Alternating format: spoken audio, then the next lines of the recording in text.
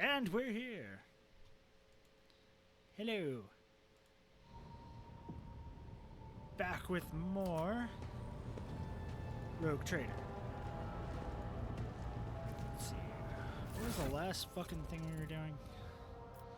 I don't know, but I did find that there's a chainsword or something, but I have to wait until Act 4, I think, to get it. That is like would be really good for me. I think for the most part what I have is as good as it's gonna get, other than maybe things from the DLC. Not a lot of interesting melee weapons. Anyways, when last we did shit, we got our Eldar. Fuck. Yeah, our Eldar wife, but I also have a person I have to fucking ban. Yay. Scammer? Yep. Oh boy. Let's see how much he likes the mods. Ban. Goodbye. I'm sorry. There is no selling views on my channel. We do not accept that shit.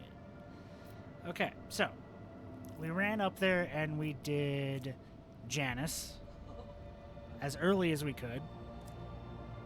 Now we're gonna go around and do like everything kind of on the way. There's actually a path there.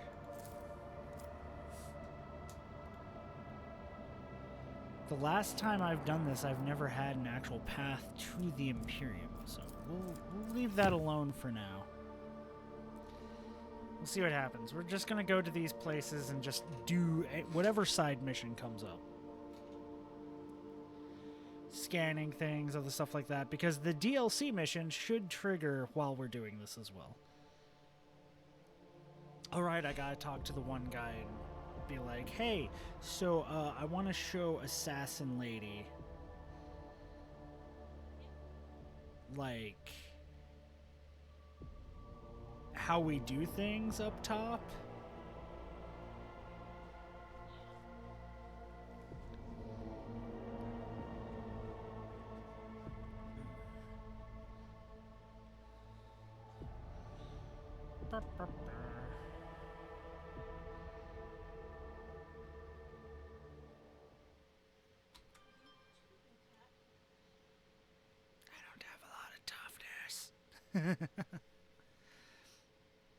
I'm mostly based around dodge. Oh, okay, here we go.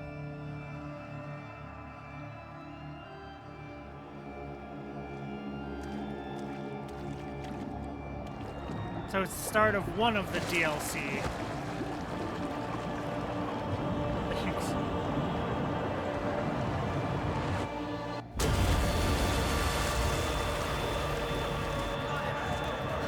They tried flooding my bath with blood.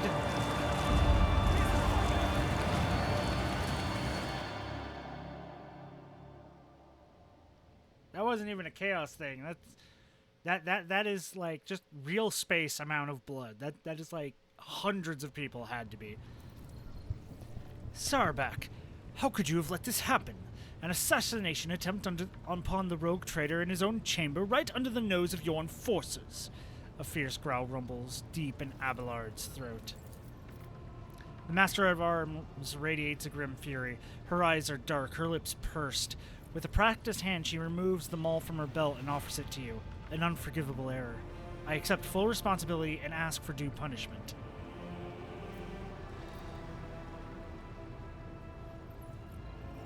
Everyone makes mistakes. I pardon you. Sarbak hesitates for a moment before putting the maul away. Our approaches to discipline differ radically. You are too magnanimous, Lord Captain. In that case, I will give my report. All adjacent decks have been isolated. We have begun our search for the culprit and have set up investigation headquarters on the officer's deck. The substance has been analyzed and confirmed to be the blood containing traces of major mutations.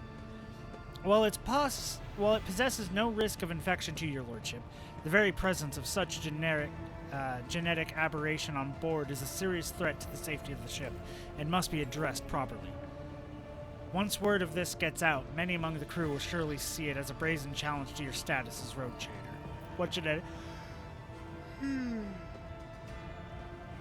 Sorry, I know it's fucking... Honestly, I cause myself to bleed. Actually, I don't. I set myself on fire, but I will be causing myself to bleed at some point. So, it doesn't bug me as much as you would think. What kind of genetic aberration? The heresy of mutation. Mutants are vicious beasts who sow only ruin and death. They are devoid of all humanity, and the vile blood that runs through their veins feeds their unclean thoughts and urges. Numerous accounts speak of entire colonies falling prey to bloody uprisings staged by these creatures, all because their governors were too squeamish to order genetic purges. You don't say! I wonder why somebody we don't consider human and exterminate by the thousands would think to revolt. What a crazy mystery. Alas, the Imperium's enemies are not limited only to those within its midst. Mutants can become a considerable threat, especially when given the chance to organize. The heretics have revealed themselves and are eager to fight? Then fight we shall. Let the vessel be purged of their filth. Could this have been an assassination attempt? Then they would have filled the bath with acid or poison instead. There are easier ways to kill somebody than drowning them in blood, as foul as that blood may be. What do you intend to do next? As one, every enforcer present gets on their knees. Lord Captain, this incident has cast a shadow on our honor. We only ask for one thing. A chance to absolve ourselves of our guilt. Allow me to head to the officer's deck at once so that I may lead the investigation personally. Lord Captain, on a previous occasion, it was your intervention that resolved a matter that my own rigidity had only succeeded in making worse. With all due respect to Mistress Sauerback, perhaps she would benefit from our fresh perspective. Seneschal, do you think so little of me that you would rob me of a chance to defend my honor? I'm curious to see the Master at Arms in action.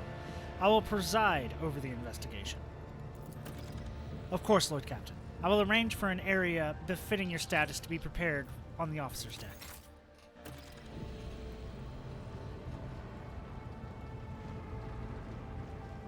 So we got flooded with blood. Before we do that, we're gonna scan this place. Then we'll go take care of that. Chart new routes. Ah, there's a new route over there, so we don't have to go back that way. We can just go there. Good.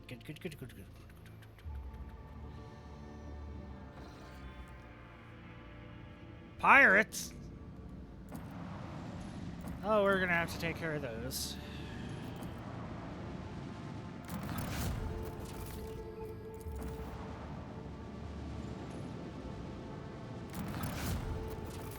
More trophies! Do I have enough heal? Yes, I do. Upgrade the hull. Upgrade the hull. Upgrade the hull one more time. There we go. I don't really use the ram much.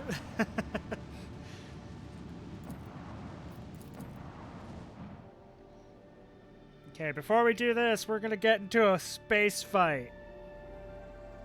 I hope you're fine with this. Because it's happening!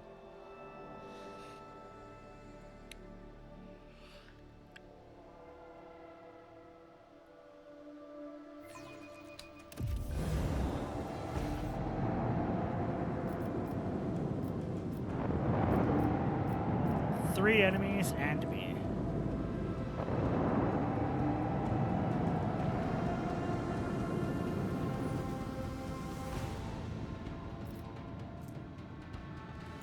Fuck. Someone got basically removed out. That's annoying.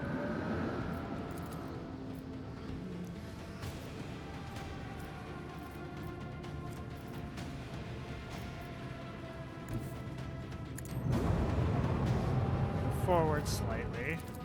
Macro cannons fire on that Cobra class.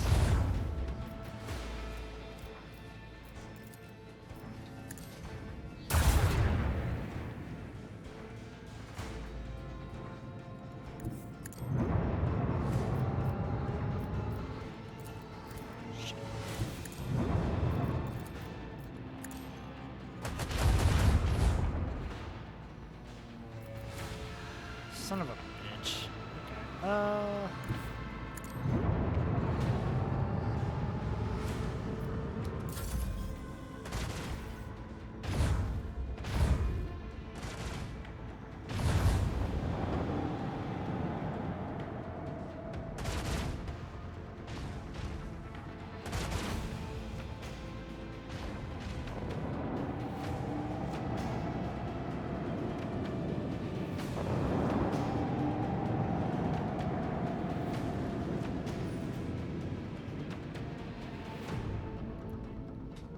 Torpedoes, go blow them up.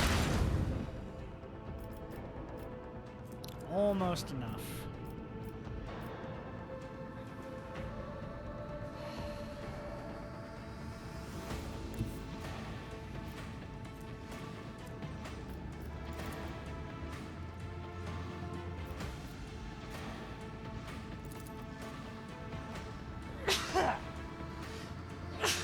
Oh.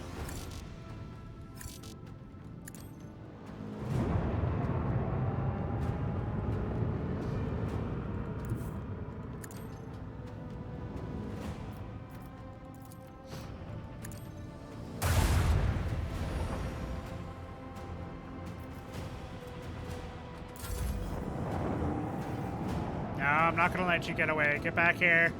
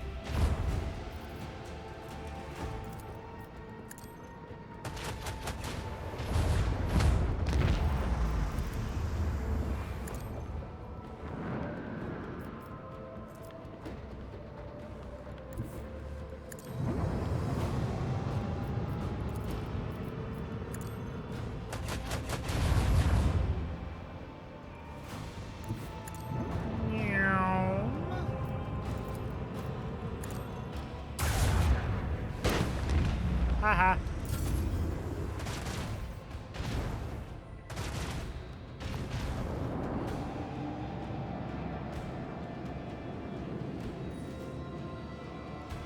You didn't get out of range of the torpedoes.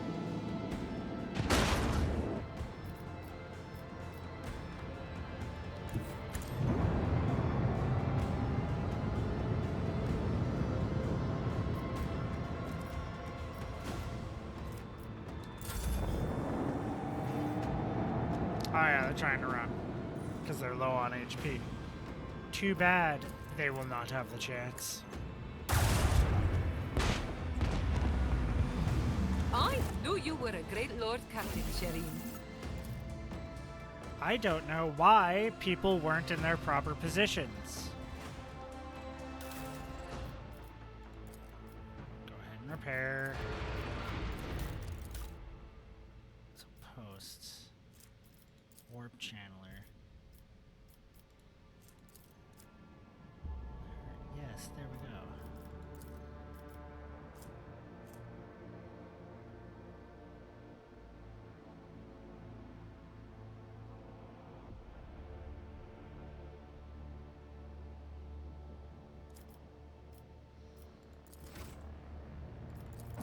Now we check this planet.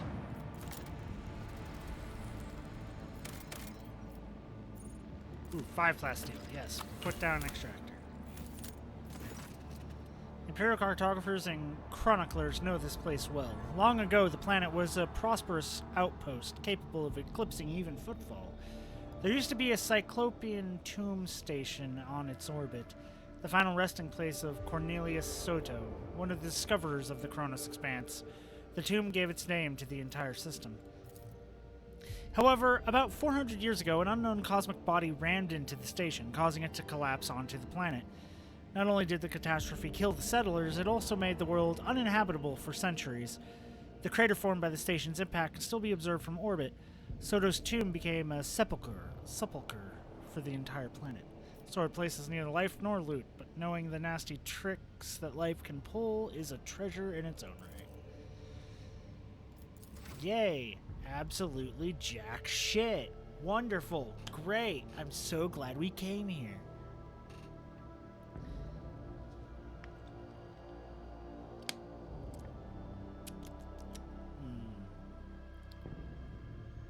Flavored water.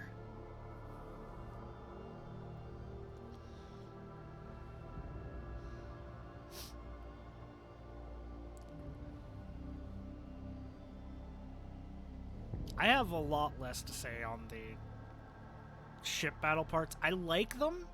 They're interesting. Since it's just my ship, there's a bit less for me to, like, say about it, and it overstays its welcome a little bit.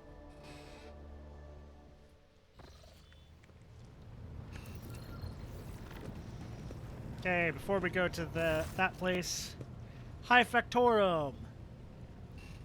I would like to introduce Cabela to some of the customs practiced among the people of my station. Show her what life is like on the upper deck, so to speak. Janrus huffs pensively. Your lordship is most courteous. But what exactly did you have in mind? How about a social event? The creases on Janrus's forehead disappears. Yes. Yes, quite! What a magnificent idea, your lordship!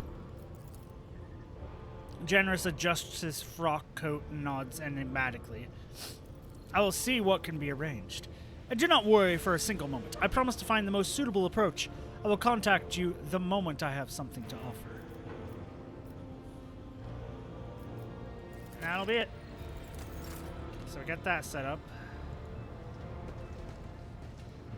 I actually held off on doing that for too long before. Jay, what do you have to say? Allow me to thank you again for helping me with the cargo, Sherin. I am sure the Ashmags who squirreled away my goods won't give up so easily, and I'll hear more about their scheming yet. Let's strike a deal, Sherin. I will watch your back if you do me a favor and watch mine. Well, enough jokes. Is there something you wanted? Was there some business you wanted to discuss? Oh, Sherin, I did manage to spark your interest. Allow me to invite you to a more private place. My words are meant for your ears alone. We're gonna talk to our companions a little bit, because I think some of them have starts of quests.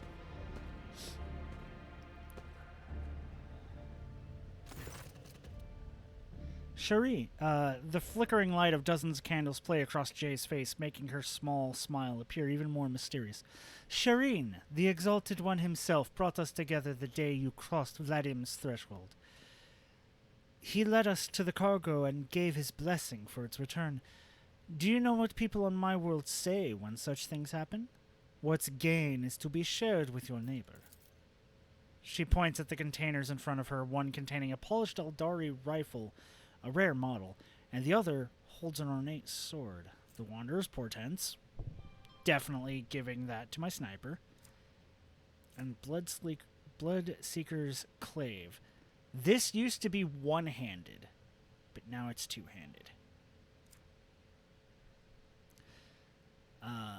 I am sharing what I've gained with you. Please accept these humble gifts in honor of our widely successful, though suddenly struck friendship. Honestly, I have no reason to use this right now because it's two-handed and I want one-handed weapons. Yeah. So, a truly wonderful gift. I accept it with gratitude. I knew you would appreciate the Xenos mystery of their craft. Jay beams at you, curling a lock of black hair around an augmented finger. After a brief pause, she awkwardly continues, So, the matter I wanted to discuss with you is related to my business. You know that I sell Xeno artifacts to interested Imperial subjects, and Imperial trinkets to Xenos. Business is going well. My network runs even without my participation, but when it comes to expansion, well, that is where I hit a wall. Rivals envious of my success, Jay throws up her hands. Falco especially. I am certain the theft of my cargo was his doing, but I can never predict what that Ashmag will do next. And while the Imperium's authorities may be fragmented in the Expanse, it could crack down on my people. People of my profession at any moment. I think I follow. You wish to use me. Exalted one, forfend! Could such a lowly servant of the Emperor use the radiant bearer of the Warmint like some kind of tool? The other way around, however.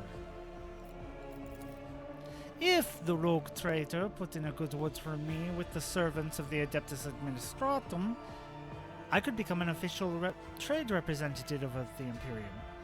Just imagine it. A little scrap of paper will offer me and my agents protection against the Ashmag schemes. Far better than any refractor field. And even the Inquisition will have to think twice before they mess with me, because I'll be a representative of the law in my own right. And the best part of all of this is that this will cost you precisely nothing, Shireen. All you will have to do is stop by the Ministratum Palace and obtain a certificate from the Master of Seals. My informants tell me that the palace is located on Dargonus, your capital world. You see how everything has aligned so wonderfully. And of course, I will repay you in kind. That sounds simple enough. I will help you. Exalted one, bless you, Shireen. I couldn't find a better business partner in all the Expanse. Jay ponders for a moment and then graces you with a dazzling smile. Friendship is a gift from the Exalted One, and we must cherish it. And you will have no complaints about our friendship, Shireen. I may not be a trade representative of the Imperium just yet, but I can still help you with whatever you need. You must have some faction in mind that you would like to establish relations with. The severe Drusanes, the hot-headed pirates of Casablanca. You merely need to use the right words, like a key for a lock, and the people will open their hearts to you, or their wallets. I will arrange everything, you merely have to ask. I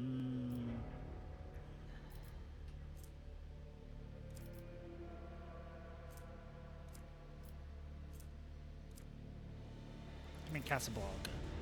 Not a problem, Shireen. I will have my people put in a good word for you in the right circles. I will humbly wait until you steal your vessel towards Dargonus, the Mercatum Tabula Official. It sounds almost like as majestic as the Warrant of Trade. I am so bad at reading fancy fucking words.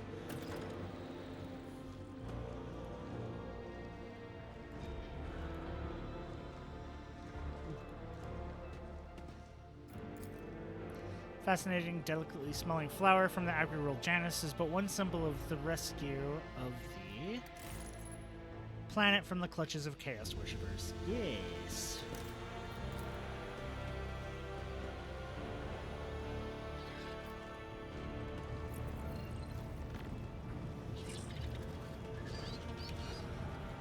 There's also another thing I need to do that I totally forgot about. I need to go over here and talk to this thing. The reflections of the bridge lights are playing with the unlit vid screen of the cogitator. Next to the machine stands a hunched tech priest who bows as you approach, his body nearly folding in half. Lord Captain, the machine spirit of this mechanism slumbers. Should you wish to awaken it, use the key of your blood. Okay. The servitor's powerful jaws close around your hand with a screeching clank. You feel the cold metal pierce your skin and draw blood. The vid screen in front of you flicker restlessly, filling with numerical combinations. The tech priest by Cogitator nods curtly. The sacred mechanism is awake and ready to receive your request, Lord Captain. Pasquale has informed me that the system has encrypted data stored inside. I wish to know its contents. Without another word, the tech priest turns to the cogitator. He raises his hands in a prayer of binaric code pours out of his Vox device. The servo motors in the bowels of the machine grow louder, its undulating hum responding to his chant. Numerical combinations run down the screens. Scanning 0000.1.5.9. Sensor register 789.0344.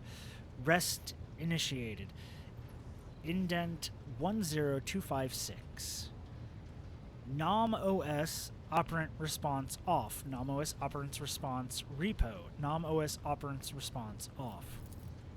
The machine spirit has discovered numerous critical errors. The data is damaged. The tech priest stops abruptly and the green glow of his visor narrows, registering an intact segment. The machine spirit has spoken. The worlds of Kavia Gamma and Dargonus hold certain data repositories. The mechanism is ready to provide the rogue trader with the data keys that can unlock said repositories. What data repositories? That remains hidden. The encrypted databanks belong to the esteemed Theodora von Valancius. She was the only one who could have known about these repositories. Perhaps the former Engineer Prime could also have known. Omnisci accept his code.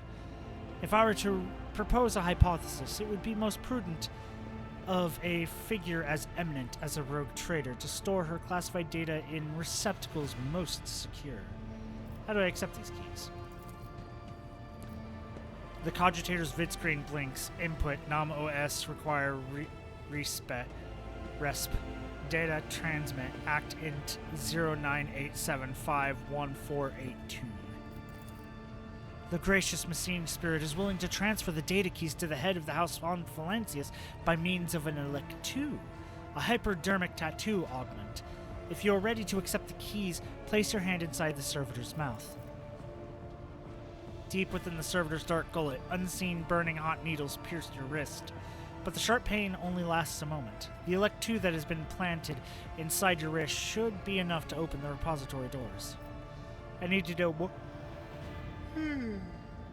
Why am I yawning? Why am I yawning? I am not fucking tired. What the fuck? I need to know more about the caches. Input damn comp. NOM OS stat check initiated. NOM OS rest initiated. The tech priest's augmented fingers dart around the control panel. The Omnisci favors us. The machine spirit is willing to commence calculation procedures that could restore the lost data. Restore the data on the cache located on Draconis. The machine hums louder until it lets out a resounding crackle. Then the sounds stop, and an unmoving numerical combination lights up on the screen. The tech priest's synthesized voice almost sounds concerned. The data has been restored, but it is only a single phrase. Litanies of the motive force. That is all that the sacred mechanism was able to salvage. What about Kiava Gamma? The servo motors within the cogitator pick up the pace, their heavy thrum growing louder. The machine clicks abrasively for several minutes until eventually a numerical code appears on the screen. The tech priest turns to you. Blessed are the Omnisci's deeds. The repository on Kiava Gamma has a security system guarding it. The machine spirit has recovered a code that will allow you to disable the defenses. Thank you. That's all I need here. I just needed to grab those. Thank you. Gonna go talk to Pasquale, see if he has anything new to say. The Omnissiah knows all, comprehends all.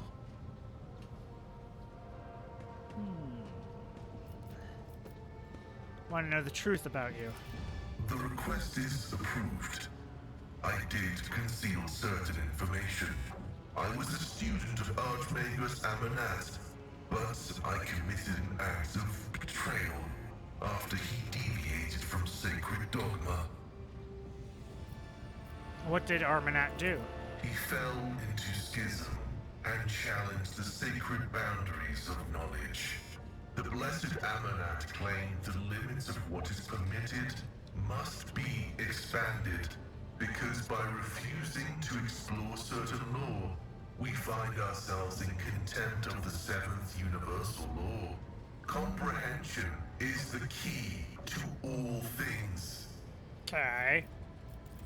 My mentor put forth a thesis claiming that we have stagnated That Ritchie We is have. now nothing but a cage for souls and forced worship of the Omnissiah. He sought to break the cycle of mindless repetition because he saw the inevitable demise of our faith and all humanity at the end of it. Certain aspects of the Imperium have indeed ossified. His argument sounds reasonable. This statement is false. My mentor's words sound like heresy. Limits were established because it is dangerous to venture beyond. Each step past them could lead to a bloody slaughter, but the blessed Amonat was not afraid. That's all I need for Acknowledged. now. May your Thank you. That's all I needed for now.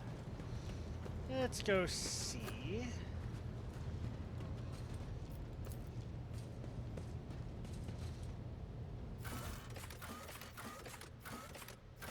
Officer's deck. And we're taking our main crew.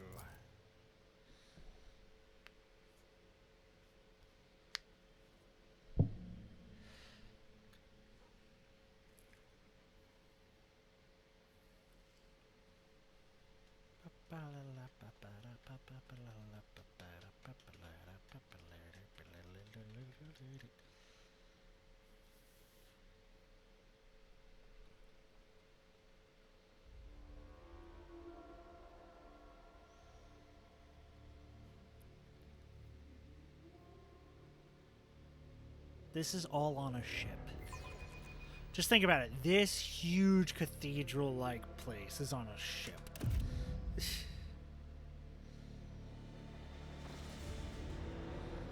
Sarback barks at the officers gathered before you. His lordship, the rogue trader, has seen fit to honor us with his presence in order to monitor the course of the investigation. You are expected to perform your duties immaculately and report your every step to me. Should any of your actions bring shame to the enforcers, you will answer to me personally. Lord Captain, the 3 officers before you have been tasked with conducting the investigation. The first, Captain Klein, is a veteran with a record of quelling uprisings of mutant abominations in the colonies. Captain Ginevere is young, but she has already preempted several mutinies among the ship's rabble. Lastly, there is Captain Frotko. His interrogation skills deserve credit, and he knows how to instill fear and respect firmly in the minds of the riffraff. You notice the enforcers exchange a few astounded glances and throw their shoulders back. Apparently, they're not used to standing so close to figures of such renown as you. After carefully assessing the officers bearing their uniforms, Abelard nods with satisfaction. Their drilling is good. Their service records are excellent. Let's see how they perform in the field. What are the findings thus far? We have discovered a worker's corpse, mutilated and desiccated. We are still looking into the man's identity and position, but the Churgeon's report has confirmed that among all the blood that was pumped into your bath chamber, the blood-carrying mutations was indeed his.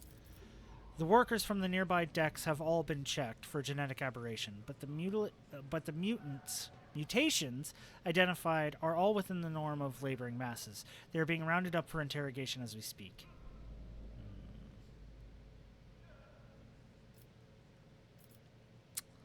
Even taking into account the neighboring decks only, that constitutes hundreds of people. How do you plan to question them all? Our interrogation techniques are broad and varied. However, nothing loosens the tongue like corporal punishment. Beatings, mutilations, torture, public executions.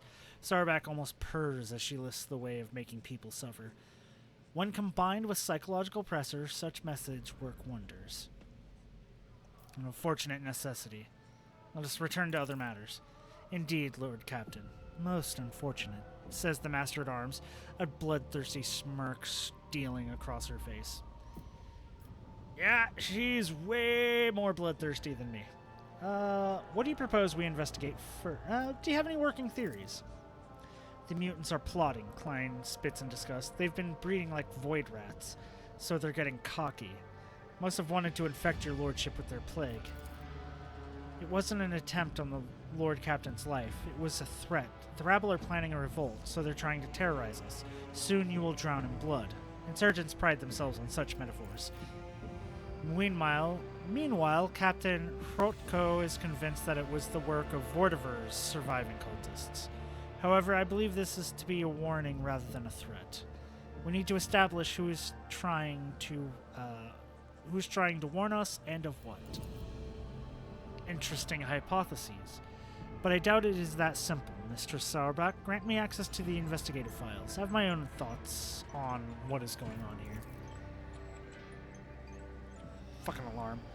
Master-at-Arms nods coldly. Of course, Master Interrogator. What do you propose we investigate first? The body.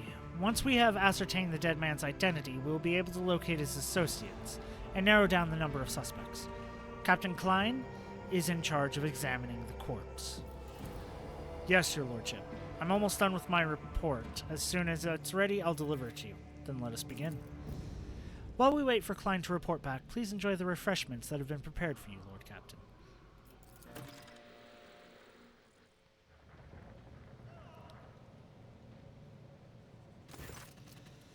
A pair of enforcers with battered faces is escorting Infernus Master Enric Monteg.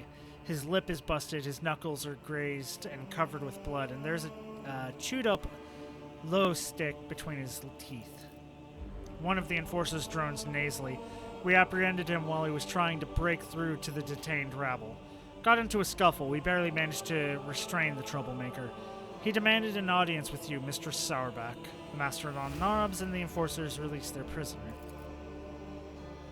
Enric adjusts his clothes and approaches confidently. What do your enforcers think they're doing, Jostica? Why are you assaulting my people, denying them water like they're criminals? You've got teenagers and elderly folk here. They're all just ordinary workers. They've done nothing wrong. No, Enric, what do you think you're doing? Attacking my people, chastising me in front of the Lord Captain? Get out before I have you charged. Enric looks up at you. Your Lordship, I ask you, please, to protect your servants from the abuse. Have patience, Enric. As soon as the culprit is found, your people will be released. Enric raises his chin proudly. In that case, I request permission to join my family. So be it. Let him see his family. Thank you, Lord Captain. I hope you find the culprit before another 100 workers are forced to suffer the same undue punishment.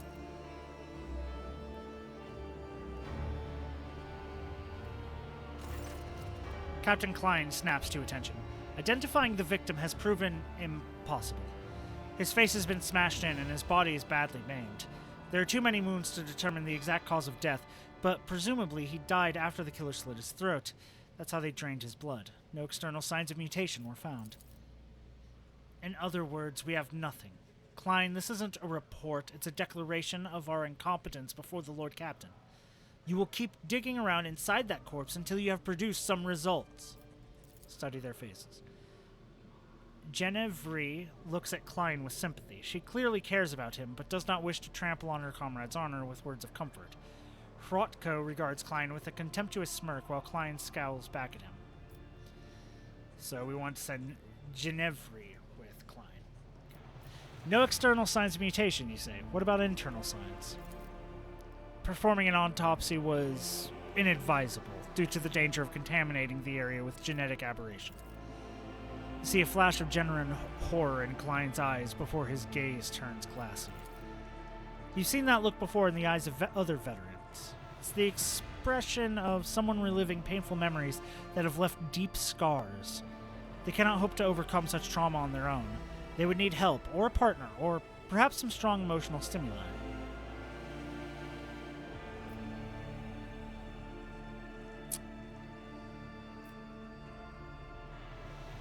I've heard that Medicaid officers often perform autopsies in pairs. One cuts up the body, the other records the findings. You should get a partner, Klein. According to regulations, one enforcer is required for the duty. However, your lordship's proposal is reasonable. Did you have someone specific in mind? Ginevri would be an excellent choice. You catch Ginevri's grateful look, then watch as she smiles encouragingly at Klein. Come on, Klein. You'd better teach the greenhorns how to carve up mutants. I'll grab us a pair of respirators to make sure we don't catch anything.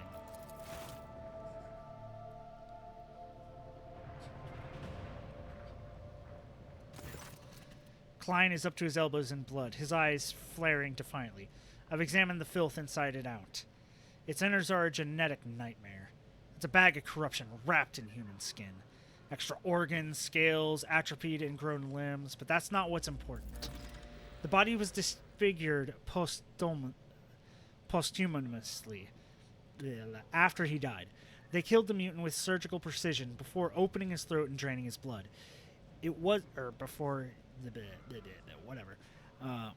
wasn't until after the actual murder that they crushed his head and tried to cover up his wounds. So it was, the disfiguring was after he died. Okay. The wounds were so brutal, I almost missed his work tattoo. The victim was a pipe warden, and I found this in his throat. Klein presents a blood-stained raven feather.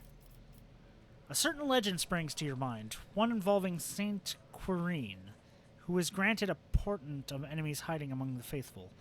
When Quirine prayed to the Emperor for a sign that might reveal the traitors, a raven feather burst out of her mouth to inscribe the names of the conspirators. Only someone versed in the symbology of the Imperium could have left such a message. Remember Saint Quirine? Could this be a sign? Vile mutants do not make allusions to saints. This was someone versed in the creed. Klein, I wish to gift you a glass of amnesiac for your good work. You look like you need it.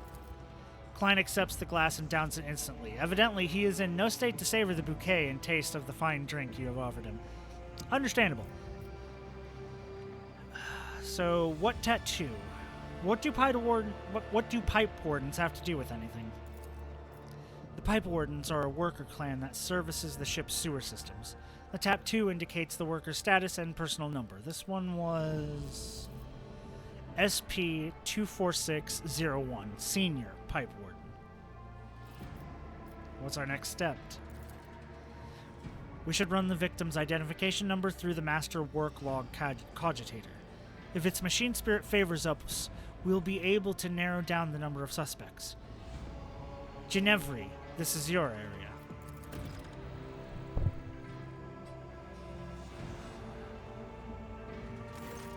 Ginevri approaches you, followed by a dignified woman in crimson robes. Allow me to introduce the esteemed tech priest, Androvetta Fee. She believes she has the right to obstruct the investigation and refuses to grant the enforcers access to the master cogitator. The tech priest lets out an indignant binaric trill. I request that the laywoman's wistful activities be halted. She intends to torment the machine spirit of the master worklog cogitator, Iota 3B. The venerable spirit is ill and in no disposition to endure such abuse. What is the problem with the machine spirit? The spirit is old and quick to anger. It therefore calls for a sensitive approach, not a torturous intrusion by a brutish laywoman. Since the start of this watch, the spirit has been unwell. So we've been trying to soothe its woes by applying sacred unguents and sensing the great machine's boards. The dogma of data recuperative quarantine prohibits any disturbances to blessed machines found to be in such a state. When I'm old and cantankerous, I'll demand aromatic unguents and a hookah fumigate my sacred lungs too. Then again, why wait? What exactly does this recuperative dogma prescribe? Let's not profane hands. Let no profane hands touch the sacred machine stricken. Let the mechanism be shielded from all worldly troubles by a veil of righteous litany, and let its shrine be thricely honored till the malady is no more. Judging by Genera's expression, she would rather have her profane hands touch Enravita Fee's neck. Lay people may be prohibited from communing with the machine spirit, but you are not, esteemed tech priest. Ginevri will merely stand at your side and observe. Androvita Fee shoots Genevri.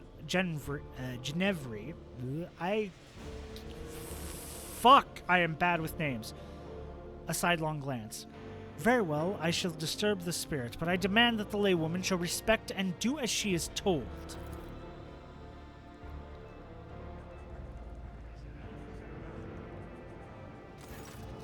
Raising her hands high, Androvita Fee wails, Omnissiah, preserve us! The Great Spirit was infected by a layperson. That is the culprit you should be searching for, not some pipe warden. Sacrilege!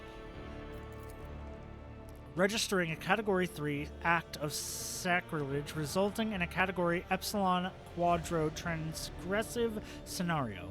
Requesting the inclusion of the offender to the Registry of Wanted Entities for the purpose of expiative disposal. We have discovered that the cogitator's malfunctions began after an unauthorized attempt to access it was made. Someone deliberately angered the machine spirit in order to bury the work logs. Thankfully, the esteemed tech priest was able to appease the spirit and extract the information we needed. The victim's name was Orto. On the day he died, he was servicing valve 27B, which supplies water to the rogue trader's bath chamber. He also had a partner who was yet to appear for duty since the incident occurred. We have a suspect. Did the murderer get to the cogitator too? Impossible. Since the start of the watch, this area has been used as the center of operations. No rabble could have slipped by unnoticed. Moreover, a common pipe warden wouldn't know how to commune with a machine spirit. The murderer had help. Who is the partner? Senior Pipe Warden Gwedon, number SP26855. An 8th generation pipe warden, no registered infractions, excellent discipline, perfect work record, an exemplary servant of the Imperium. Alright, Master at Arms, how do you propose we find our new suspect?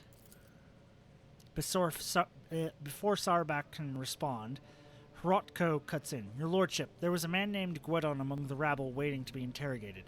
He immediately struck me as suspicious. Please allow me to question the man in your presence. Sarbak narrows her eyes, but all she says is, bring him in now.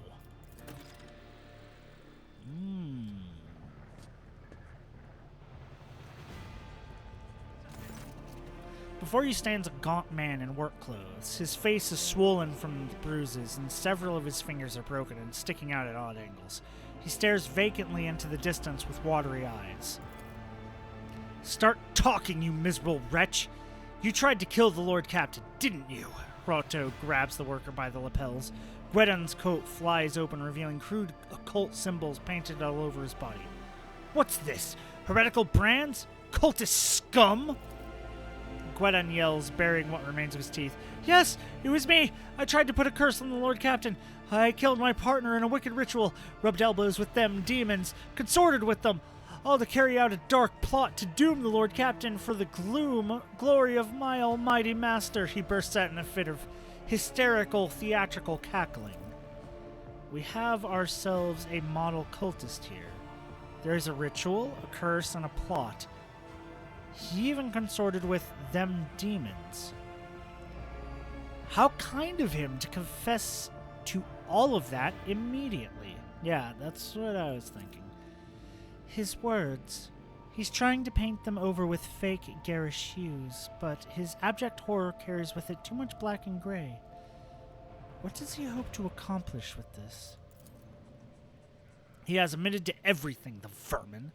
I've insisted time and again that the assassination attempt was carried out by one of Vortiver's surviving henchmen, and I was right. I guess we weren't so thorough in clearing them out as we thought.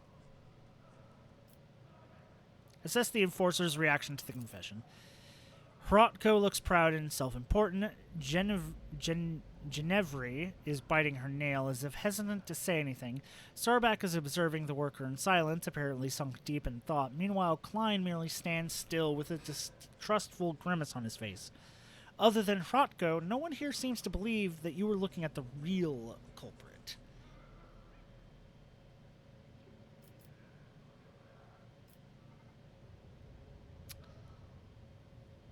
Does the Master of Arms not find it strange that the subject is so eager to paint himself as a heretic? And in such a preposterous fashion, no less. I agree, Lord Captain. Sarbeck growls at the worker. I want the truth. Who are you, and who told you to give us this pathetic confession?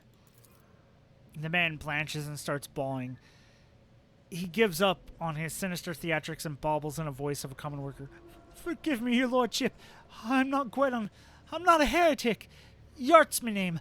I'm a laundryman. Please, have mercy. They took my family. That enforcer said she'd throw them out the airlock if I didn't confess. She made me draw these unholy marks on myself. Abelard casts a significant glance in Sauerback's direction. Your enforcers have a knack for persuasion, Mistress Sauerback, but this is ridiculous. What enforcer? Name. Give me her name.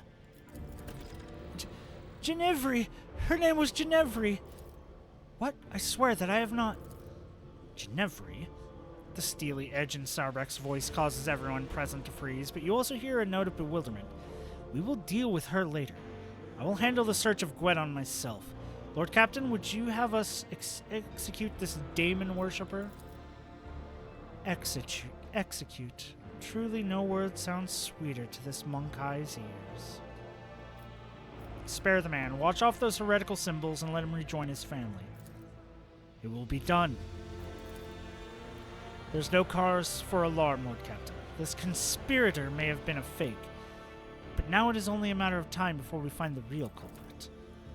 We have the Pipe Warden's names and identification numbers, and we know which clan they are from. We will keep pressing the riffraff until either the culprit confesses or someone turns him in. I will handle this. The Master at Arms pointedly grips the maul on her belt. Please enjoy your meal in the interim, Lord Captain. The scoundrel will appear before us soon enough. Ooh, steak, my favorite. Lord Captain, the real Pipe Warden Gwenon has been found and is being escorted here as we speak. Are there any remaining questions you wish to address before we hear from Gwenon himself? Nope. Bring in the Pipe Warden. Let's see what the fuck is going on. The Pipe Warden does his best to remain reverently bowed, which paints a rather comical picture given his formidable height and complexion. He lowers his head, tugging at his beard. Senior Pipe Warden Gwydon. Honored to serve, Lord Captain. I'm ready to confess to everything. You are the real Pipe Warden Gwydon, are you not? I am, and I'm proud of it, Lord Captain. A Pipe Warden's craft is hard work, but necessary. My number is SP-26855. My work partner was the late Ortode, number SP-24601. I oversee the water supply system of the upper decks, Sector A3, K8, and R2. That includes Valve 27B. There can be no mistake. I have verified his identity myself. It has also been confirmed by other workers. Why did you fill my bath with blood? I did as the blood spinner commanded. She said the Emperor gave the first spinner a sign, that your lordship should be bathed in the blood of poor Orto, my partner, and I, well, he gulps. The servants of death are terrifying, so I obeyed. The first spinner. Are you talking about the Vizier of the Bloodspun Web? Yes, that's him. He leads the death cultists, the lot who worship the Emperor by killing. His spinners hunt down heretics, but sometimes they take righteous lives too. Their service is mysterious, fervent, and bloody. If the Vizier ordered it, there must have been a reason. The Undying One must have revealed something to him that we are ignorant of. Summon the Vizier of the Bloodspun Web. I wish to hear his explanation. As you will, Lord Captain. The Vizier of the Bloodspun Web treads lightly and silently, as if his old gaunt body has no weight at all. He whispers weakly, Domin Kolkrok Miguel. Willed to see me, and so I have come. I have summoned you to discuss the actions of your apprentice. The Vizier responds with an equally respectful manner. Let their deeds be weighed. Investigation has established that the Bloodspun Web orchestrated an attack on his lordship by means of pouring unholy blood into his bath. This affront...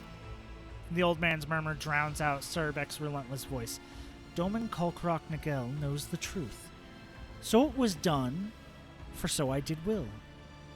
It was no affront, but a prophecy. For my hands to divine, unsullied martyrs offered their souls and bodies into his imperishable embrace. I gazed into the red rivers of their smoldering lives, and I did see a rolling, unclean staining the abyss, reaching for the anointed Lord of the Ark. In my apprentice's last sighs, I heard the Undying One's whispers. He bid me bathe the Doman in the blood of he who must go, and they who have been righteous, for this will shield the Doman and strengthen his body against the rolling unclean. I obeyed. What do you mean by the rolling unclean? He did not reveal, but it is corruption itself. It offends him. It tastes as sweet as fetid waters in old pipes. Its promises are deception of an enforcer's smile. Its face is elusive. The man you killed, who was he? I know not. I heard only the name, and I knew he must go. He listens to the empty space above his shoulder and nods.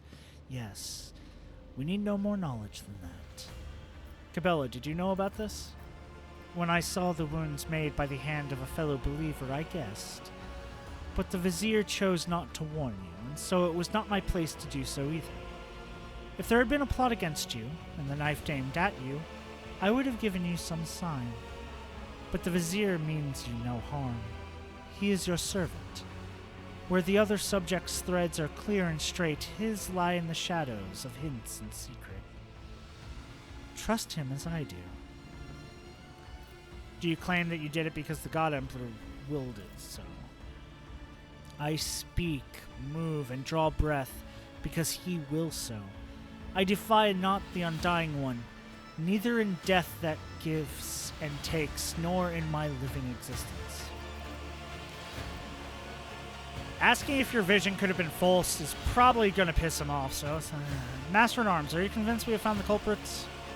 The situation is clear, your lordship. Sarabak makes the sign of the Aquila.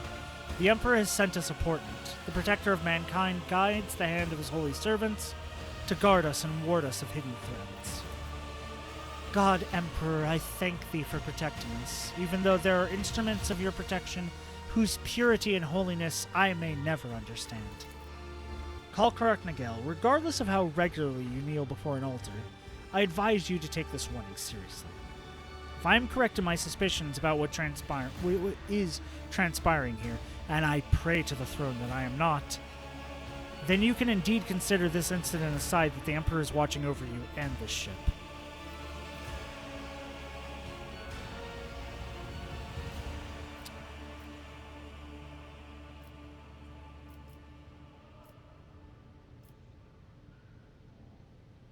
The cult of the Bloodsplit Web will face no persecution for their deeds. The Vizier freezes, listening to silence, then nods to nothing. Yes. Yes, I will tell him. He turns his sewn shut eyes to you once more. We are seeds in your hand, giver of life. Whether you keep us or scatter us, we will remain grateful. Be that as it may, we have hit a dead end. We hoped that exposing the culprits would lead us to the aberration's lair.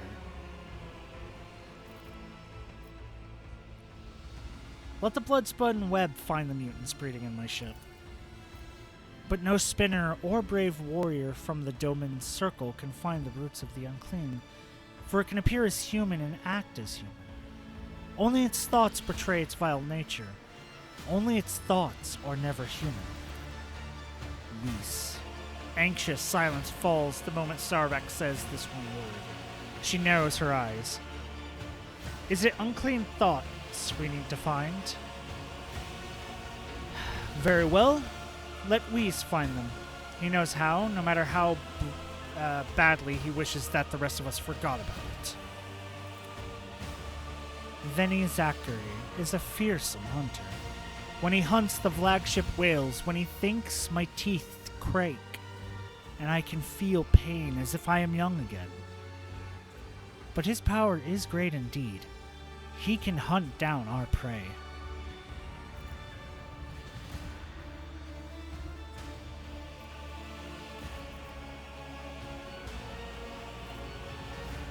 How can the choir master of the astropaths be of use to us? The esteemed Zachary Weiss can perform the ritual of thought reading. This practice lets him do a cursory examination of the minds of thousands of people in search of certain individuals. A ritual is rare as it is dangerous, and only someone as versed as Master Weiss can accomplish such a feat. Has Weiss done something like this before? Once. Lady Theodora made use of his service to expose spies on board, who apparently had been in the employ of Lord Inquisitor Kalkazar. Henrik's cleared his throat. As far as I know, the Inquisitor's involvement in the matter was never proven. Spreading dubious rumors is a precarious habit that you would do well to abstain from. What is it, Iceman? Are you worried we might take a peek inside your own dark thoughts? Well, don't be. We already know that we can't trust you. So, correct me if I'm wrong, but it seems that not everyone here is eager to leave this matter to Master Weiss. I would say the one least eager will be Master Weiss himself. Last time his efforts caused some severe warp manifestations. The ritual truly is perilous. Not to put too fine a point on it, Weiss nearly destroyed the ship back then. Incidentally, he had given us multiple warnings that it could happen. Lady Theodora ignored him and reaped the results. Oh, why do I get the feeling that I know what will happen next? I didn't see the ritual. Weiss kicked me out, but the echoes of it that reached the deck were enough to scare me shitless. Weiss is a mighty old Grox, but his head is a mess. And I mean the bad kind of mess. The astropathic kind. I say we think twice before we risk having whatever lives inside his head crawl out. That is all, Master of Arms. Your duty is done. I give you leave to wrap up the investigation on the officer's deck. My duty will be done when the threat is eliminated. I will brief the enforcers while you consult Choir Master Weiss, Lord Captain. Well, hold off on that for a couple of warp jumps.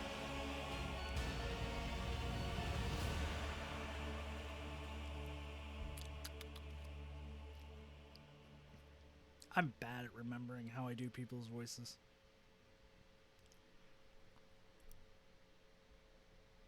Walalo.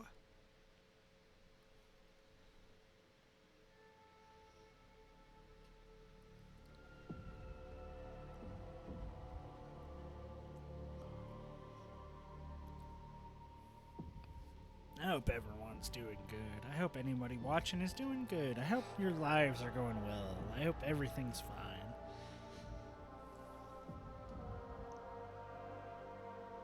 Stretch. Big stretch. Ugh.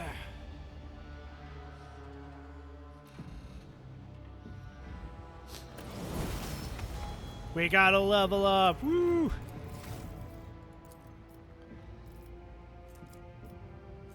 Weapon skill.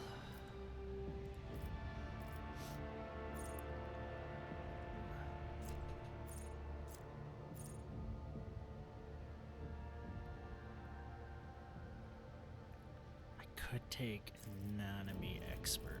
I think Psychomajoris. We need to take that, definitely. I have basically everything of this. The only thing I can think of possibly doing other than that would be melting armor.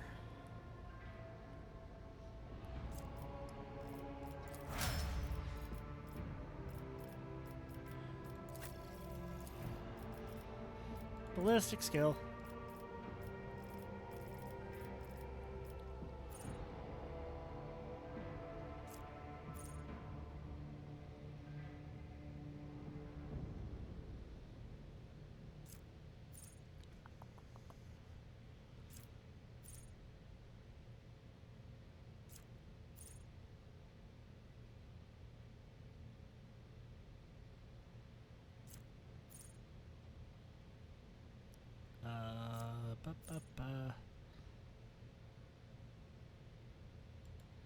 If Claim the Bounty kills an enemy, next attack this turn will always score a critical hit. Yeah, grab that. I like that.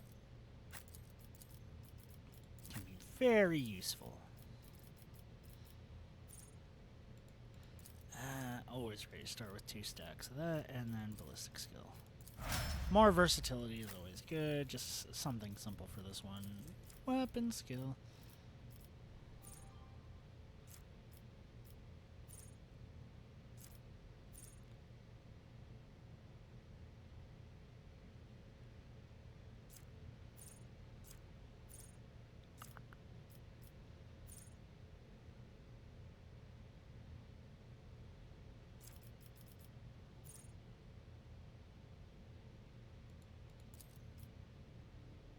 Deep laceration, I think, maybe.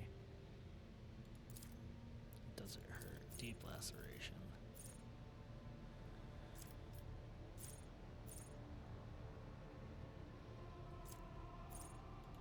No, invigorating scream.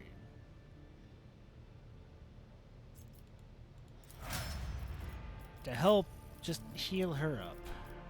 Ballistic skill.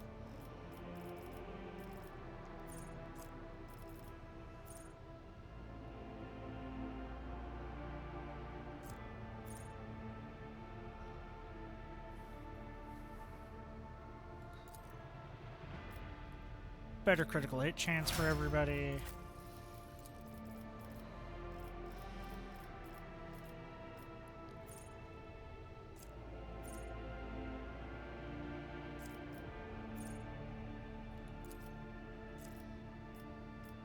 I think that one.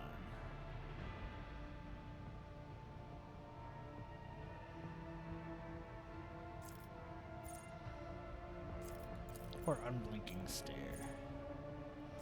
Yeah, unblinking stare, because we force people to move, so that works. If we force people to move, we can force them into getting attacked by that shit.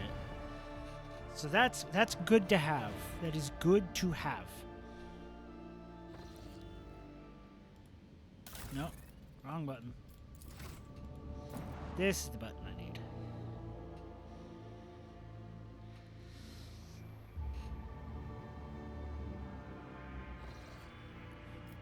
So we go to this one. Travel. Warp travel. The Havactoran's voice rings with pride. Lord Captain, I have done as commanded. Everything has been prepared for your ritual for Mistress Cabela. A select few upper deck officers are ready to leave their posts to attend this formal gathering and praise your lordship's name. We can begin at your convenience. Splendid, Danrock. Summon my illustrious officers. It will be done. I shall signal the servants and notify the individual parties immediately.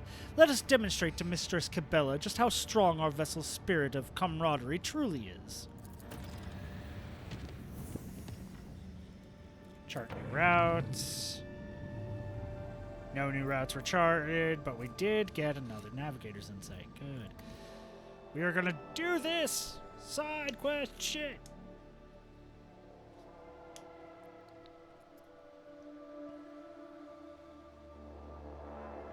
Romance, romance, romance.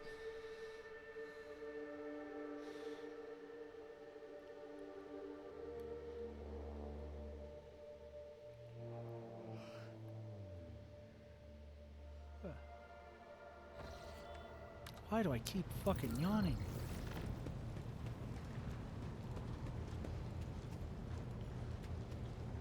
Oh, wait, no, I go talk to her. Bella! Domin. Or not, okay. Mate.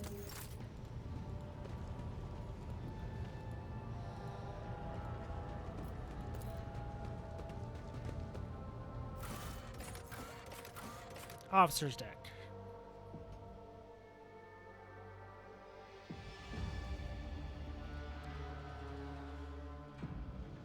Blip.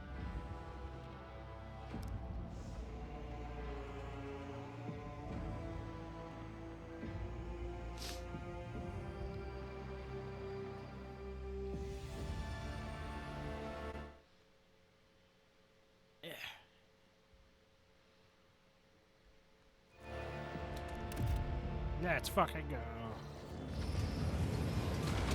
Time for a little party. That's a lot of people. That server is just holding an entire fucking, like, turkey. Cabela stands out clearly from the officers in attendance, both for her favoring the full regalia of a member of the Bloodspun Web over formal attire, and for the empty space around her. The other attendees are keeping their distance, as if an air of mortal danger repels them from your companion. Danrock, whose keen, worried gaze is locked on Cabela and whose mouth is stretched into a most courteous of smiles, gives you a hurried bow. Your lordship. Domin Kalkrok Miguel, you are here. Cabela sounds neither excited nor solemn. Her tone is indifferent, as her fearsome metal claws clutch a slice of fruit from one of the plates. I see you found a delicacy that is to your liking. She smiles. Food like this is impossible to come by in the lower bays. I do not know what it is, but it tastes incredible. Juice is dripping down her fingers and hand. It seems she is the only one here who has not lost her appetite. The officers' faces have turned into pale, alarmed masks, and none of them are in a hurry to join in the feast. How do you like the ceremonies on the upper decks? I am attempting to peer through the florid shell to the core, yet it continues to elude me. Cabela looks you in the eye. What is the purpose of this ritual, Domin Kalkrok Miguel? Explain it to me. Gratitude. My crew is willing to give their lives for the dynasty, and this is my way of praising their service. Does one merit gratitude for doing what their duty demands? Would these people act differently without your show of appreciation? I hope that is not the case. I am too conspicuous besides the rest of your servants. Cabela looks at the other guests and they quickly avert their gaze. A fitting mask. That is what is required for a ritual like this. I came unprepared. It will not happen again. How are you doing? I feel wrong. Strange people, strange sounds and gestures. Cabela lets out a sharp breath. Her gaze becomes vacant and her hand reaches for a table knife. I am losing myself in this whirlpool. Grasping the knife, she begins to carve lines right into the expensive wooden tabletop. A nervous murmur runs through the crowd. Their tense gazes are locked on the harmless-looking, barely sharpened metal utensil in the hands of the cultist of the Bloodspun Web.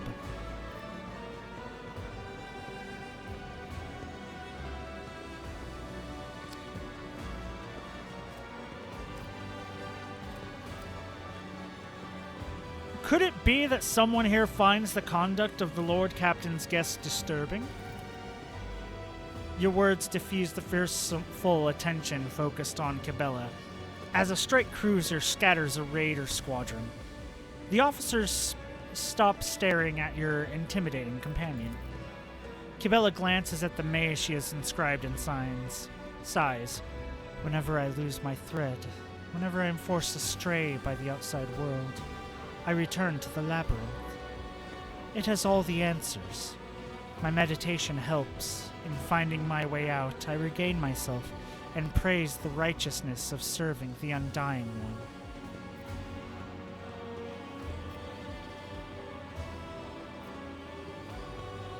The choice of attire is not customary for such gatherings. Cabela looks at you with mild confusion. My appearance tells those around me who I am. Everyone here is wearing a mask for their respective thread. Is this not a requirement for your rituals? She glances at the opulent room, the dazzling decor, and handsomely dressed officers. I'm sensing this gathering was a terrible mistake. Danrock sighs heavily and looks down. Why? You have looked behind the curtain at my existence, and now I have looked at yours. Cabela stares at you intently. I do not think we have heard all the words that should have been spoken here today. Is it because you do not wish to say them in front of witnesses? I grow weary of the crowd. Take a walk with me. Cabela avoids your gaze as the two of you walk away from the other guests.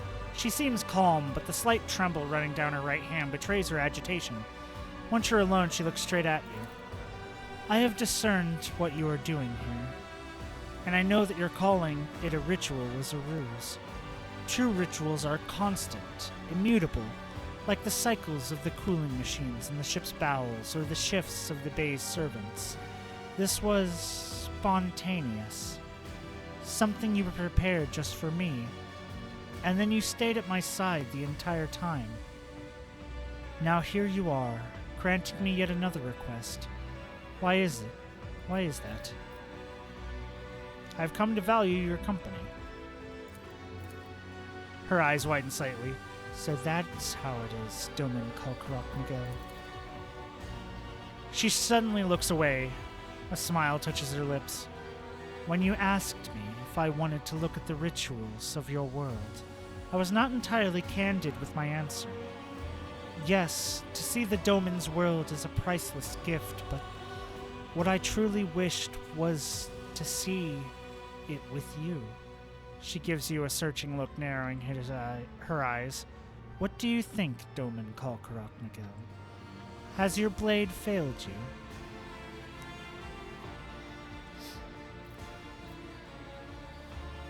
That sounds promising. Her lips stretch into a smile. She slowly places a hand on your shoulder. I share your anticipation, Domin Kalkarok Miguel. Smooch! My assassin. My assassin made specifically for me. Cabela reciprocates, hesitantly at first, then passionately. Her lips are warm and soft, surprisingly so for someone seemingly woven from muscle and unyielding will. I want to stay with you somewhere private. Then take me there, Kalkarok Miguel. You can barely hear her voice when she speaks your name plainly for the first time. We're doing the do!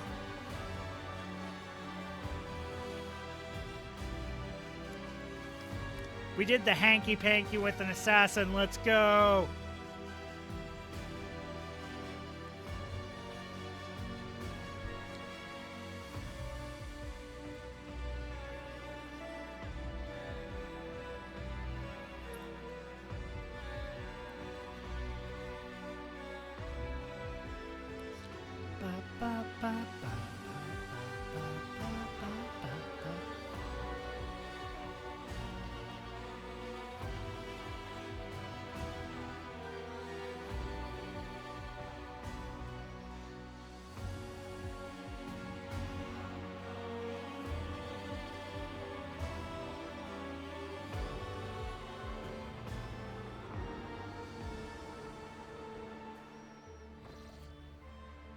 Yeah!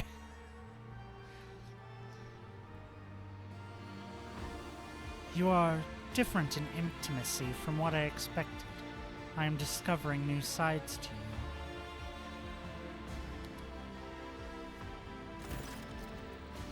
you. Cabela draws a finger across her pale skin, tracing a long, fluid line from the curve of her hip to the sharp ridge of her clavicle, through the pattern of ritual wounds and battle scars.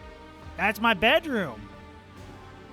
How else am I gonna have orgies? I need a big room for my massive orgies that I can have as the rogue trader.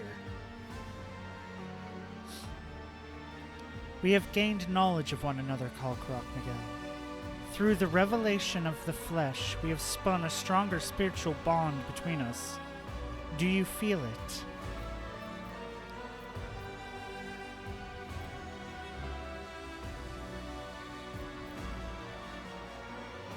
I did not know physical intimacy held in any interest for spinners.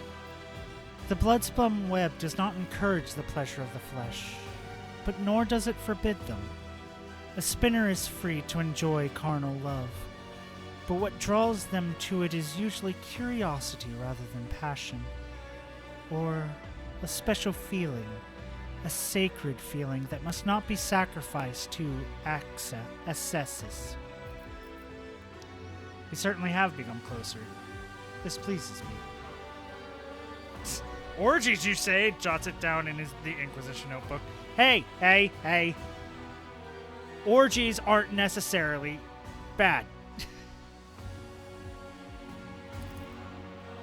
I believe this is but the first of many revelations we will receive. She stretches languidly on the bed. Each new encounter promises the opportunity to know you better and to reveal myself to you. We will explore our bodies and souls to attain total unity. Did you enjoy this evening? Cabella's eyes drift closed. Yes, it was a new sensation. Every moment with you was replete with meaning. Empty lust would not grant such deep a feeling. I must attend to other matters, and I must spend some time alone. I must traverse the labyrinth with this new knowledge of us. Yay!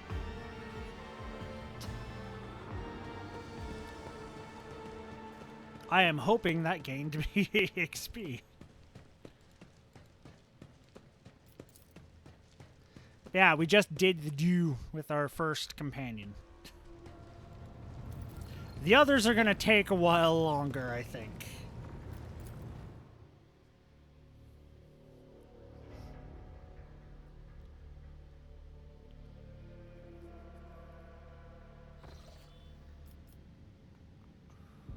Okay, I've already done that one, so...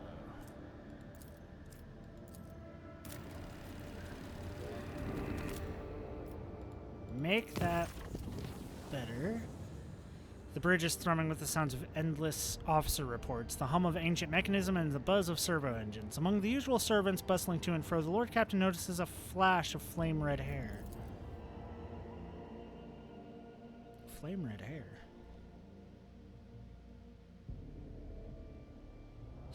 Eldar? Yurlet?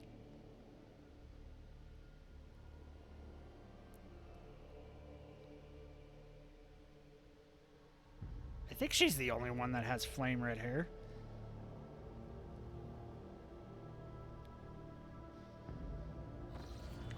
Eldar waifu! Yay!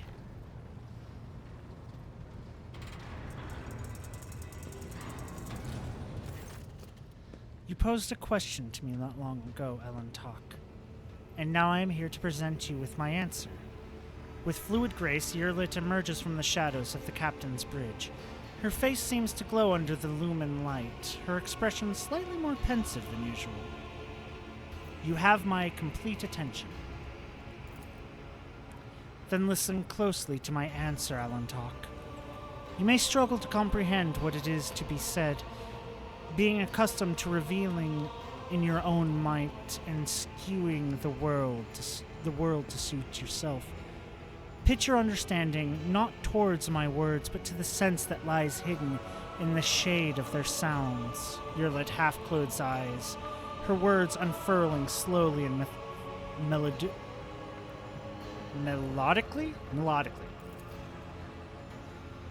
You try to split the world into pieces, to fragment it into light and dark, truth and lies, truth and lies, self and others.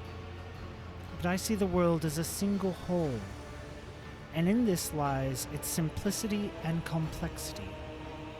It is not enough simply to see the world and hear its voices. You must understand it. Think of the Lilithon, the world on which our paths crossed. What is it truly? What is its essence? The Lilithon's magnificence comes not from the green of its vast forests, or from the depths of its waters. Its beauty is in the world, in the way it dances, its beauty is in the word, in the way it dances on the tongue, and even you, Ellen Talk, can sense it. Try. Say the word, slowly, delicately, casting aside all stray thoughts. Feel. Perhaps then you will see. Close my eyes, empty my mind, and speak the word. The Lilithon. The world around you fades away, and your perception instantly narrows, coming to a single point of focus on the tip of your tongue. Bleh. Your tongue delicately tickles the roof of your mouth, and the sound slips along your throat with incredible slickness, or silkiness, warming as it goes like a sip of fresh recaf. La. The tip of your tongue touches the same place again. The air softly rushes from your chest, and a sound like your susurration of leaves. Susurration of leaves? As the wind weaves through a forest canopy. Thon.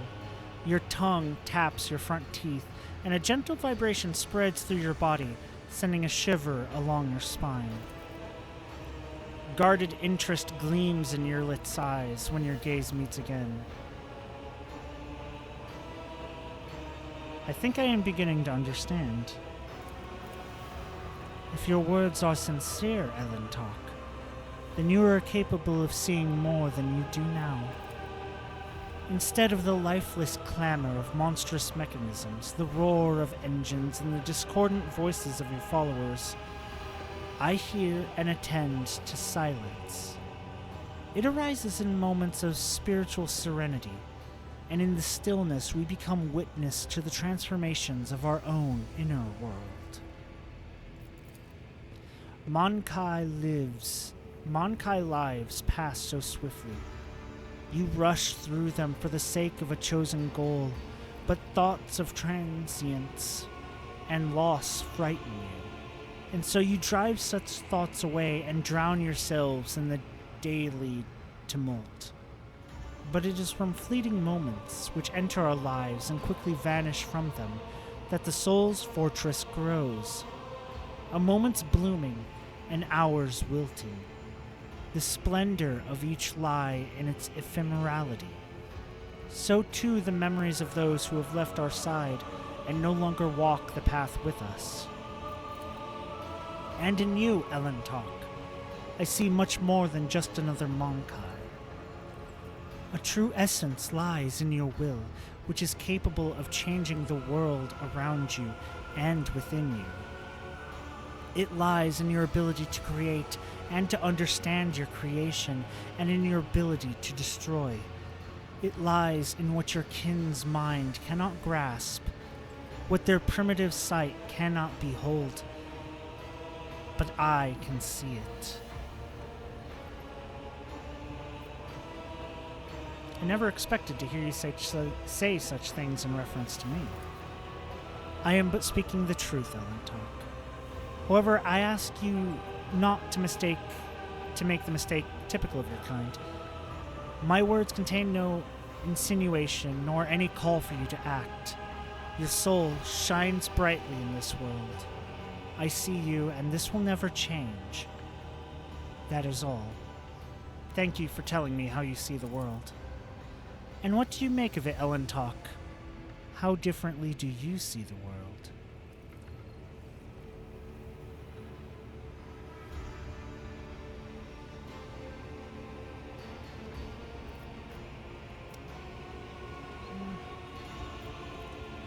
I also see something greater in the world around me.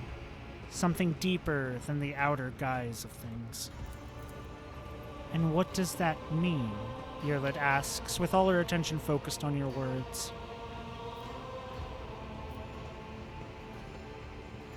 I see the suffering of those around me, and it compels me to act. If you speak of our soul's ability to overcome hardship, then the experience of suffering does indeed become a symbol of our abiding strength and inner growth, and it gives hope that we can overcome life's trials. Yearlet says nothing for a time, silently watching you from under a half-lowered lids. Now that we have each shared our truth about this world, I would like to know if your thoughts about me align with those of your kin, Ellen Talk, or if you see me differently.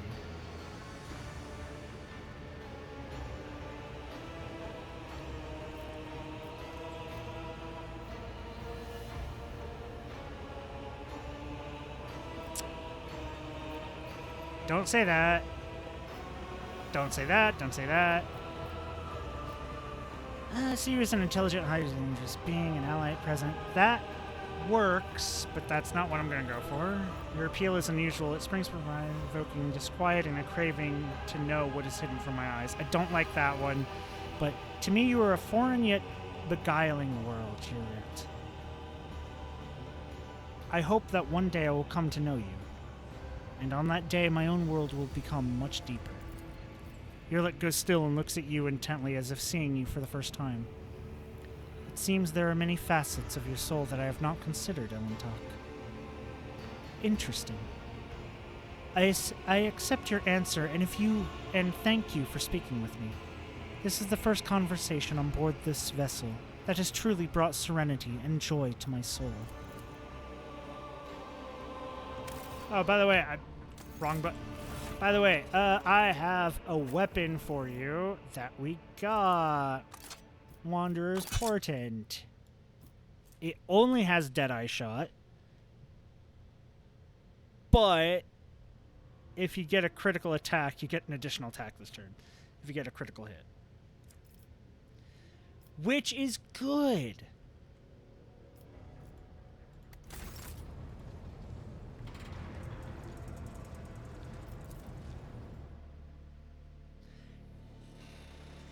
When in doubt, save. Good advice for any fucking game. Oh, no. What? Visit. No. Why is that? It was like 3. I don't know why it was. There was only like make it dangerous connection. Ah, we got 2. One of these is Eldar, I think. 7 plasteel. Fuck yeah. Send an excavator to that. Definitely.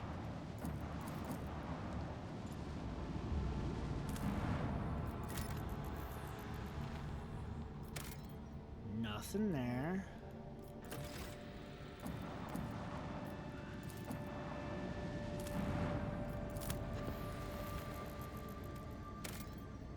That looks weird.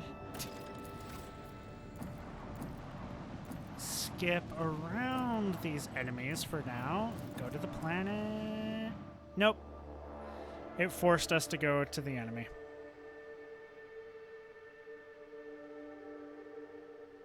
That's fine. We can take them out.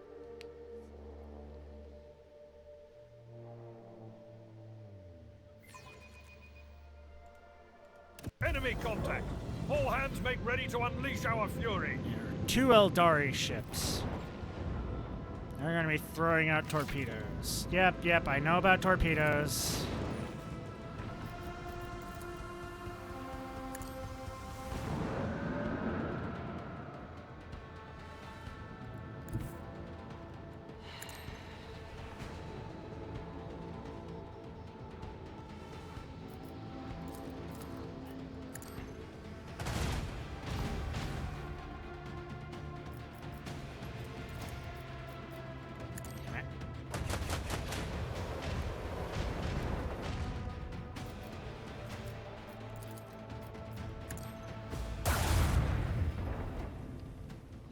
Yeah, we actually got a hit in.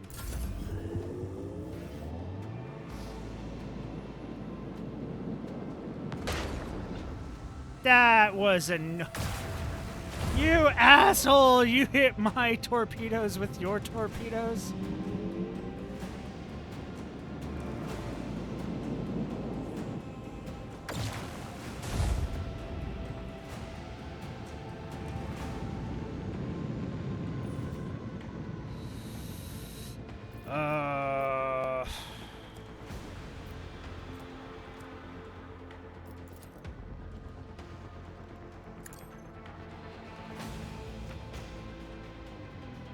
Swing run to turn us around.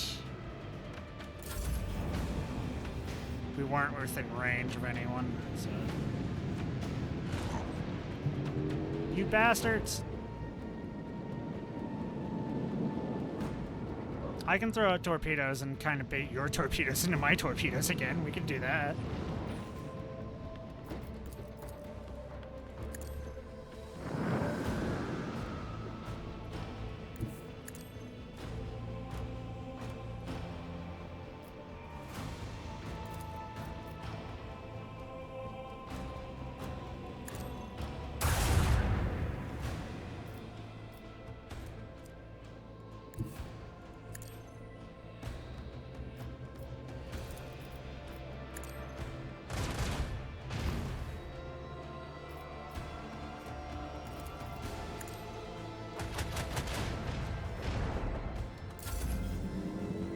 This is annoying. Yep.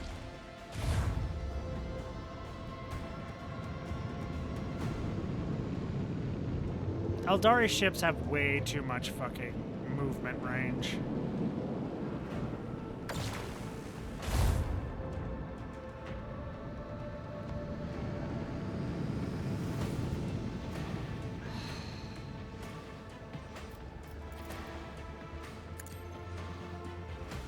This is the best I could do, is just do that to turn around, go as forward as possible, and then try to hit.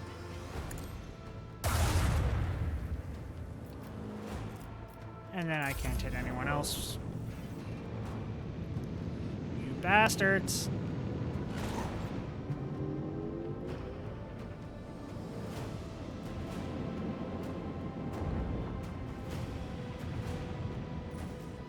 Oh my god, you actually...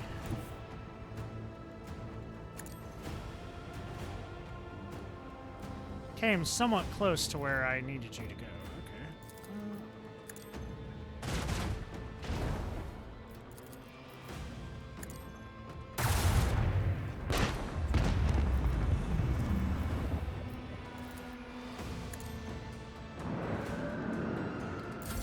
Torpedoes aren't going to hit anything because it's going to go all the way up there, and the torpedoes aren't going to be able to spin around fast enough.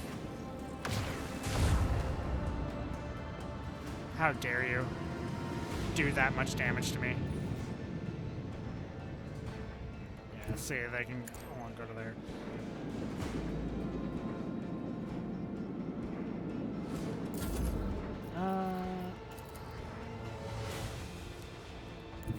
I can give them an extra little bit of movement.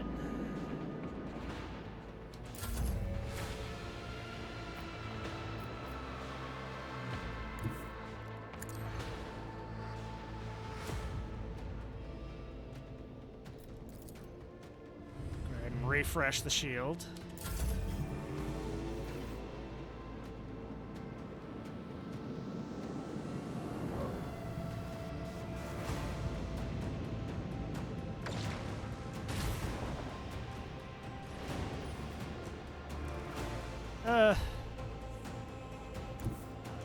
Go right there. Damn it.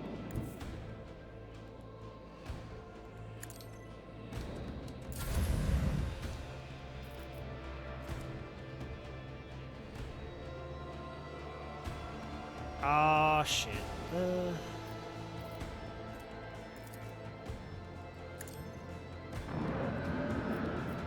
Some more torpedoes. Why not?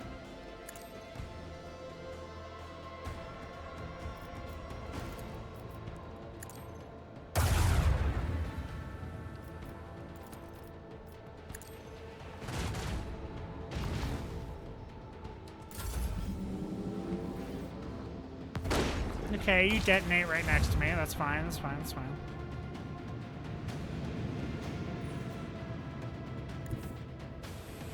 Fuck you.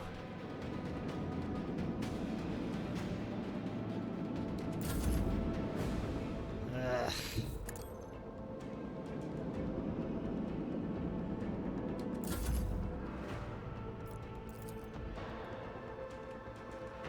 Fuck. Torpedoes annoy me because I can never get them to fucking work well. Just swing around.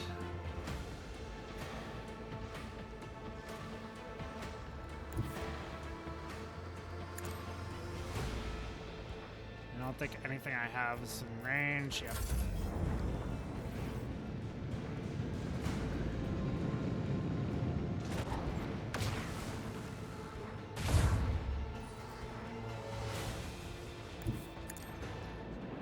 Well, at least you got right next to it so you can detonate and do minimal damage.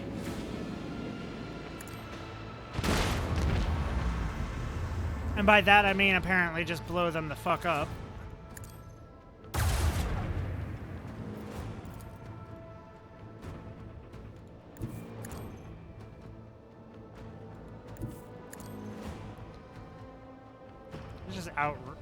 Let's just stay away from those torpedoes. I mean, we've won. The only thing still there are the torpedoes. There we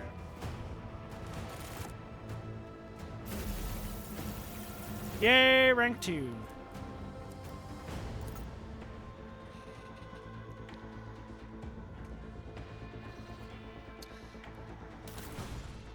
Upgrades.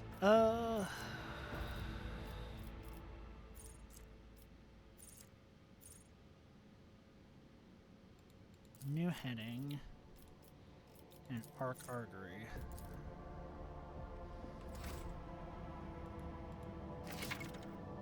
Posts and abilities, yes, I know. I have those all set up. Everyone is set up. Blah, blah, blah, blah, blah.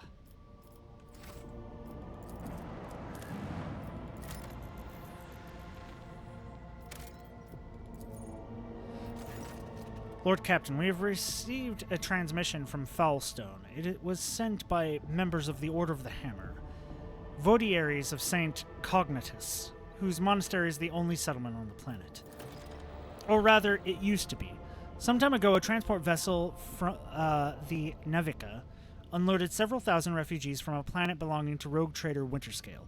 The Order of the Hammer has judged this invasion to be an act of aggression and is asking your lordship's protection. Those people are victims, not invaders. Prepare my shuttle. I shall head to the planet and resolve this conflict. As it pleases your lordship. 11 days after the feast of the passing of Nicodemus Kiefe, the champion of faith and disquieted marred the calm of the monastery of the Order of the Hammer. Countless tortured souls, steeped in fear, arrived on Foulstone in a star barge. A great apostasy had befallen their home and turned them into abject wanderers seeking help and refuge. Their wicked and cruel captain, the owner of the Navica, had betrayed them. Once the unknowing souls in his care had made landfall on the world's surface, he most deviously recalled his shuttles and left, thus rendering himself of his duty of care to the unfortunate lot. Not knowing how they would survive in Foulstone's grim wasteland, the Forsaken people came to the monastery of St. Cognitus. And there they surrounded its walls. They hammered their fists on its gates and implored and wailed, "Take us in, protect us!" But what once was a place of serenity and grace was now full of din, disorder, and all manner of things despicable. The interlopers brought with them woefully futile and strife, and mayhap also the seeds of alluring blasphemies. If friendly heathens lurked in their midst, fiendly heathens lurked in their midst. After a prayer, the prelate Hectaricus turned his eye to the past in search of instruction. Prelate Hectaricus recalled the first missionaries to set foot on Foulstone's vast wasteland, led by their zeal for serving St. Cognitus. And those missionaries had received the blessing of Nicodemus Kiefe, the champion of faith who had traveled with them in their star barge, to found in this place a humble and pure abode wherein to cultivate wisdom and piety. And St. Cognitus, a man of great endeavors, a warrior and a wise artificer, never cowered behind the walls of a librarium, but stepped bravely into the darkness, carrying light in the palm of his hand, and he commanded others to do the same. And not only Foulstone, but many other worlds of the Chronos Expanse bear its imprint. And Prelate Heracticus did welcome the interlopers warmly as his guests, but he did warn his brethren to keep their vigilance. The brethren and sisters of the Order of the Hammer came forth to meet the strangers, carrying water and protein victuals and medicinal herbs and jugs of promethium. But the crowd came to blows over viands, and blood was spilt, and many were trampled or mauled in the stampede, some of them dwellers of the monastery. Then the warriors of the Order of the Hammer donned their flat cowls and inscribed words of praise to the God Emperor in their tactical visors, and went forth, ready to render service in battle. With las guns and bolters, they pierced the interlopers with their chain swords and power flails. They struck them, and a great and bloody harvest was reaped that day. But the interlopers, too scant though their armament was, and scanter their skill in battle, slew many among the monastery's dwellers, for great were their numbers and greater their desperation. The monks fled beyond their walls and rang the Vox alarm and shut the gate, and commanded the armed guards to keep watch over the gate, slaying any who approached. A quarrel broke out. The hungry and sick lay siege to the monastery, begging for help. In their spite, they blocked the water collector and unpowered the generatorium. The faithful, in the meantime, made ready to resist. And a miracle came to pass. The God Emperor sent his champion, his confidant, his right hand.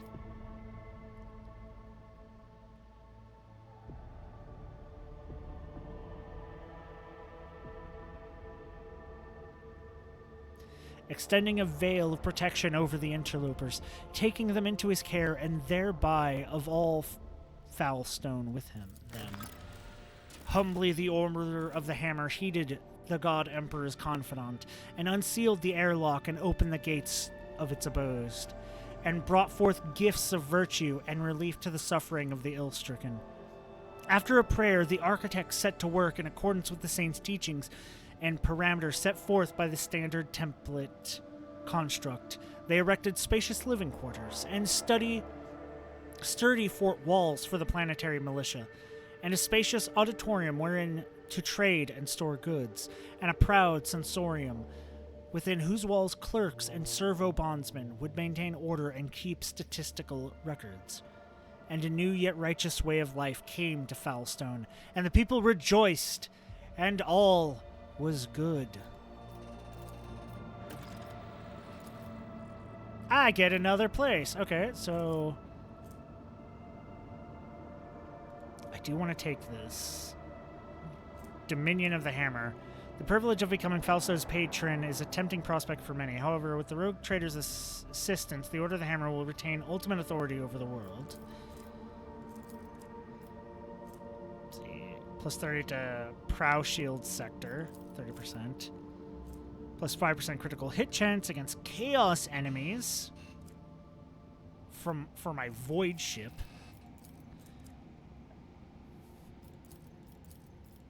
But I think I'd rather take Dominion of the Hammer. It gets me a Flamer, which I can give to Argenta, and Drusar and stuff.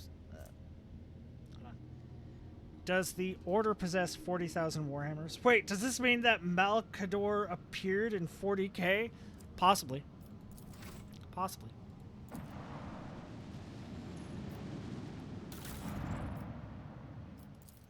Let's repair.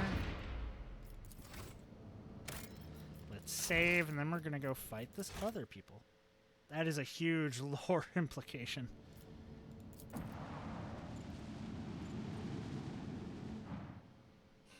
Lots of things are huge lore implications. And honestly, I am too dumb to actually recognize most and understand them.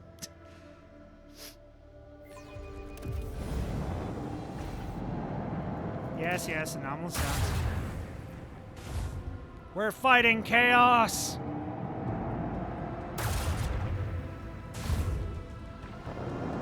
I think chaos. I think that's chaos. I don't know. They're called iconoclast destroyers, but they could be. They're probably chaos.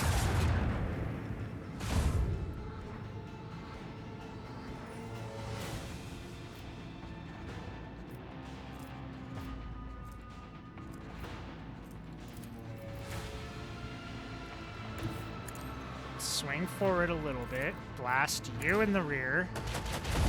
I know what I said.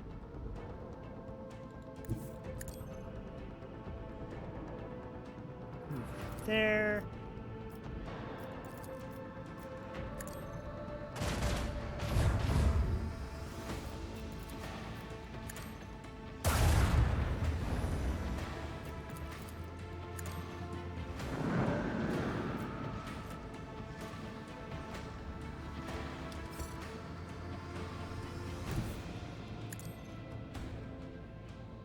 Hi.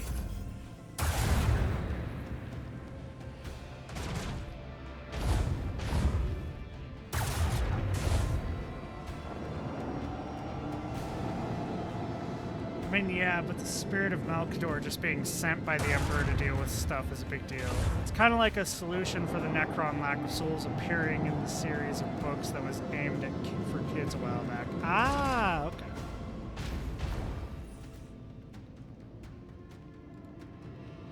Go do damage to that one. Thank you.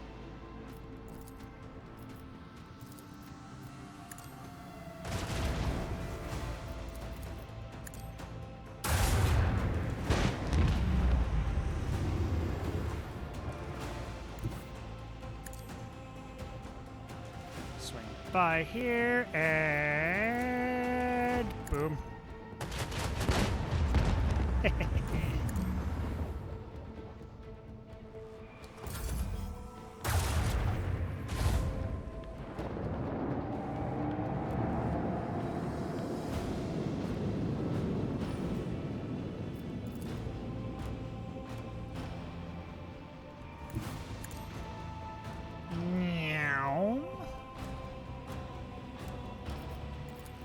Send out torpedoes.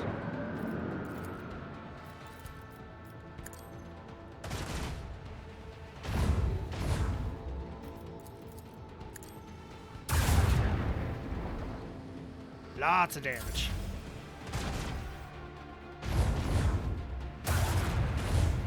Beware, Lord Captain. Our shield is down.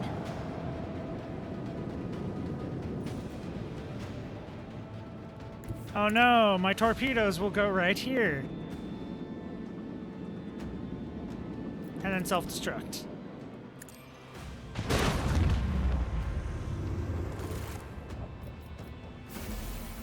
Ooh, we got new macro batteries out of that one. Nice.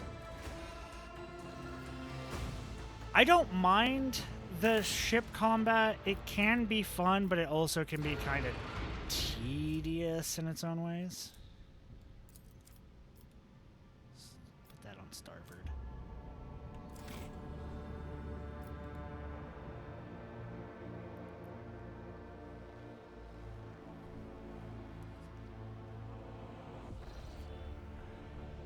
Let's go to this system. Janus started a new stage of development. Your Lordship, there is an alarming report coming from Janus. A number of strange mutations have been spotted among the population in remote agri-complexes. Aside from the obvious disfigurement and subsequent estrangement, these mutants, called wretches by the rest of the colonists, are coming together to practice a primitive form of religion involving ritual worship of the land. While they display no disobedience or hostility, their very existence is concerning. The Janus nobility humbly await your decisions.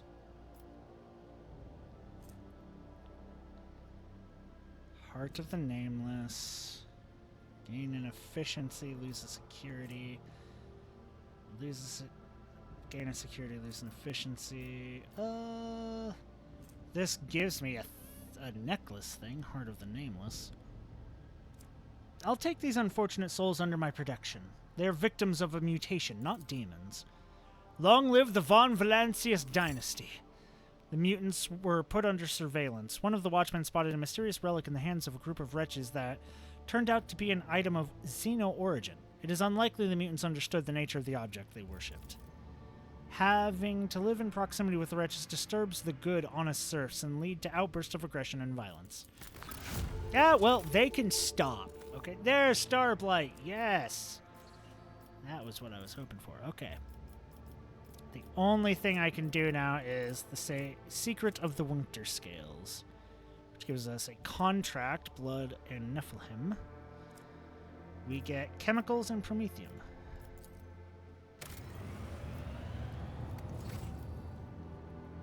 Go ahead and do that one. Good. Where the fuck are we? Okay. Chart new courses, if any happen. One there. Okay. Is it? That's another Xenos thing we can add on to Yearlit. Which, go ahead and do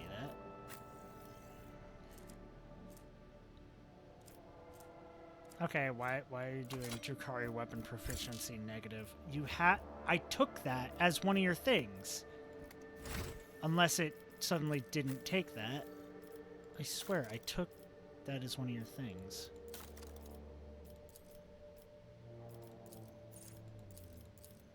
Yeah, Drukari equipment. Yeah, right there. I have Drukari equipment. It is one of your things. So you should be able to equip that.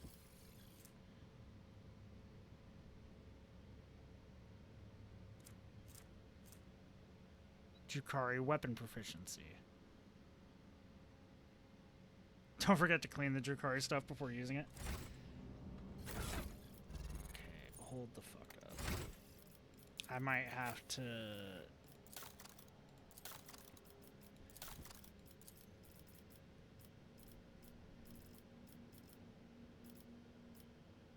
Dari equipment.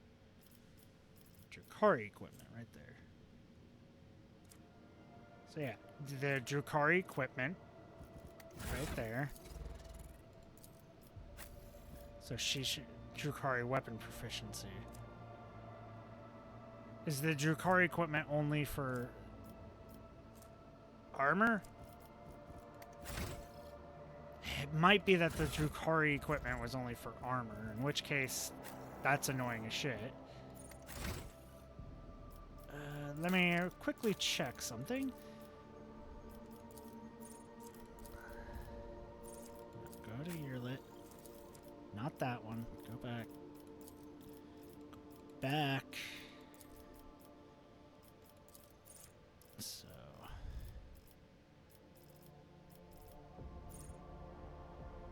Requires level 22 to use Drukari weapon proficiency. Okay, I'm going to just give her it because she should have the ability to use it. Because that one trait should just be a catch-all for her to use all Drukari equipment. It says Drukari equipment. Weapons are equipment.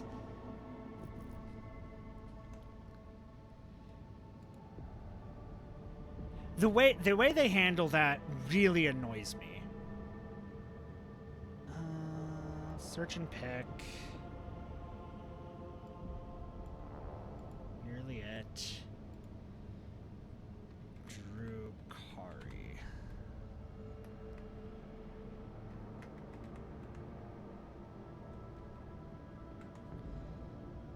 I don't think I'm spelling that right.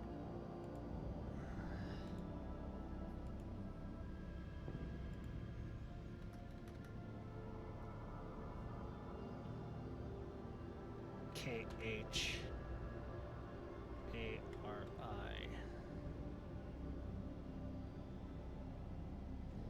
So it would be in features. Drukari weapon proficiency. What do you mean? Oh, it put it back onto me. Okay. No. Yearly it. Add the weapon proficiency. There we go. Save and close. I feel I am justified in doing that because it makes no sense why getting the specific thing that said Drukari equipment doesn't give her Drukari weapon proficiency. It makes absolutely no sense that it does not do that. So I am fixing that because that is an issue.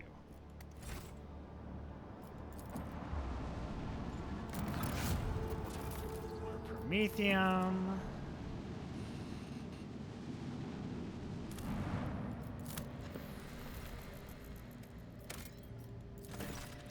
Magnetic storm raging above the planet blurs the gaze of your augur ways. Only truly powerful diviner machinery may see through the currents of magnetic fluctuations in their blessed vigil and discover the mysteries of this emperor-forsaken planet. I have decided to leave this unwelcoming world. I may return here one day. I will, because I know that that's a quest or something. I don't know how to do it, but I know it's a quest. Get the scan. The ruins of an ancient imperial city were discovered on a dead world completely deprived of an ecosystem. According to the reports, the entire settlement is contained in a titanic glass dome that once held an artificial atmosphere. Your augurs detected the framework of 3 other similar structures that were never completed. For whatever reason, the dome's systems failed, and left behind is this city. a ghost that never managed to become a proper colony of the Imperium. Send crews to explore the Blessed Bolter casing. Single attacks with bolter weapons automatically hit the target. I'm giving that to Argenta. +2 holy gift things. The temple district is situated in the heart of the city. The God Emperor statue, intricately carved from precious crystal. Ooh, a crystal God Emperor statue? Nice. Is suspended beneath the dome, supported by chains of gold, and can be seen from anywhere in the colony. Inspired by the majestic sight, the expedition members set off to explore the area with renewed vigor. Soon enough, they stumbled upon an ancient weapon lying on a pedestal wreathed in sunlight. The expedition brought it back to the ship and told many tales about how the Emperor himself, who had been watching them from above, had directed their attention to the sacred relic. Okay, don't... Gather as many supplies as possible. Lots of stuff. Your people flood the city like a tidal wave, filled building after building, bunkhouse after bunkhouse, and receded from its quiet streets just as quickly. There were plenty of useful things among the fightings, including foodstuffs and weapons. Drain the remaining fuel from the generator stations, the city won't need them anymore. It takes several trips to deliver massive Prometheum storage tanks to your vessel. The crew grimly points out the colony was running out of fuel. Had the life support system not failed prematurely, the locals would have perished due to lack of energy. And explore the palace. Get Ghost Sword, which is just a... It's just a power sword. It's literally just a generic power sword. It says Ghost Sword. And apparently it's supposed to be made with, like, Xenotech, because it's plus 15% Xeno artifact cargo when you put it there. So I guess it's made with Xenotech, but meh. A lavishly decorated estate of the local ruler towers over rows of featureless bunkhouses.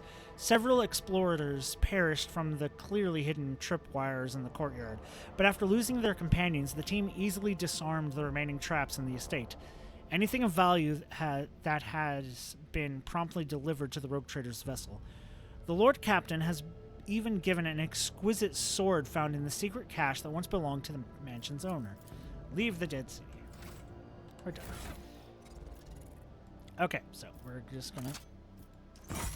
Just because it looks... I mean, it's still like a swashbuckling thing. So I can have that and a chainsword because they both just do the same thing. It's the same thing. It's literally the exact same thing. It's just a little bit less damage, more armor penetration because it's a power weapon.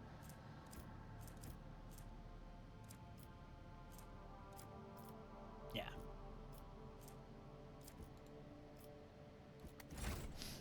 Okay.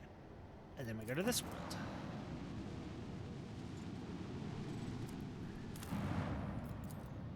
Begin the scan. Just 2 plasteel? Nah, not worth it. It's only 2. If it was like 4 to 5 or more of a resource, definitely put one on there. But right now, I'm not putting a resource extractor on something that's less than 4.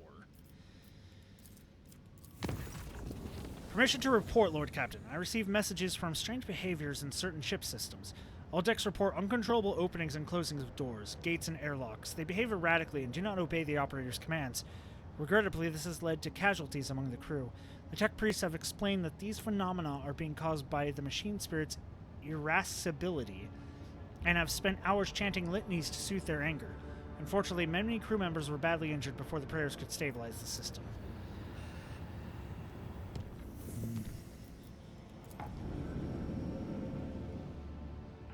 Oh, we got a fucking dangerous route there that we could lower, but we're not going to.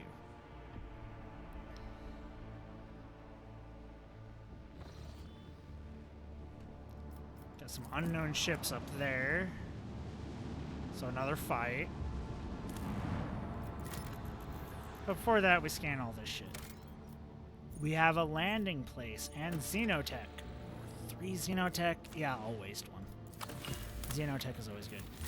If this is what I think it is, Oh, this is what I think it is. I'm going to probably save scum this. Because I really want the thing from it.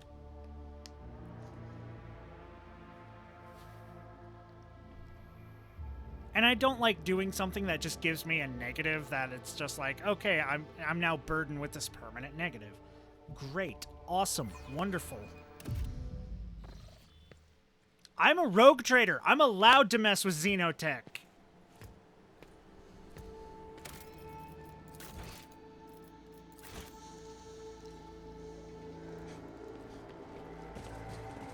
A Xenos among humans. Inviting her to join us is like clasping a serpent to your bosom. Don't That's monkey racist. believe that hardship brings fortitude. Use me as a whetstone for your spirit if you wish, but keep your impure speech to yourself from now on. See, she at least is able to kind of look for a workaround for you. Rusty Cogitator, use the tech. Give me the stuff. Give me the stuff.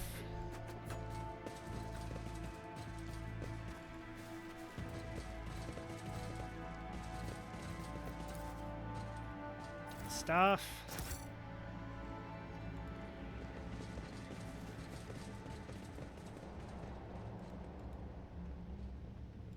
Keep a sharp eye. Staff of Mind Sight for telepathy. I think we only have one person that uses telepathy.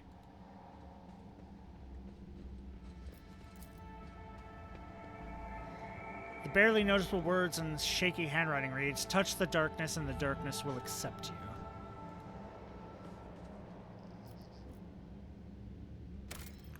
Oh yeah, this looks...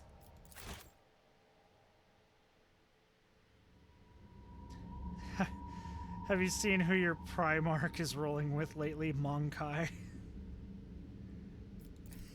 I get what you're talking about. The darkness swirls beneath your feet, a void of impenetrable gloom. You do not hear a single sound from the depths of the pit. No wailing wind, no rustle of dust.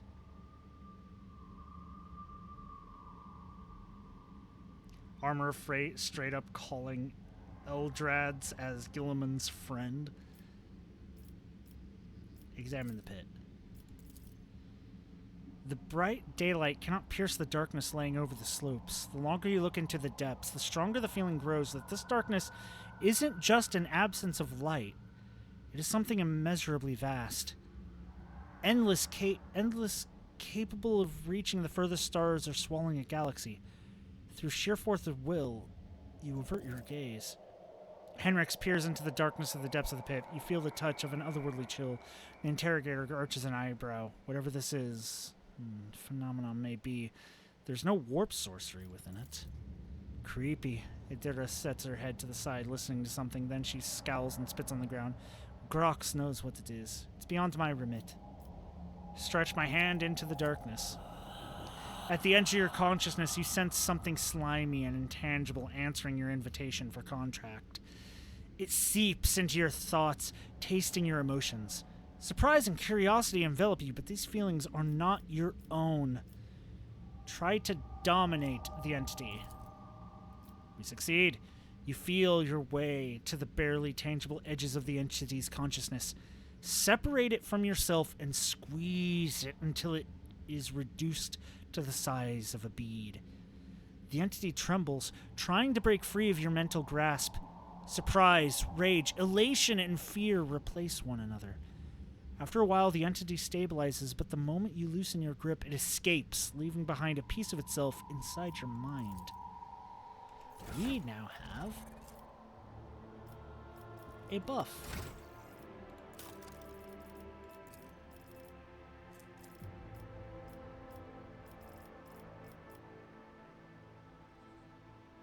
Champion of the Abyss. Permanent +2 to weapon skill tests and +5 to coercion tests.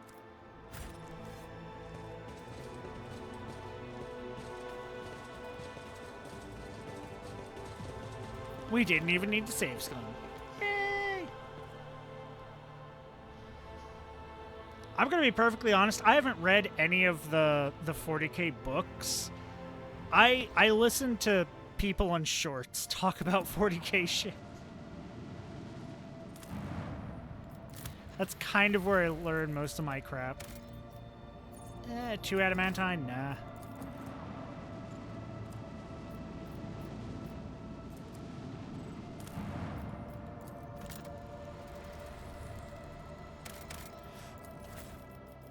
Loot. Save before going into the fight with the unknown ships. A report shows up on your personal cogitator screen. Unknown ships are towing the Interstellar Sextant, a cargo ship belonging to one of Footfall's wealthiest traders. It looks like the pirates have bitten off more than they can chew and have now been forced to drag the ship to a more secluded place where they can plunder it undisturbed. Attack the pirates. As soon as they see you, the escort ship charges into battle at once, while the captive Sextant powers up its warp engines. Unless you interrupt the preparative for the jump, the cargo ship will forever vanish beyond the veil of the Immaterium, along with all the riches it is carrying. Send all available forces to intercept the Interstellar Sextant. Do not let it get away. I probably should have gone and tried to see like how much of a bump I could give to my to the ship people to see if I could get any new weapons and shit. Finally, some real action. Hi, we're gonna go here. We're gonna launch the torpedoes. We're gonna increase range slightly. We're gonna go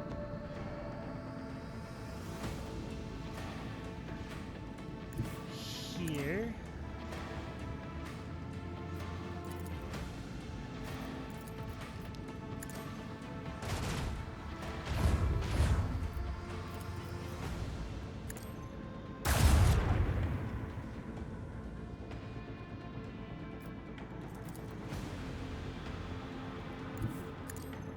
Then swing around to here and hit with this one.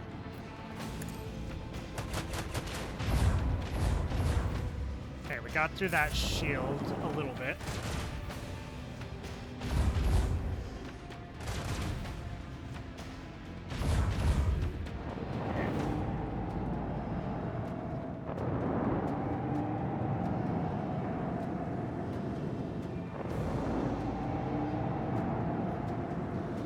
Sorry, I had to move my legs. Starting to fall asleep on me.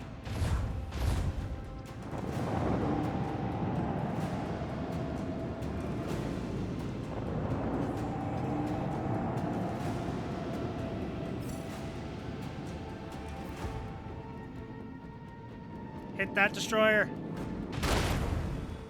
Worth it.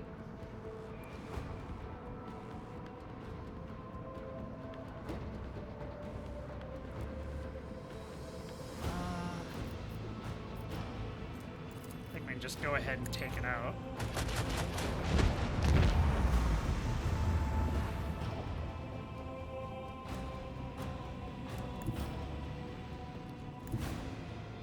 Swing around here. Let's see here. That's hitting the rear.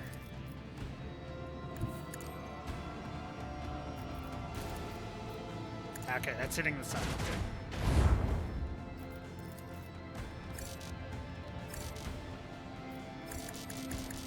Fuck.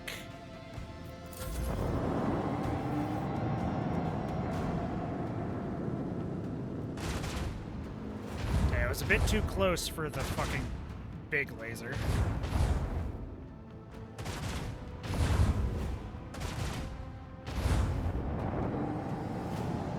Yes, you Cobra-class destroyers. You're a big nuisance. Blah, blah, blah, blah, blah.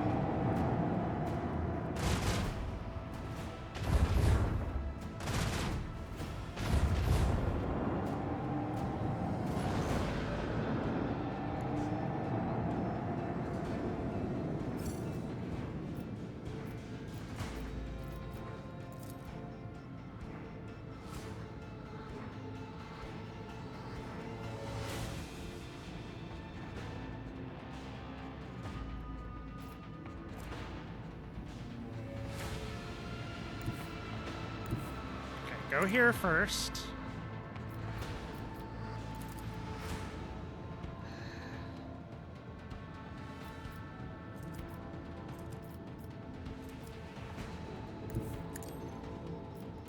Forgive me.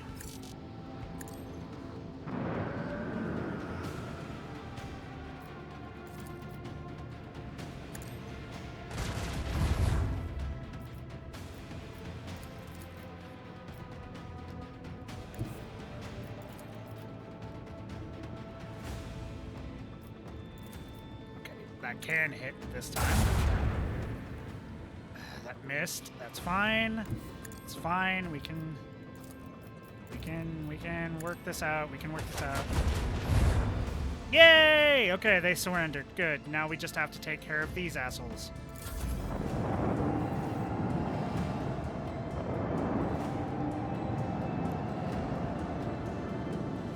Now that we don't have to worry about the sexton getting away.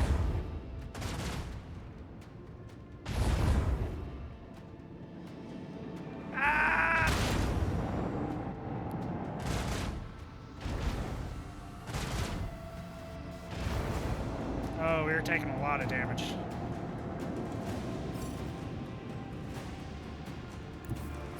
Torpedo, go there. Self-destruct.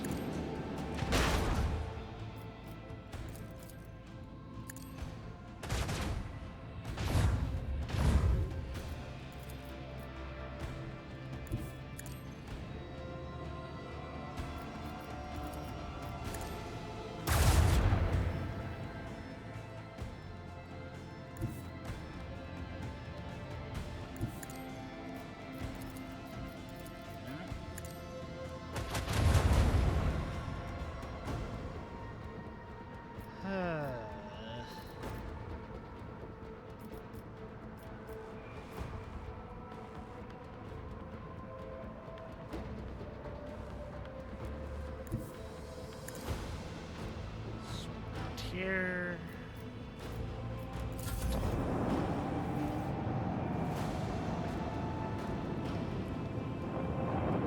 That's the only one that can shoot at me right now. It's fine. Should be fine. Go right within range of me. Good.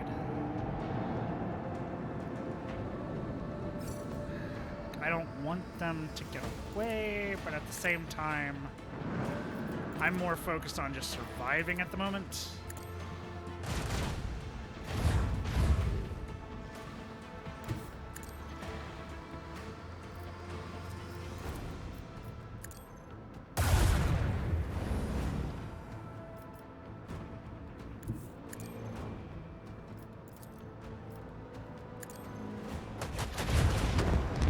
That one's dead. Good. Good, good, good. Swing back around. We might be able to get that one, because I think it's on... one?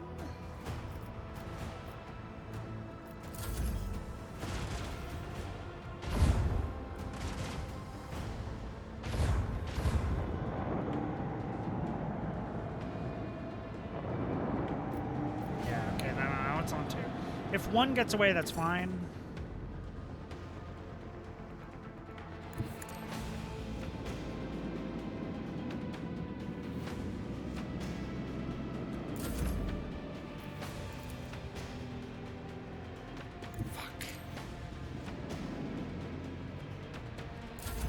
Honestly, I hate torpedoes.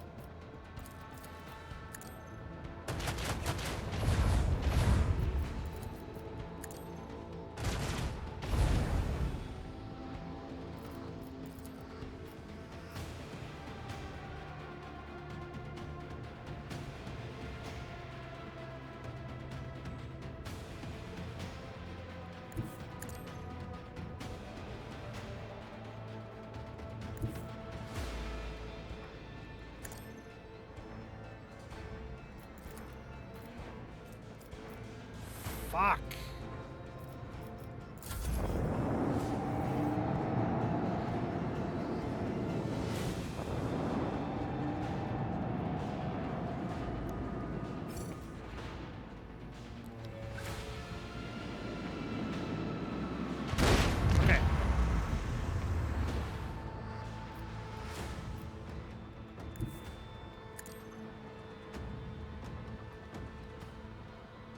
don't think this one has the range.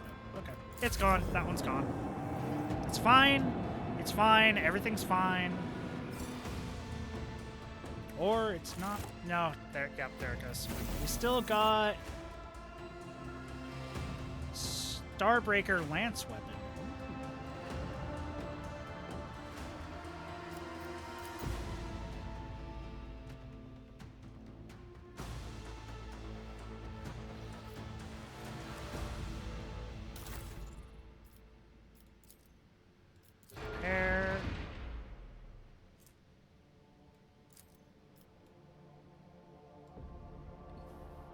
That's good. Okay. That's everything in this one. Now we go to the next location. Yay, exploring and side quests.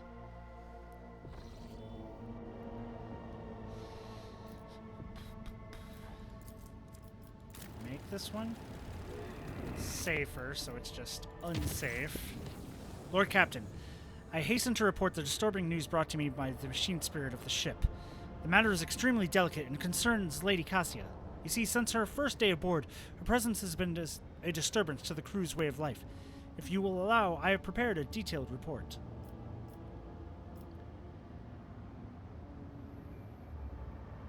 Deliver your report. The first incident occurred immediately after our departure from Iraq 5. The Lady Navigator chastised one of the ship's runners, after which he went to his living quarters, killed his family, and then shot himself. The second incident was noted while traversing the warp. The Lady Navigator gave the pilot the wrong instructions and the void ship was thrown off course, for a matter of minutes. But this was enough of the forces of the Immaterium to anger the machine spirits enough for them to start a fire in the service bay. After that, officers living near the Lady Navigator's quarters began to express extreme emotions: hysteria, apathy, euphoria, rage. This is quite detrimental to the crew morale and performance. The last incident was recorded on Footfall. Around 100 living birds were delivered on board during our stay on Footfall. Each bird cost a hefty sum, but I have failed to discover their purpose and subsequent fate. I was also told about a conflict between the Lady Navigator and Seneschal. Alas, with no details. If you like, you can ask the Master Wereshan directly. Things are even worse with Jay Hidari. I intercepted a Voxcast in which she promised she would, and I quote, end that Kasha if she ever saw her again. If I may, Lord Captain, the Lady Navigator's state of mind worries me. She is self-contained and does not mesh with the crew at all, which is why everyone avoids her. Even senior officers can be superstitious. I fear that only you are in a position to talk with her on equal footing and improve the situation, for the sake of the crew's safety and that of Lady Cassia herself.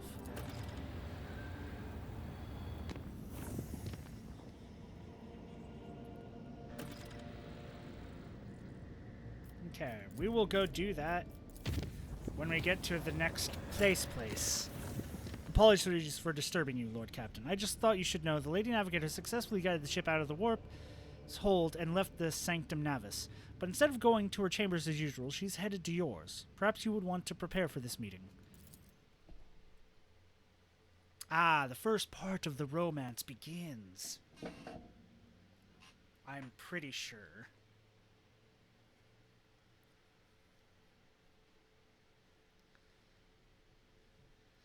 Yes, I'm going to be romancing multiple people. Yes, I'm using a mod to allow it. Yes, I don't care.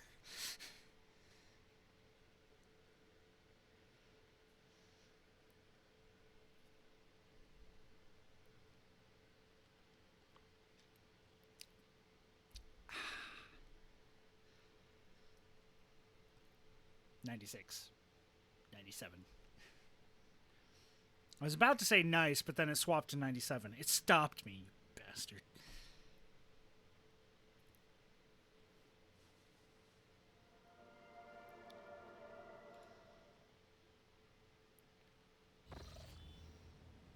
Hi, Cassia. Greetings, Lord Captain. I meant to inform you that our journey through the warp went well. My navigator's gaze perceived the light of the Astronomicon beyond the tumultuous waves of the Sea of Souls. albeit with some difficulty. The crew and the master helmsman conducted themselves adequately. My instructions during the jump helped them find their focus and guide the ship without any serious incident.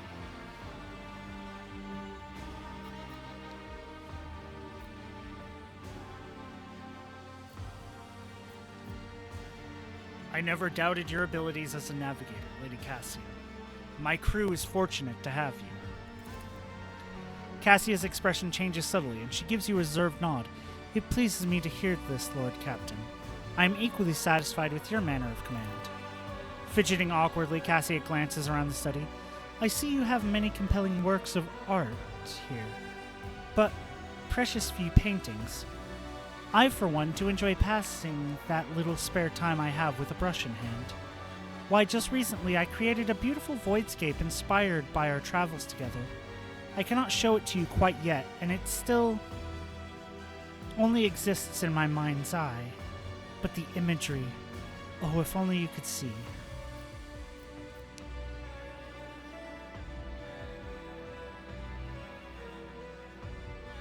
My quarters do indeed solely lack exquisite finery. Might I hope that your paintings will soon adorn these walls? Cassius cocks her head in surprise. Do you truly wish that it would? But I must admit I have never painted for anyone other than myself before. You will have to forgive me, Lord Captain, but I do not think that it is such a good idea. These chambers are in need of a masterpiece. While I paint merely for my own pleasure. Her furtive smile speaks louder than her polite refusal. One other thing I meant to tell you is that I'm quite well read, and that my knowledge is not limited to the navigator's craft. I am versed in many other scholarly fields, such as the centenary history of the Calixis sector, or, Cassius shrugs awkwardly, navigators are taught to familiarize themselves with the warp from childhood. Should you require my help, that is to say, my counsel, my knowledge is extensive, so please do not hesitate to ask. She fiddles with the lock of her hair while still proudly holding her chin high and avoiding your gaze at the same time.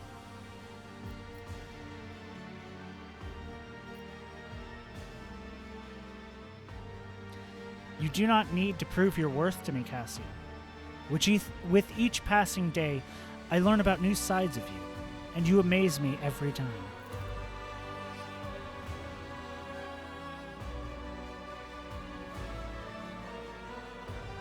You are too kind, Lord Captain. Cassia looks away, but before she does, you catch a strange, fleeting expression on her face. Could it be joy? I apologize. I must be distracting you from important matters. With this, please permit me to leave your presence, Lord Captain.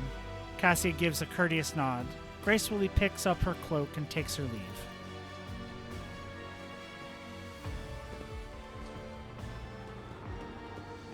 The first part has begun! I guess we can go talk to her now. About the whole hello. Oh, wrong way.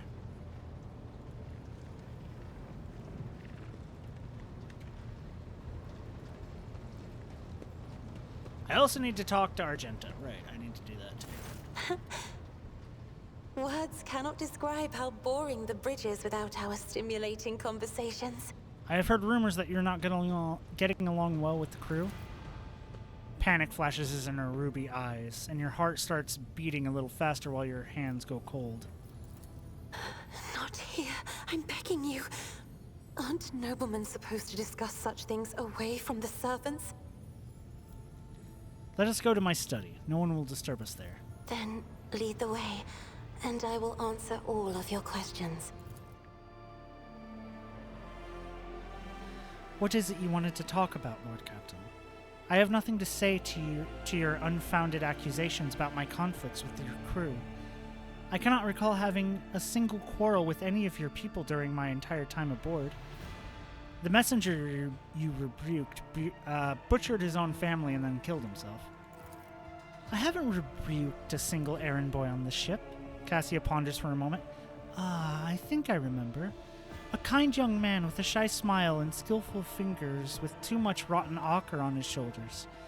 I grew tired of the disgusting color and advised him to lighten his burden by casting off the weight of his shoulders. the weight off his shoulders. He did not come the next day, or ever again. Would you mind telling me why you needed 100 species of birds and what you use them for? Admittedly, I am at a loss myself. The day we arrived on Footfall, I sent a request to the ship's quartermaster and asked him to get me a songbird. But he never asked for clarification, and shortly after we left, I had a countless number of cages delivered to me, all wrapped in bright red panic with flickering tints of fear. There was a bird in every one. I was so excited, I thought I would have 100 friends instead of just one. They were squeaking so piteously, I let the poor things out. I even fed them my breakfast and dinner. But the stupid birds would not stop chittering even after bedtime. They were dashing about the room, smacking me in the face with their wings, and defecating. I became angry, and suddenly they started pecking out each other's eyes and attacking me. Then I became afraid, and they fell over dead. I do not think I want to keep pets anymore. During the warp voyages, you gave the wrong orders, which led to the vessel shifting off course and the service bay being destroyed. I saw something in the warp, something vast, predatory, shimmering with indescribable colors. It came from nowhere and stared at the ship with hundreds of hungry eyes, right there in our path. I decided to change the course while it was still possible, but did not want to sow panic.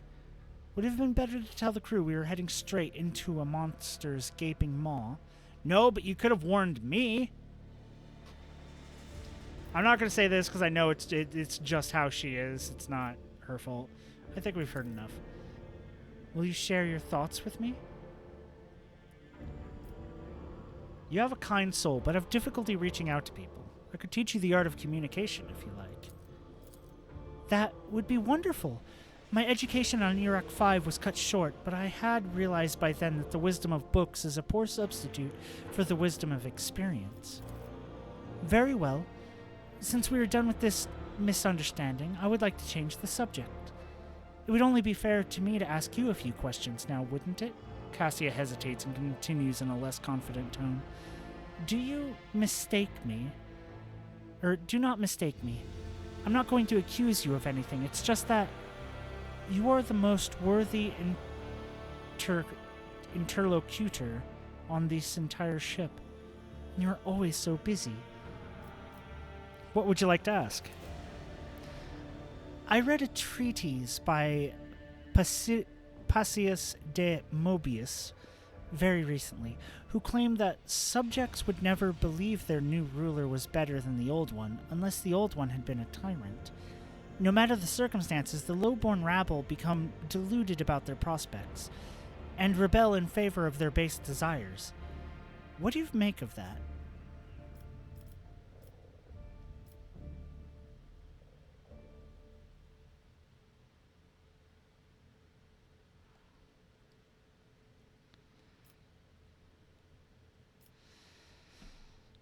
Your interpretation of this classical text is not entirely correct. If the subject has grown accustomed to the ruling house, all the sovereign must do is refrain from breaching long-standing traditions. Adjust unwanted laws as gradually as you would shift the bed of the flooded river, and no one will ever take your power from you. Cassia thinks for a moment, then smiles. Indeed, I was not wrong about your merits, or your ability to hold a conversation. I hope my second question does not confound you either. According to the 20 tomes penned by the preacher Ostiak Istvan the Forgotten, mercy and cruelty go through the world hand in hand, but people flock only to one pan of the scale. Would you rather inspire fear in your followers, or be magnanimous and choose awe?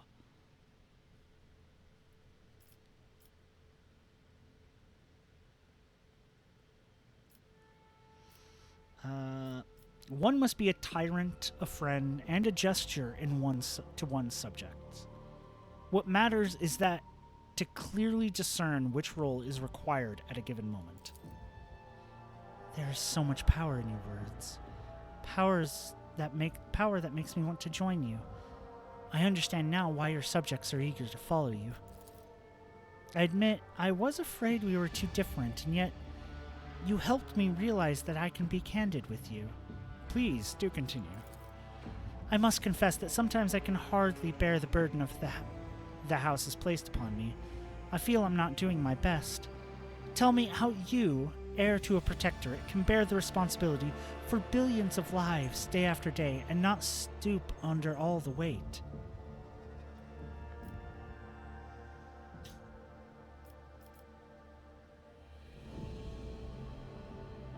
It's not always easy, but I try to lead the dynasty towards prosperity by worthy means. Thank you for your patience, Kalkrok Nagel.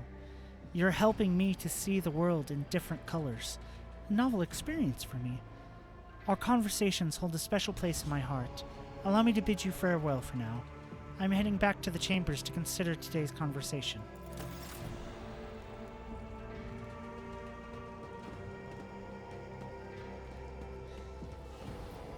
And now I'm gonna go talk to Argenta, because I know she has a thing to talk about.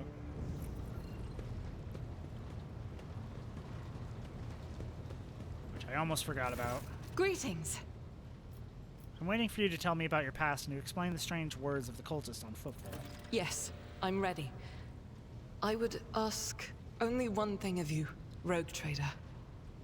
If I may, I would like to see the chamber of the sacred warrant and kneel before the relic touched by the Emperor himself. A difficult conversation lies ahead of us, and I wish to pray by the relic before I lay my soul bare. Of course. Let us go there right away. Argenta nods gratefully.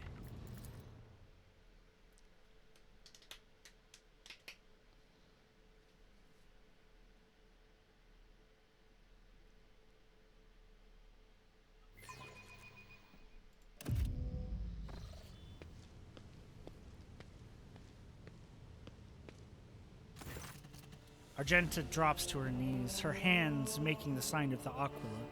Her eyes are locked onto the sweeping signature on the warrant. A seemingly mundane thing, merely a flourish on a piece of paper, unless one knows whose hand left that mark and whose blood is on that paper. If thou seest a flaw in me, smite me. If thou knowest a fail of mine, burn me, with flames of fury and righteousness. But if thou see a light in me, grace me.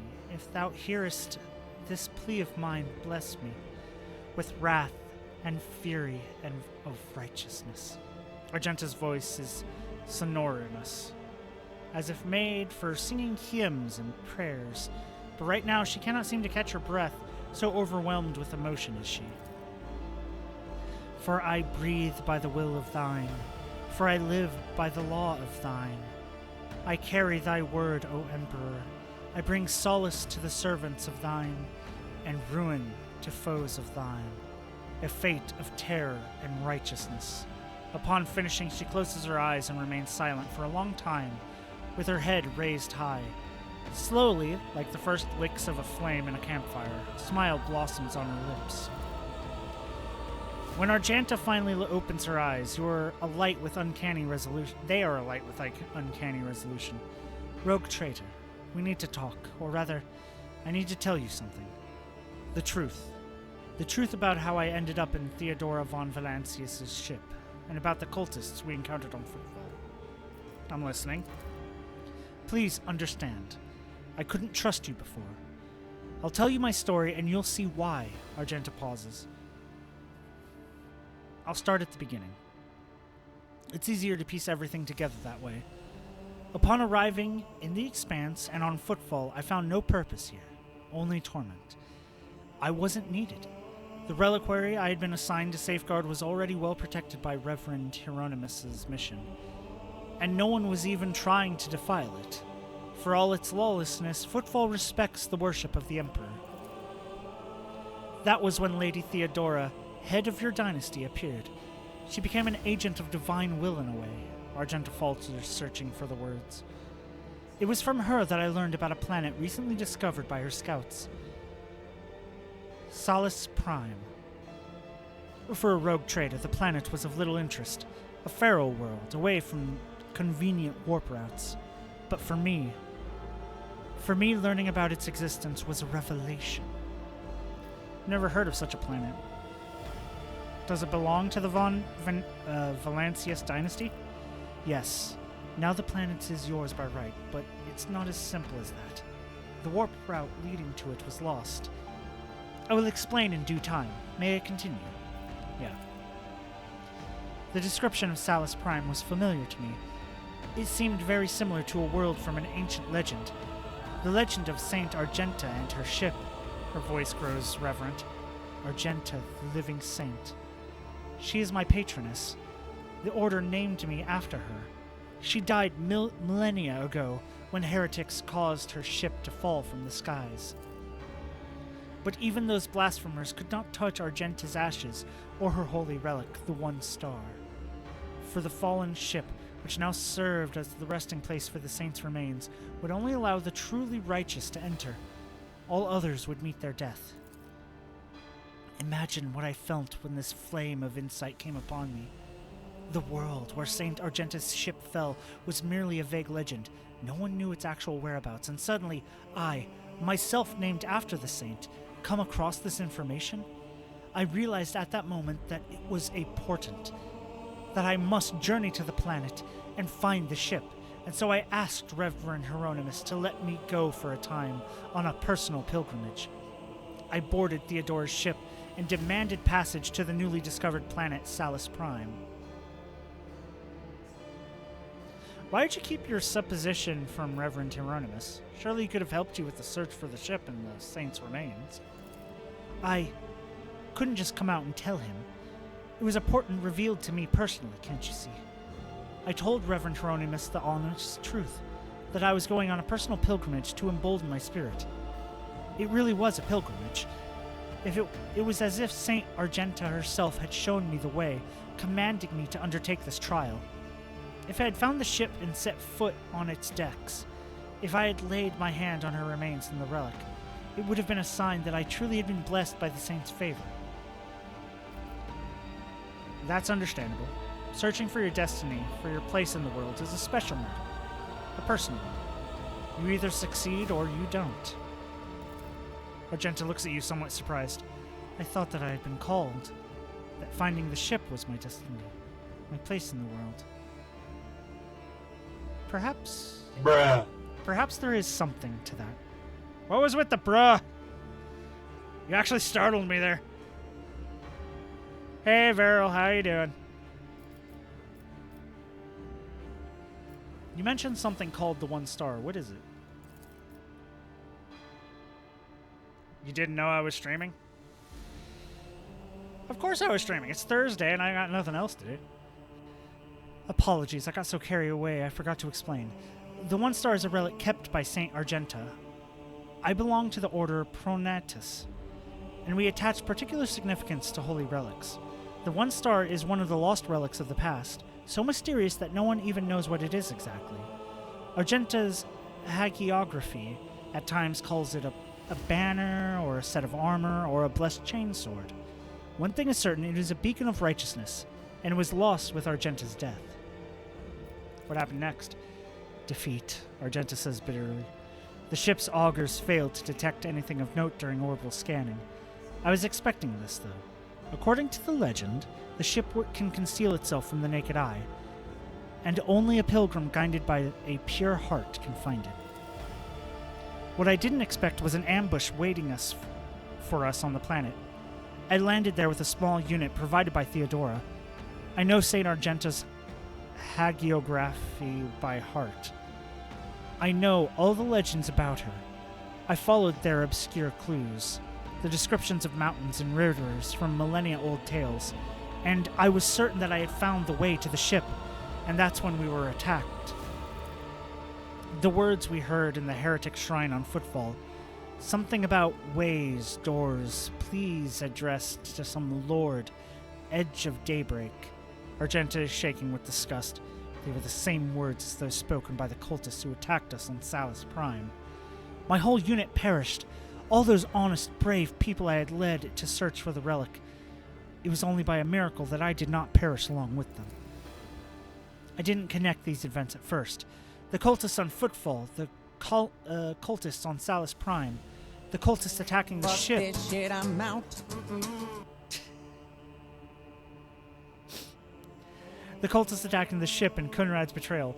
What if these are all links in the same chain? What if they've long since infiltrated the ranks of the Von Valancius servants? What if I led those heretics to the sacred planet with my search?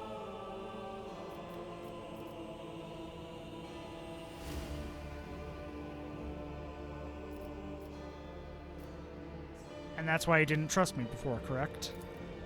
Yes, Rogue Trader. Argenta looks you in the eye. I saw with my own eyes how a member of your family showed his true colors as a servant of the archenemy.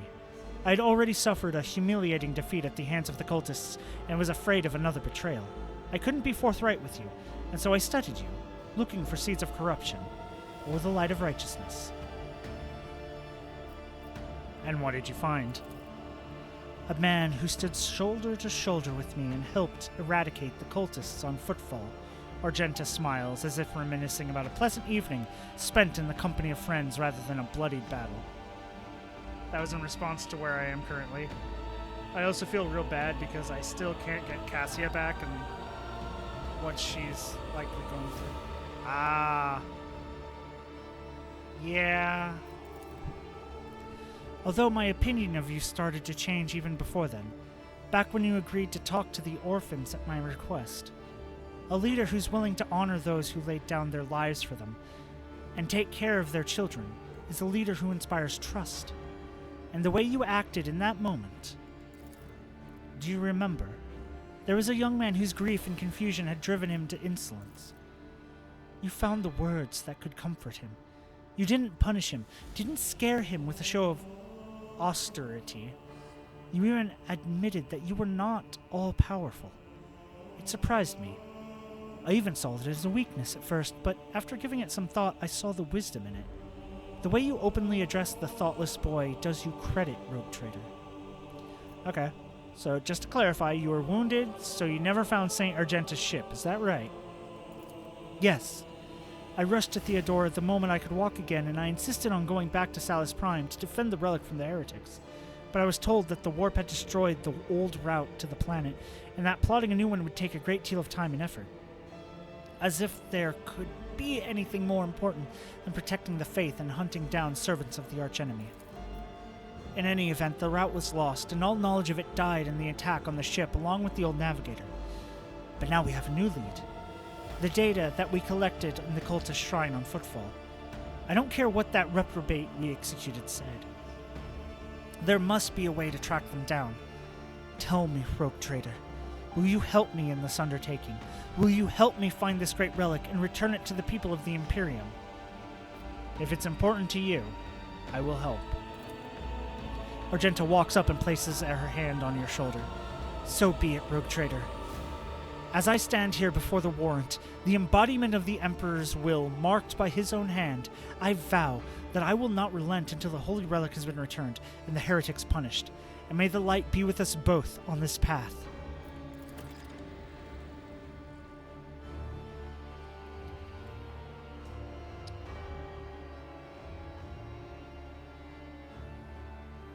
So I'm guessing you're in the dark place.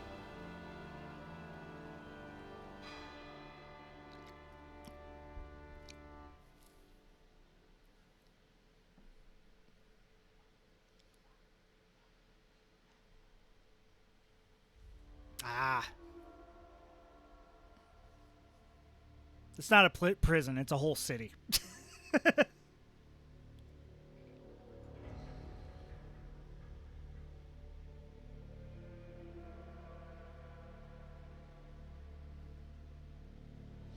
And yeah, what is happening to Cassia is actually very saddening.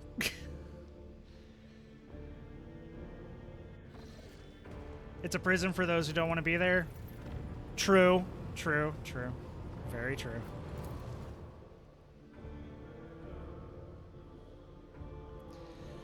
It's still going to take a while for me to get to that point. I want to go to every other planet I can.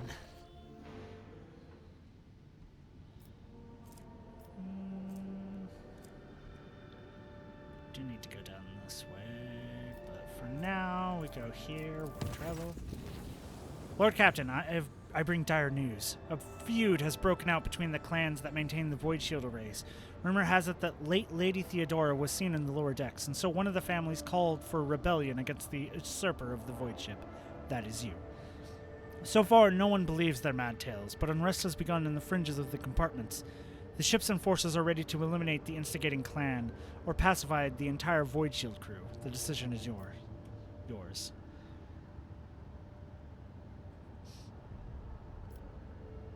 Find the source of the rumors and punish those responsible. I don't want any unnecessary deaths. Lord Captain, as Seneschal Warrison would say, there are no innocents in such cases. The clans are endangering the entire Void Ship, tossing over a strange and obviously false rumor. If you so desire, I will convey your wishes to the enforcers later, but right now the unrest must be stopped, and the people turned to their direct duties or returned to their direct duties or replaced.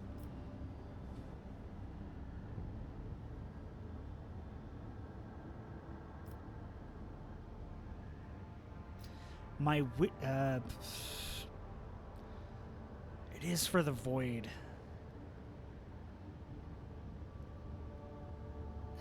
It is the Void Shield, right? That was what they said. Yeah, the Void Shield arrays. Okay, destroy the rebellious clan and find a replacement along with the neighboring crew. I'll see to it, Lord Captain. We can't risk. We can't risk with the Void array. It would be very bad.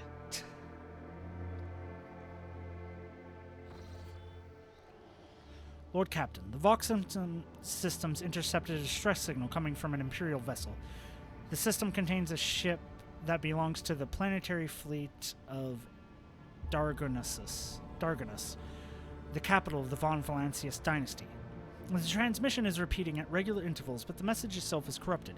A cacophony of requests for help, groans, and shouts. What in the world? It is your name that they are shouting, Lord Captain. Okay, we'll go check that out in a minute. First off, space dust. Second off, space dust. Third off, space dust. Fourth off, space dust. Fifth off, space dust. Sixth off, planet. Space dust! Then it explodes into even crazier space dust. And now we go to the gutted Void Ship. Launch. That one video, the history of the world, I guess, is fucking a great video. I love watching people's reactions to it.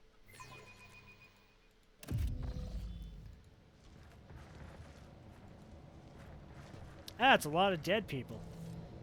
Janus is full of color and fragrance, but I will not miss it. The deck of the flagships mean more to me than this rampant greenery.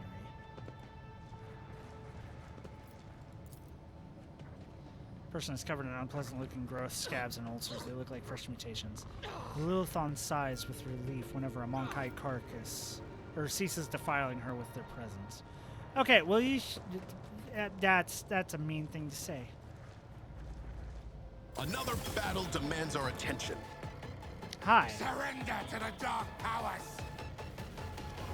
So, Cassia, we put you here for now.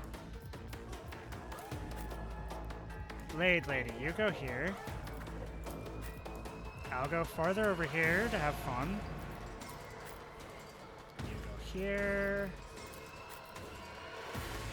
There. Argenta, you go there. Okay, Cassia.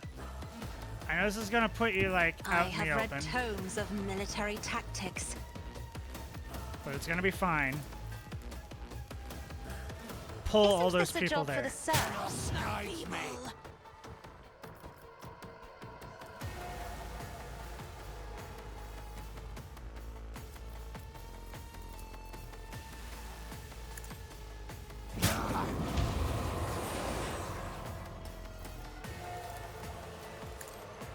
Buff. I should have swapped my staff. My mistake. Buff.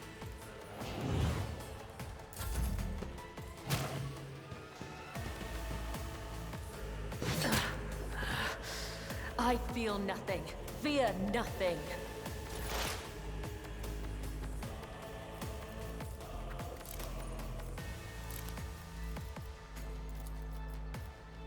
You can see that one. You can see that one. I am not your Xenos pet, monkey. You can see that one.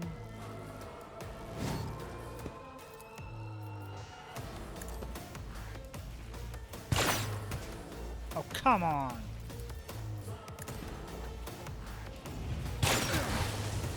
There we go.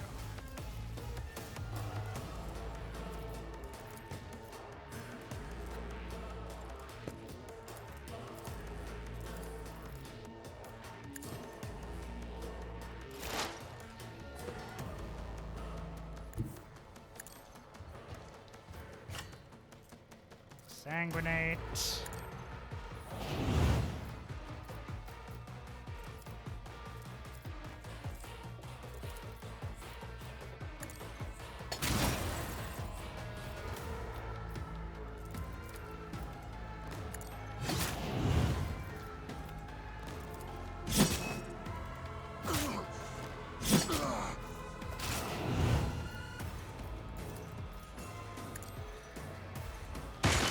Didn't spray out blood like I was supposed to.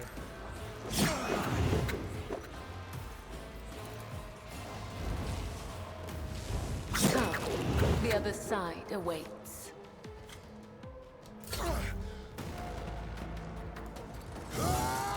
Dodge.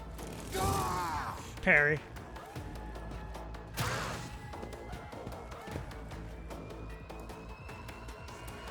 Venerate the dark gods!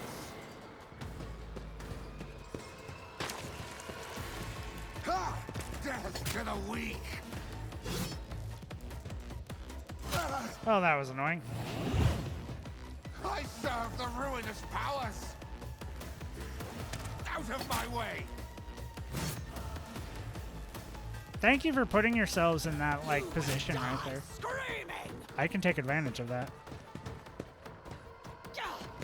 I bring ruin.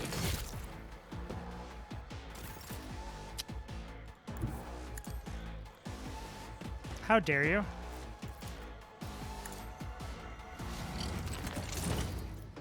Let's set this in motion.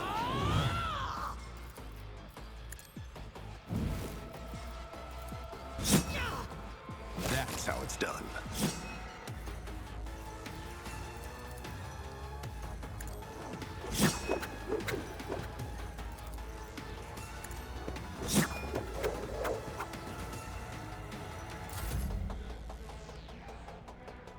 Okay, Argenta, head down there.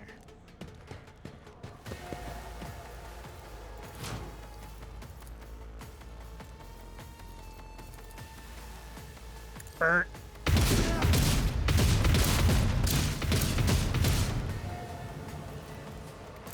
Swap to Flamer.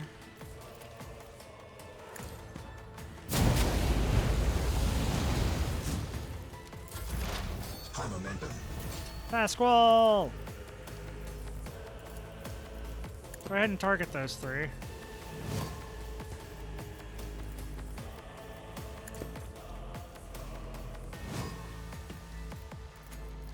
The Omnissiah knows all, comprehends all. And AoE. And then finish that one off. The Omnissiah condemns you. Hear you moving. No more. Oh, that was great. Okay.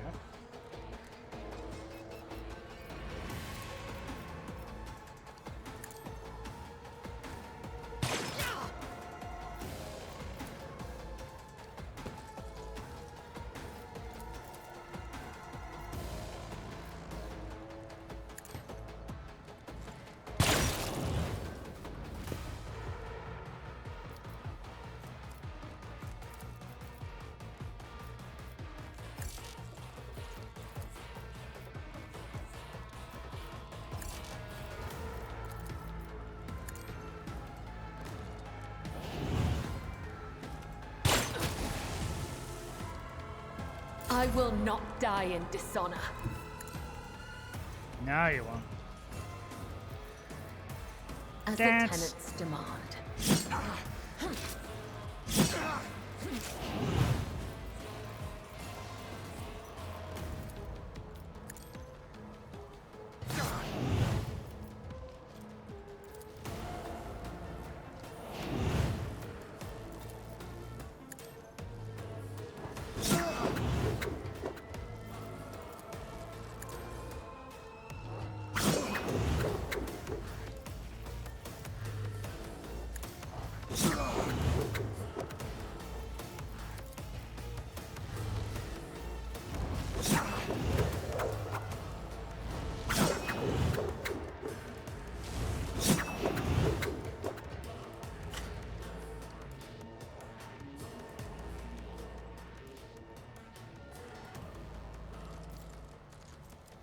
You're not showing your other sword.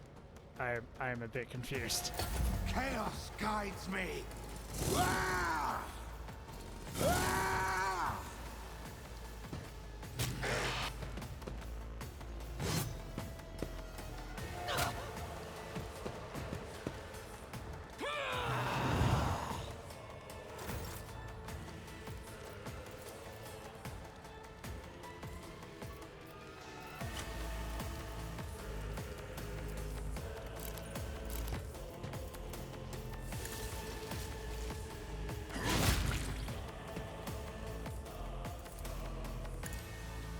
Yeah.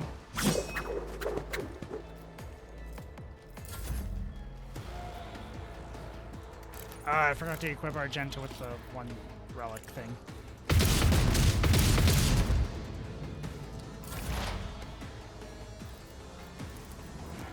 I'll do that later. Oh, come on.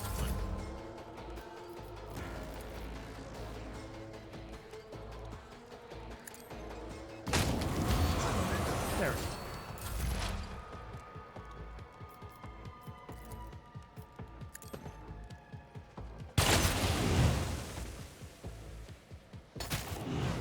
Yay! They died. Loot everything.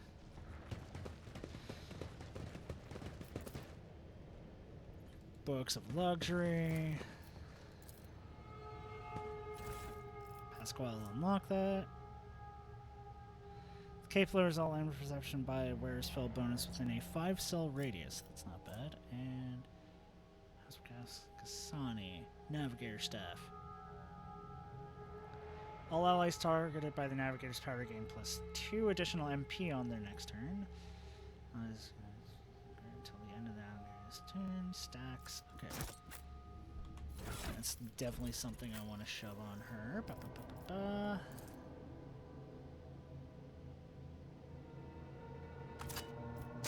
Instead of the devastating 6 and then the devastating 5, I'll give infusing 7. So when I buff, it's this. When I attack, it's this. Okay. Okay. Argenta, you need to equip that. That way your single shots with your bolter will not miss.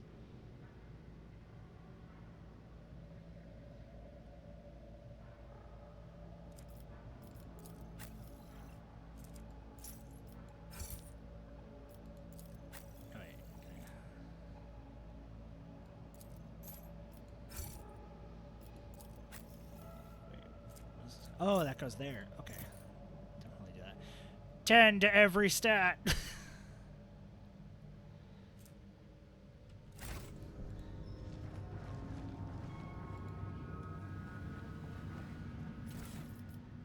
Loot.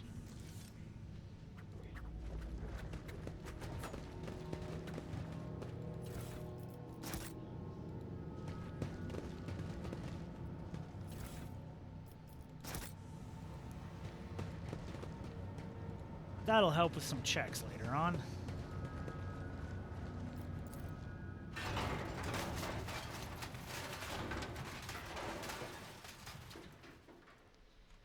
Okay.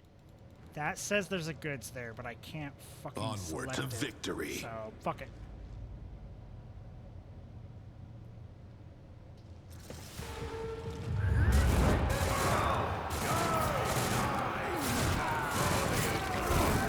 Don't let them get to the sarcophagus!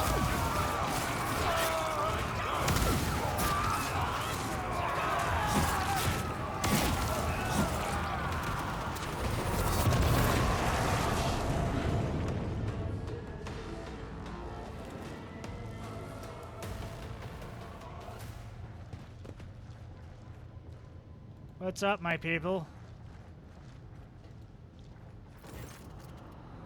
The leader of the ravaged ship's crew wipes the sweat from his brow in a motion characteristic of navigators. Not with his whole hand, but with 2 fingers moving from left to right and back so as not to touch his third eye by accident. This movement is the only sign of fatigue he allows himself. His posture is immaculate, shoulders wide, eyes front, as if he did not just emerge from a grueling battle and is simply greeting you on the bridge of on an uneventful evening. My greetings, Your Lordship. There is no need for introductions. I know the heir of the Von Valancius line by sight. I am Han of House Cassani, the navigator of this vessel, and, as the senior surviving officer, I assumed command after the incident. Lady Navigator, what an unexpected and pleasant meeting, considering the circumstances. Han decorously dips his head to Cassia. I have not had the honor of being personally acquainted with you, but of course I know the emblem of House Orcelio. How fares the Honorable Regent? Cassia Orcelio, she offers a reserved nod. Cordiality will not disguise the ice-blue coldness of your words, Navigator Han. However, I will tell Regent Aranto that you inquired after his health. You may pass on my best wishes to Novator Cassani. And now, let's set the pleasantries aside. I'm sure the rogue trader would like to ask you a few questions. As Han speaks, the others glare at you with dour attention. Up close, you can plainly see that every one of them is a mutant. Their faces and bodies bear the mark of incredibly grotesque deformities, the same as the muttering madmen who attacked you. However, Han's associates seem perfectly clear-eyed, showing no sign of madness. What happened to this ship and the crew? The ship is assigned to the port of Dargonis. Some time ago, the captain was instructed to deliver a package, urgently, by hand, to you, Your Lordship. We were even shown a pic of your face. The navigator's voice seems calm, yet there is a tension in his eyes which are trained on you. The disaster struck during the warp jump. I will never know all the details, but I was preoccupied with my primary duties. But for some reason, the captain decided to open the package. That, as you may have noticed, had a most destructive impact on the crew. Han frowns. The package contained a chaos artifact. A chaos bomb, if you will. The moment it was removed from its protective cocoon, the crew began to lose their mind and mutate. The first to be affected was the captain and the senior officers, but the effect spread with incredible speed.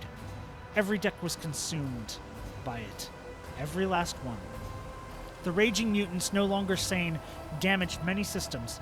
The ship was in distress and would have most certainly been destroyed had I not resorted to making an emergency exit from the warp.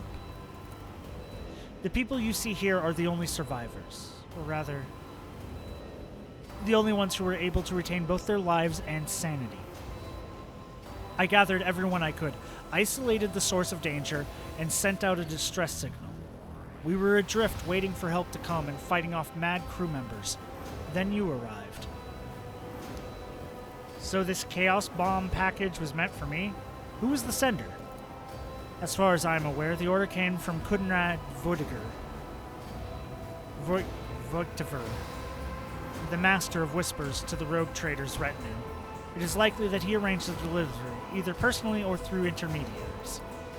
Abelard's face turns a deep puce. That bastard traitor beat us to Dargonis, and now is free to act with impunity? It would not surprise me to find out that this was the work of sorcery. How else could he have reached the worlds in such a short time? A heretic who is vested with legitimate power and whose latest activities remain a mystery to all. Believe me, Kalkrok, an individual like your former Master of Whispers will not stop at sending a Chaos artifact in his attempts to destabilize your protectorate. Han pauses, then adds bluntly, almost brazenly, your reaction suggests you were not expecting a package of this sort. That is good to know. I had almost convinced myself that the rogue trader was deliberately collecting Chaos artifacts. I am not tainted by Chaos, and I knew nothing of this package. I give you my word as rogue trader. He gives you a searching look, then bows his head. I beg your pardon, your worship. I saw the terrible death of the entire crew with my own eyes. I was forced to bring the ship out of the warp by means of an emergency maneuver, and then I had to fight my former comrades, insane and twisted. I am tired.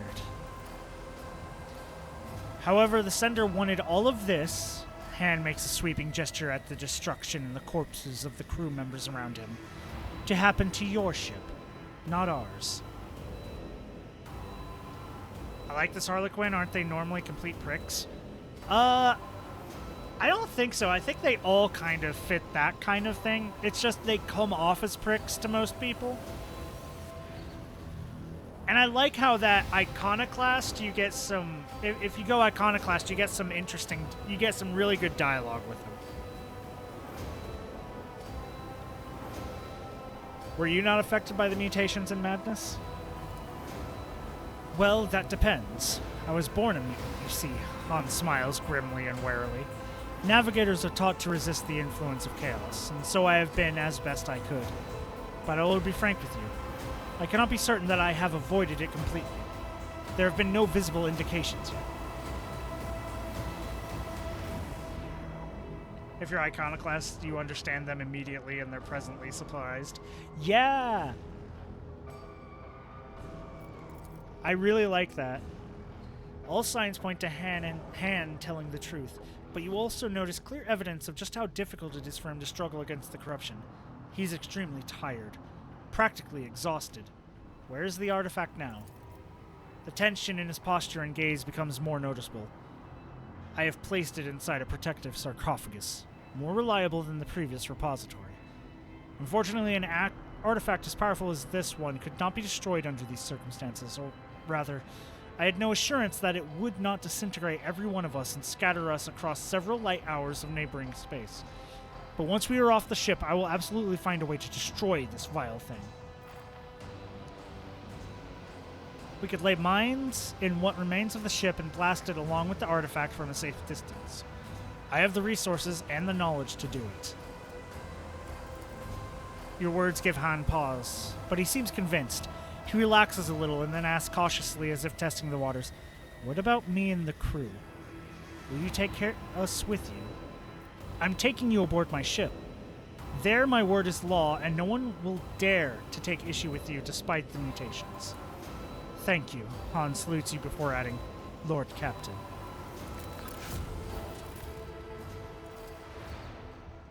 We get 100 people.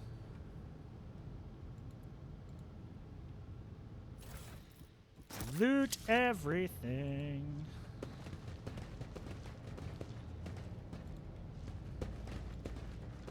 Let's see this through.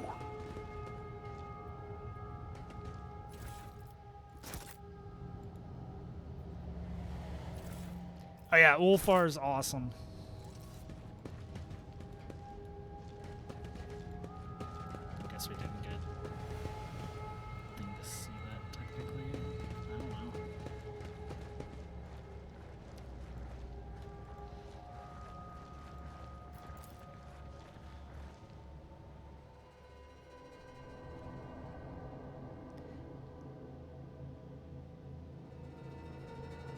He straight up goes, "The Emperor's not a god. He might be the best of humanity, but he's not a fucking god." Yeah, he's one of the old ones. So he knows. He knows the truth.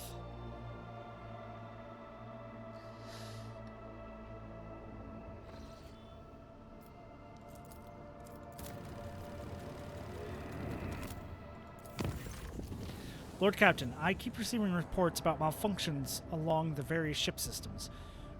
This time we are dealing with inexplicable temperature fluctuations. Thermal control failures were obviously not only in individual compartments, but even in the soldiers' protective equipment. Several crew members have suffered from burns and frostbite. The tech priests are performing the rites of machine spirit pacification and remain convinced that the issue was caused by the spirit's obscenity and defiance. Their reports claim the incident remains well within scope of expected performance parameters. Over the last few days, complaints about the malfunctioning thermal controls have dwindled, but the crew members have started whispering that our vessel is haunted. The tech priest's assurances that only the machine spirit's tempers are to blame are doing nothing to dissuade these ridiculous rumors. Well, we'll deal with that when it comes about. Chart new course. Yes, wait for that. I'm going to go ahead and turn that into safe. And we'll visit here. But yeah, I like Ulfar. Hopefully, I haven't read anything on if they fixed the issues with him. Because I know there was issues with pathing with him.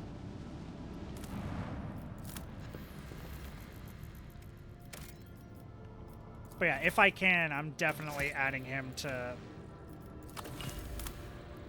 my retinue. If I can. I am going to. I just need to figure out who I'm going to be replacing him with him. Because I want to take him with me. You mean he takes up a 2x2 square, so I understand why. Yeah, I understand why. I understand why it was an issue. Grab that.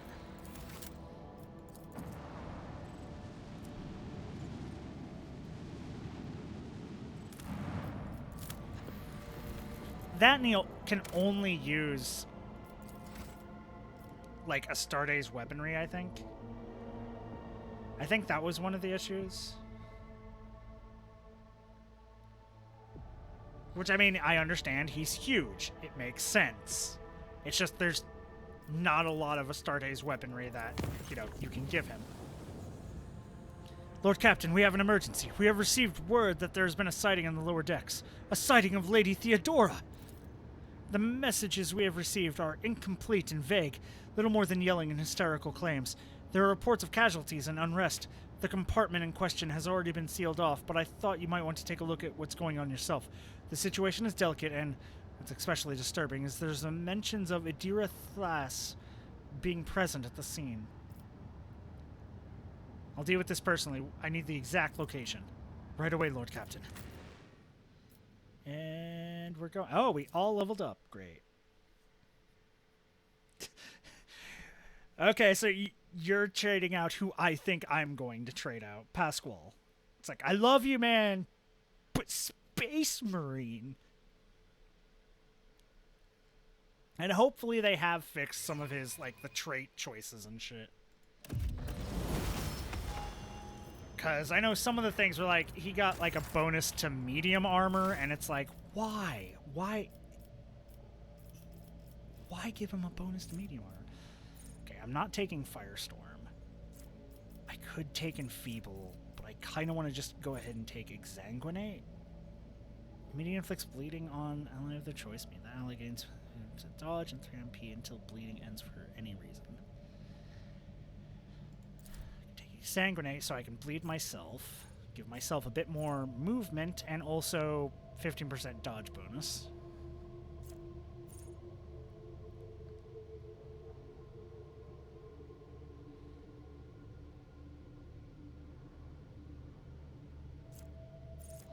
Gift of Torment, or I could do that, give me more armor per creature, but I try to kill them all.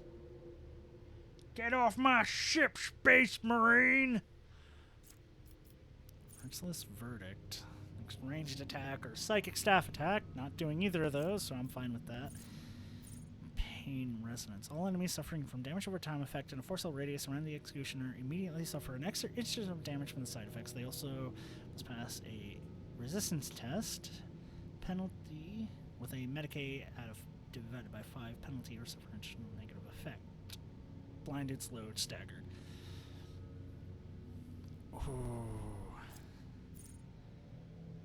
30% of the maximum wounds with the same number of temporary wounds until the end of combat, while of the Executioner's temporary wounds, all of their melee attacks and damage over time effects deal an additional 30% of their maximum wounds. Terrifying strike. Next melee attack forces all enemies hit to run from the Executioner in a straight line for up to 3 cells.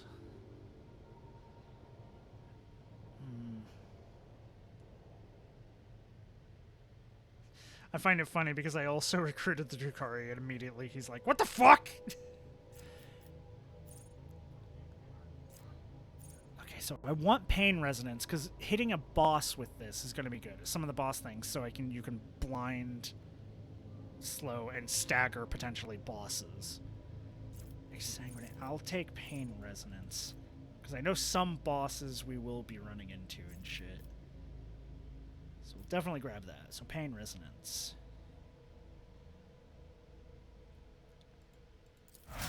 Yes.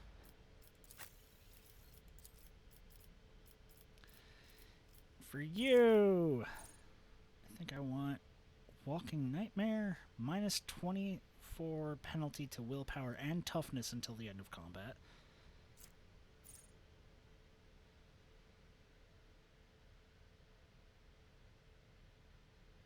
The Walking Nightmare? Yeah.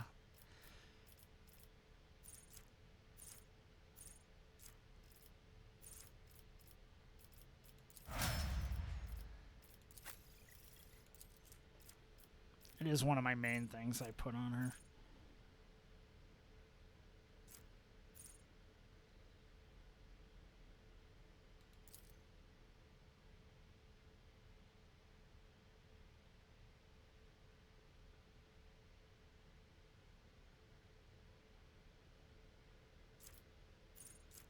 Call the bold.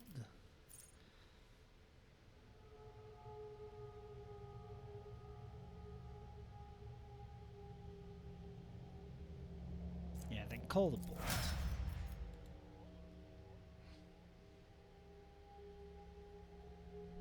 Yeah. Yeah, I figured that was gonna be like one of the main combos.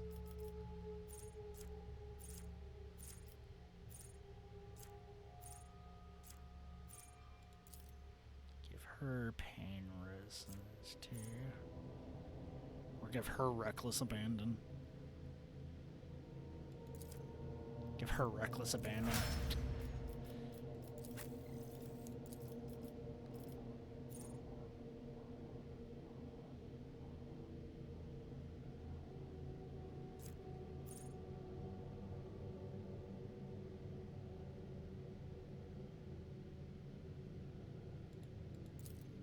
Wildfire, I like having that.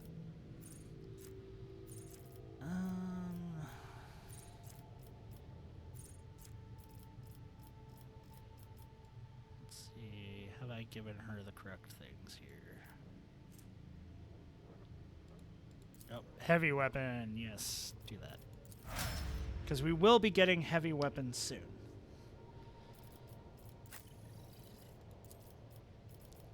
Call the bolt. Yes.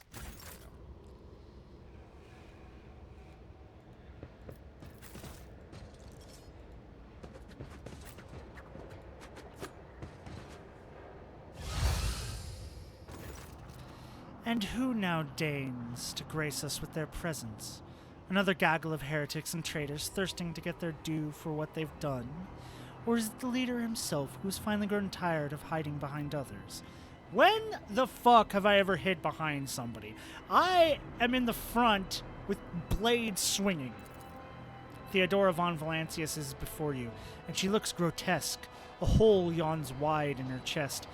Rusted hooks protrude from beneath her skin, and a lumpen, inflamed scar cuts across her throat. The figure flickers as if it was dropping in and out of reality. She looks at you with the whitish eyes of a corpse and smiles venomously. Rogue traitor! We meet at last. I'd grown tired of waiting for you to pay me a visit. Theodora's look is appraising, and her mocking tone turns to one of disdain.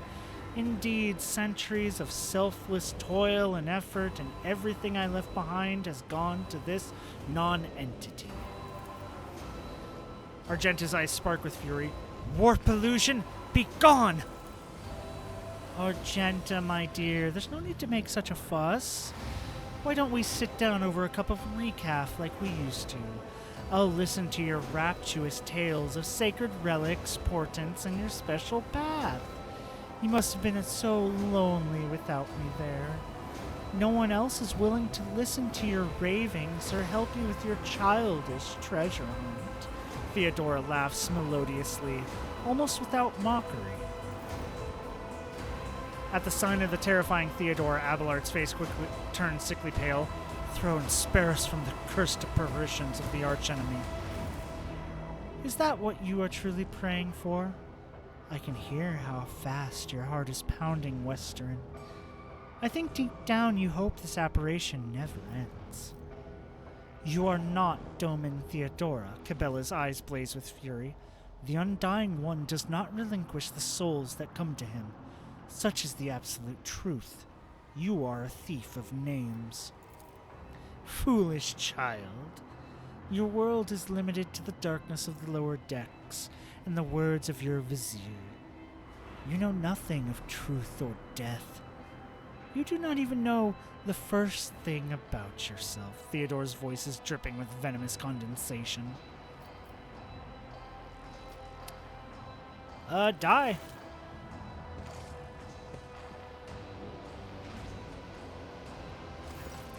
Strike passes through Theodore, who simply laughs scornfully. So that's how you greet the great predecessor, boy. Bonds stronger than the laws of life and nature are holding me to this world. You will find it somewhat hard to get rid of me a second time. We've already met. Of course, boy, for it is I who gave you the order to bring you here to my ship. Oh, how I rue that decision now, and how I regret heeding the advice of my seneschal. Abelard whispers hurriedly, How can this be? It is the same vision as on the officer's deck, and yet entirely different. Why does it not remember that meeting? And why does it remember that the real Lady Theodora did? Alas, my glorious voyage through life has ended in the dullest possible way. My death. A nuisance I staved off as long as I could, but do not weep for me, my boy. I am still keeping an eye on my property, and punishing all those who fail me. Theodora bares her rotten teeth in a snarl, her laughter piercing. Where's Adira? What have you done with her? Me? What have I done with Adira? Theodora laughs mockingly.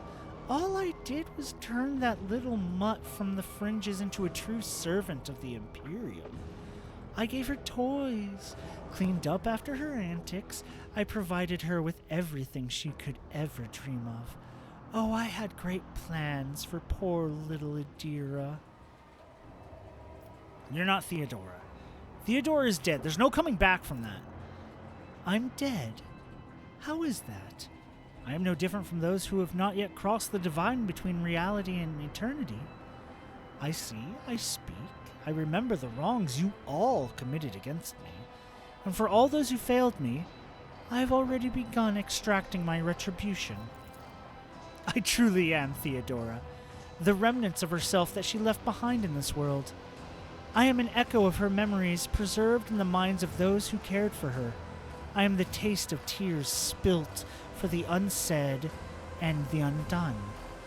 I am the terror of she who failed to turn the tide of fate and who refuses to look truth in the face. I am as real as the human passions that bring worlds to ruins.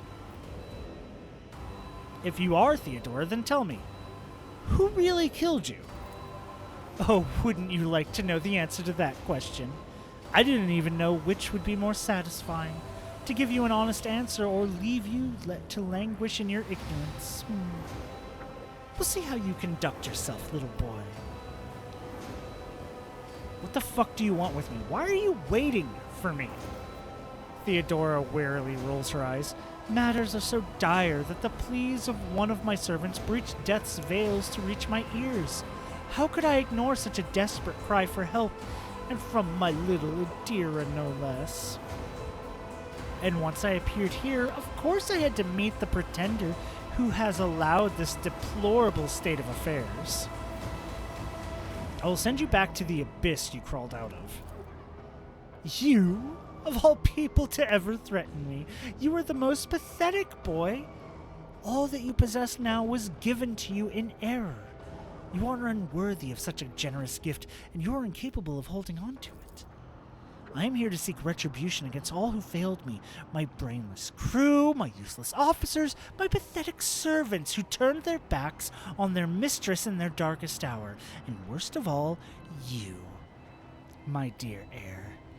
You who have undeservingly claimed the warrant and everything else that is mine. I will drag it all to the warp with me, including you.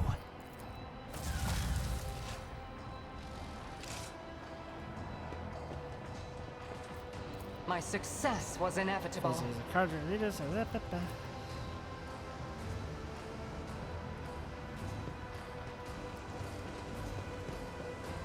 She sounds like a bitch.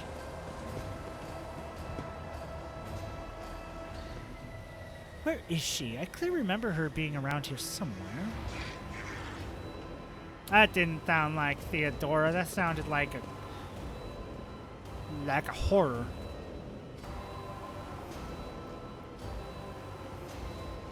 Ah, there you are, my little coward. Why won't you look at your captain, Adira? It's wrong. It's all wrong. Look at her, boy. My little Adira is utterly trapped in her visions. No matter, I will allay your doubts. Lord Captain.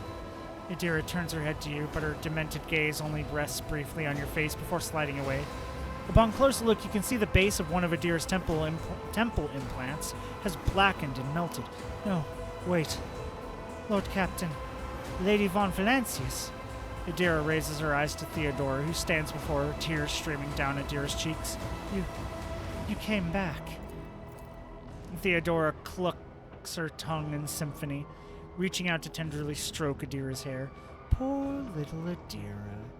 There, how could I not come?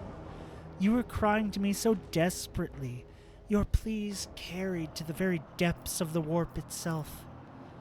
She smiles. The smile suddenly drops from her mutilated face. Why didn't you save me? Why didn't you warn me? Answer me, you insignificant wretch, or I'll drag the answer out of you myself. Theodora's fingers dig into Adira's scalp, meeting no resistance. Adira lets out a soul-chilling howl and tries to grab the hand tearing into her, but her fingers pass through the monster's flesh. I didn't hear anything. I didn't hear anything that could have had anything to do with you. I'm sorry, Lord Captain. I failed. Ah! Adira breaks into a strangled scream, and you feel the air around you grow rapidly colder. Argenta wordlessly swings her weapon up and aims it at Adira, who is struggling in the monster's hold. The Sister of Battle looks at her with without an ounce of doubt or mercy. Argenta, stop! Argenta wrinkles her nose at your shouted command and lowers the weapon by a few centimeters, but she does not put it away. Adira, I am your captain, not her. Listen to me and snap out of it. Adira shudders and goes limp, then she blinks disoriented and looks at you. Lord Captain. Damn it! Theodora shoves the psyker away with a slow snarl. The rogue trader's body begins to change, losing its human shape. Chaos will devour you. It will devour everyone responsible for my death. Die. Die for the delectation of my lord!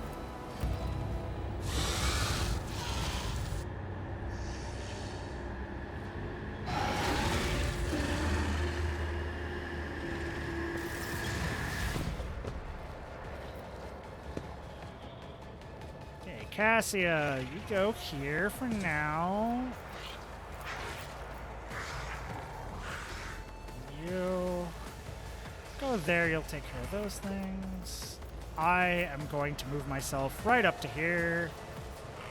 Pasquale, you go there, you can kill those things. Argenta, you go right behind him, that's fine. And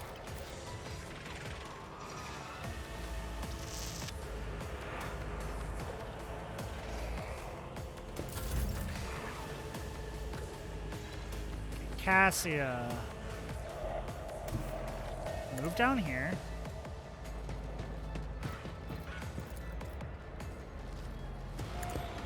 Gather everyone as close to there as possible. To the weak.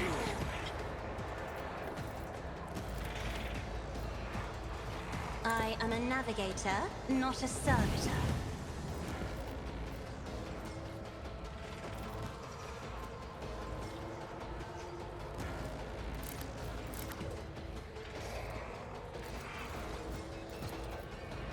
Isn't this a job for the serfs? That's 3 dead and 2 almost dead. And then go ahead and buff Argenta.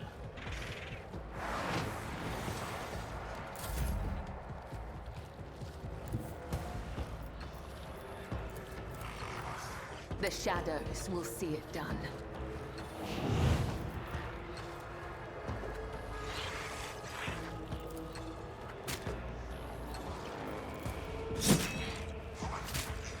Let your soul be purged.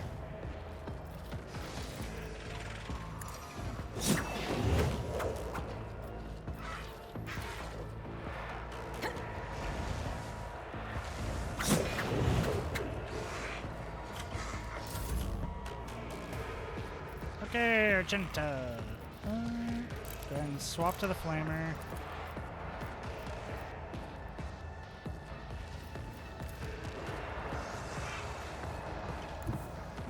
Back an inch.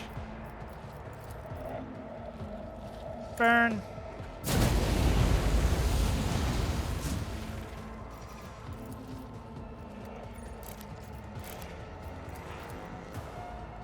Go ahead and make sure he dies. Good.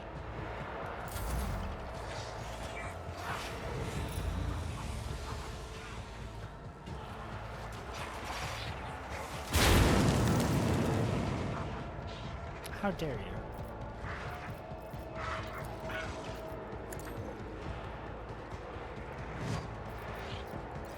Mark.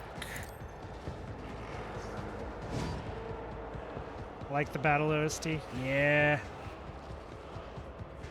Theodore's plastic surgery did not go well. Yeah, If it it could serves be your worse.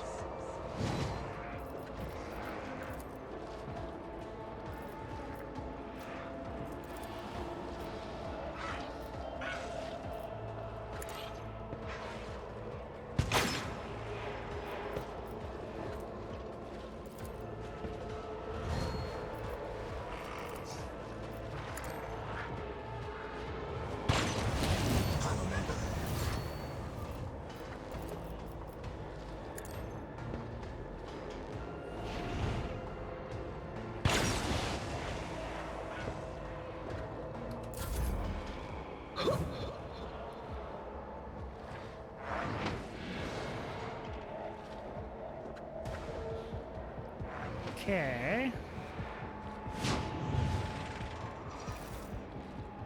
I serve the ruinous powers. Out of my way.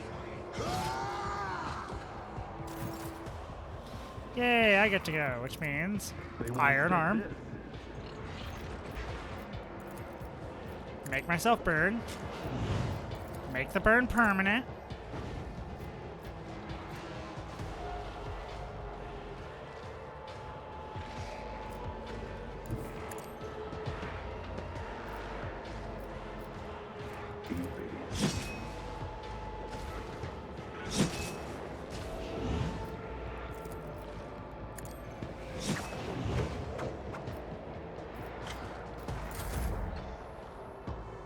Alright. Mark you. Mark you. And mark you. Yeah, I can see you. Good.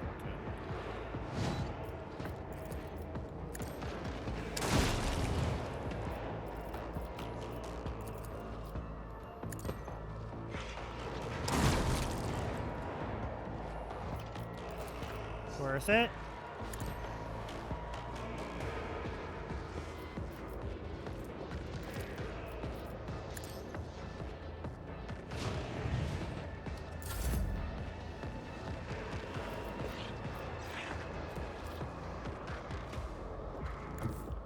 Honestly, I can come back up here now.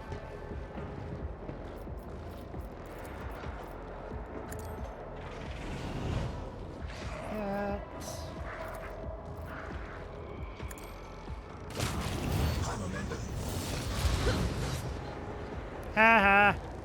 Cause attack of opportunities. Give me an extra fucking turn.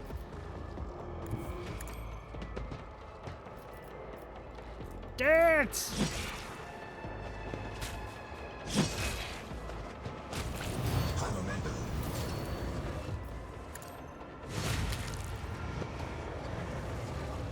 Yay!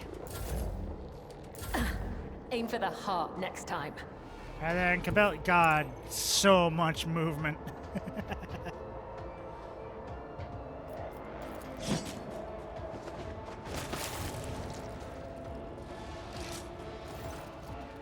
Adira stares at you with crazed eyes while clutching the wound on her head. At first, no sound comes out of her moving lips, but then she coughs weakly and whispers, "Lord Captain, is that really you?" Argenta trains her weapon on Adira and watches you closely. This abomination claims that you called her. Is that true? Me. Did I? Yes, Lord Captain, I think it was me who called to her. I can barely remember the voices. My old good whispers, they suddenly turned red. Sharp. They started cutting, tearing, ripping me to pieces. I tried to call out. I tried to call for help. And she came. Adira groans and clutches her head. Damn it, why are the voices making so much noise now? Shut up. Shut up! Has anything like this ever happened before? Like this? Never. Well, there was something, but it was different. It wasn't as strong or as terrifying. Apparitions appeared. Mechanisms malfunctioned. The crews lost their mind. Adira breaks off. Lady Von Valancius knew about that. She said it was a small price to pay. An acceptable expense. No psyker is immune to it. But what happened here? It was just a mistake. I won't do it again. Adira stretches her lip in a helpless smile, looking past you. There will be no more mistakes, Lord Captain.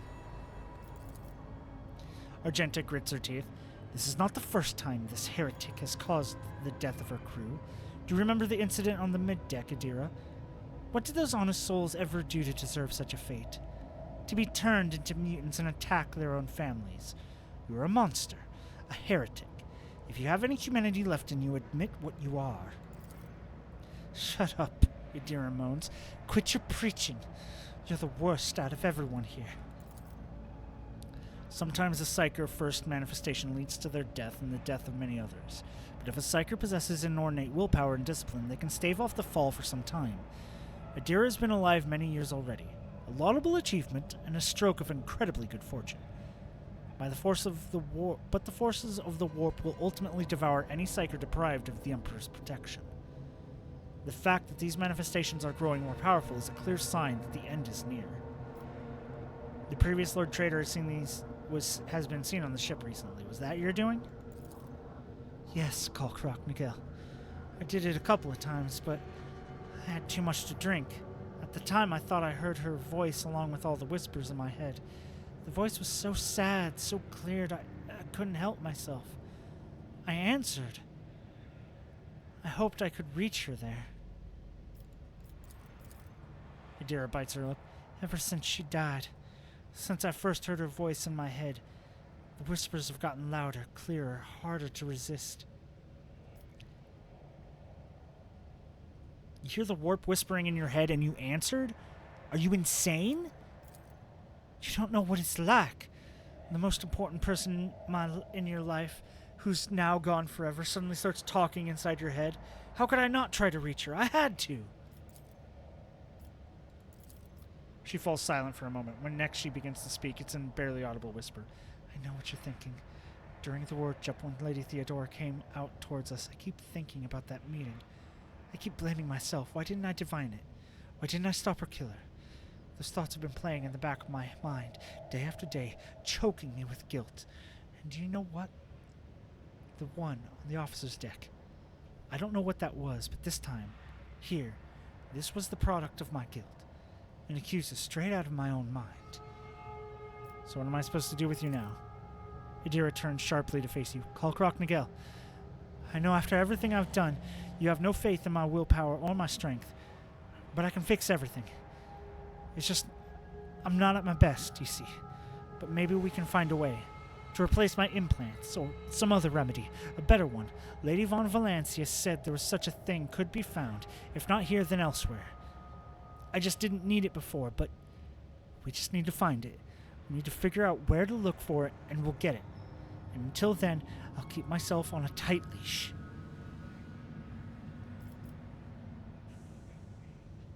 I want to help you, Adira. We'll think of something. Adira covers her face with her hands and tries to hold back her sobs. Thank you. Thank you, Kalkrok Mikhail. I won't let you down. You are making a mistake, Lord Captain. Perhaps you will find something to slow the decline, but it will not stop it. Only a miracle can save Adira class now. Why? I've heard enough stories about the ways to extend a Psyker's life, but I don't think you'll like all of them. Adira awkwardly shakes her stained clothing. I think I'd better... with your permission, Lord Captain. She sways, takes a step back, and faints. Lord Captain, the Voxmaster's shaking voice comes over the comm bead. I received a report that the shouting on the lower deck has stopped. I presume you've brought the situation under control, awaiting further instructions.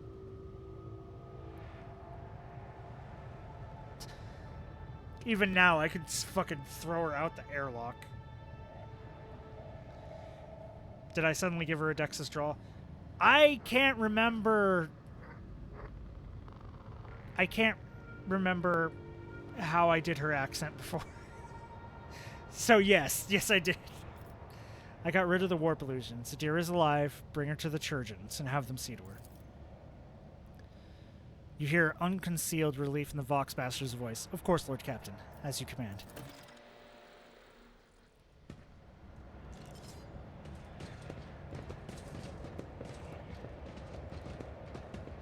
There is a chest here. Pasquale, will you unlock it? So what do we got here? Battle Psyker Boots. The user gains perception % dodge until the start of the next turn for each enemy affected by the Psi powers or Psyker staff attack stacks.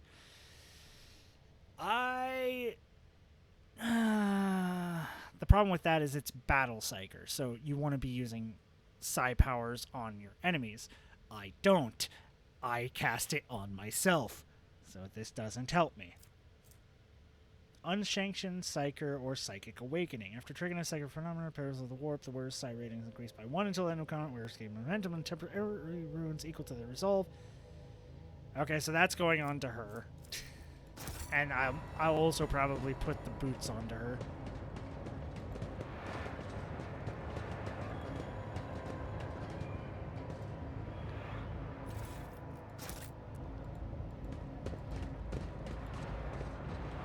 Damn demons not dropping shit for me.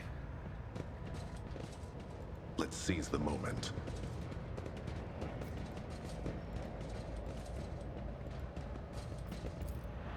This Explorator is blessed with multifunctionality.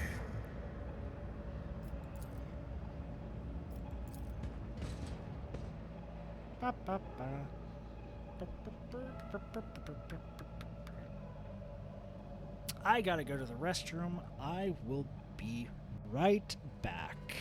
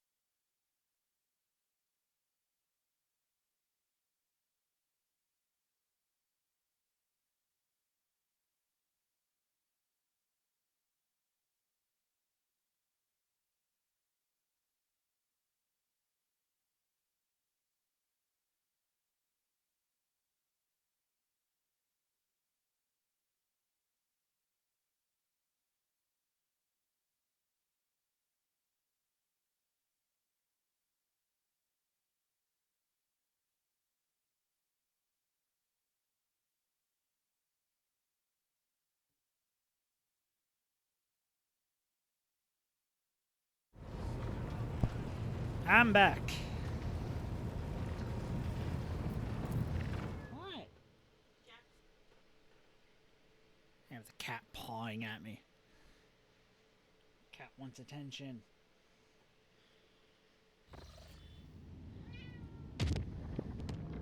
Chart routes.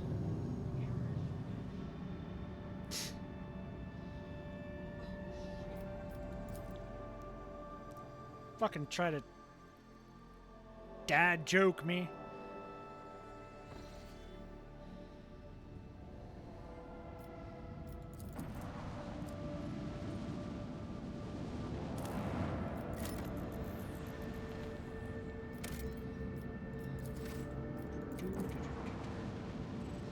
Definitely never made this joke before. I don't believe you.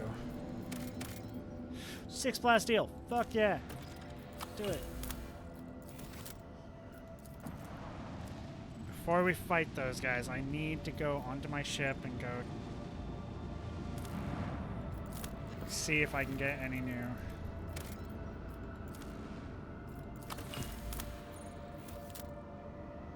Five provisions. This cold, windy planet is covered in a rag sea of mustard gray grass, so tall it reaches the average man's waist. The monotony of the endless steppe is occasionally broken by chains of murky green lakes. No! Do not jump on my PC. Bad cat. There you go.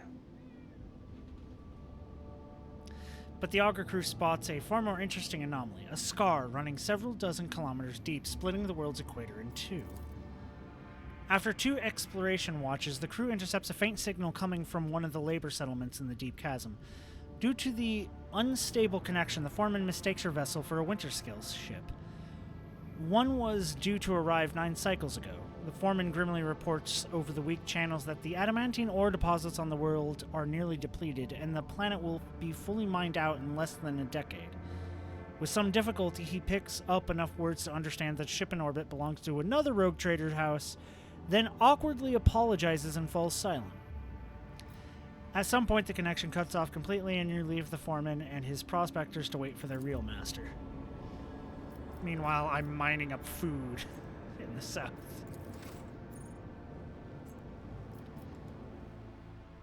Okay, let's go talk to my trade person. Also, we need to go through our inventory and put things into cargo.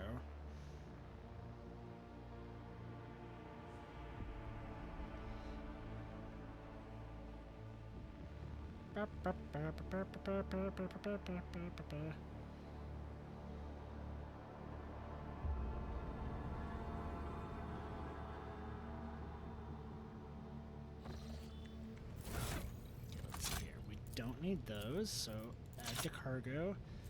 We don't need those, add to cargo. Those, add to cargo. Add to cargo. Add to cargo.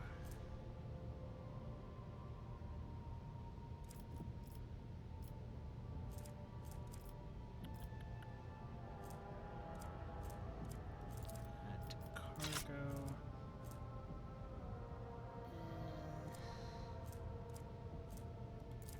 Cargo.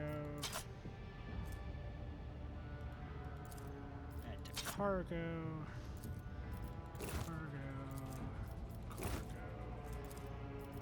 Cargo. Keep everything else. Well, I don't need the ship stuff that I don't need.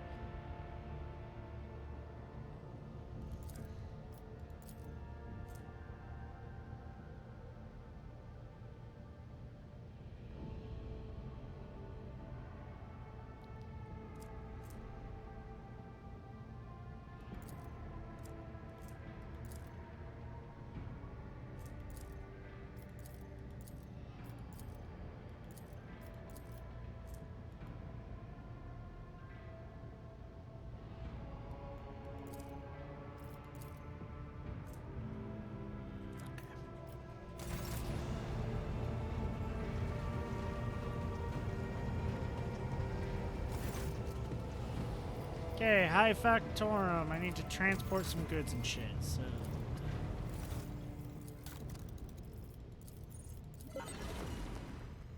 Not enough. Okay, that's fine.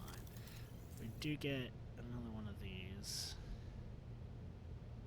4 shots dealing 14 damage per shot.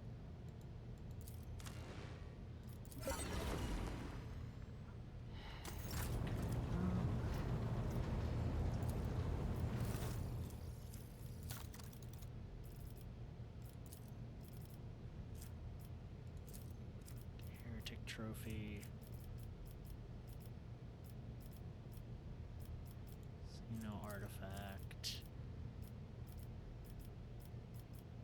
Xeno artifact. Xeno artifact. After that is jewelry. Don't know if I have any of that.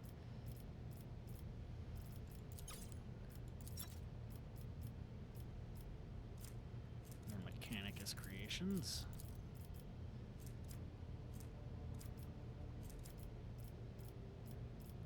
Uniform kits. And then provisions. Oh, there's jewelry.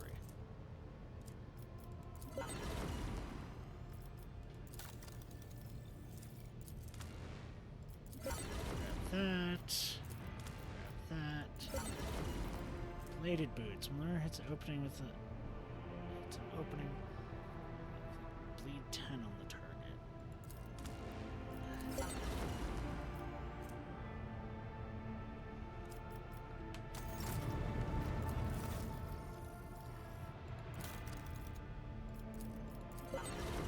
Everything else to you guys. Sanctified staff. Grab that. Don't need it right now, but against enemies. Oh, yay! Heavy bolter. There we go. And then I get a heavy flamer from this, but I do know I get a heavy flamer during some of the DLC stuff. But a heavy bolter is going straight on to her. Yeah!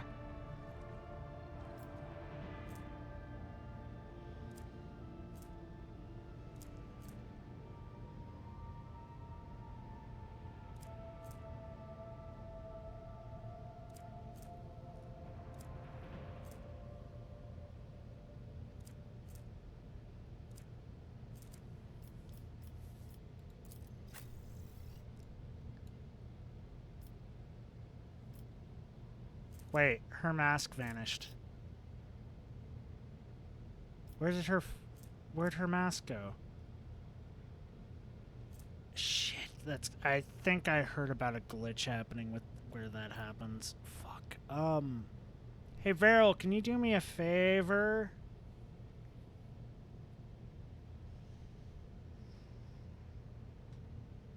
If not, I just gotta look it up myself.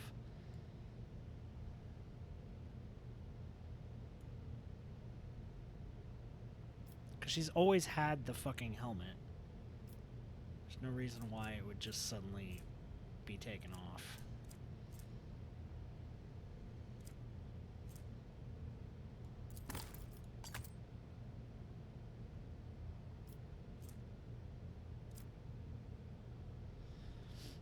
Okay, let me look this up real quick. This is why we have the toolbox, the toy box.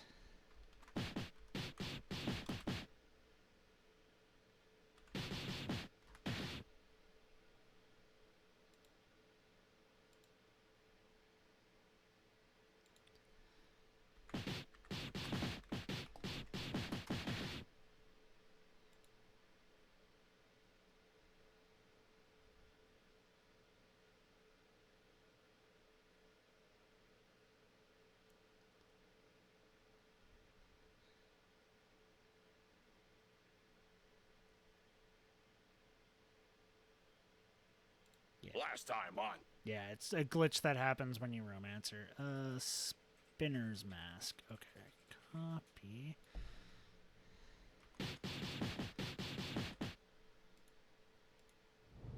So...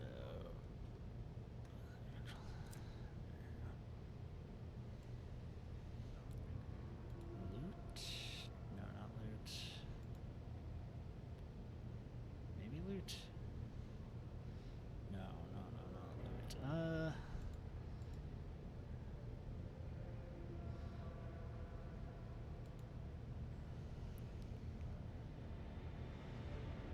Search and pick.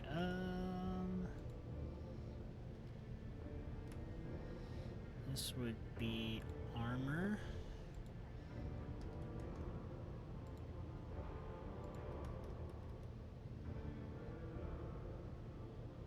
Spinner's ritual vestment. So it's not armor. Is it just equipment? Spinner's mask. Spinner's mask. There we go. Add. Because... yeah. That's not supposed to have just vanished. That's vanishing on a bunch of people. It's not supposed to. There we go. Fixed it. Done. Don't need to do anything else there.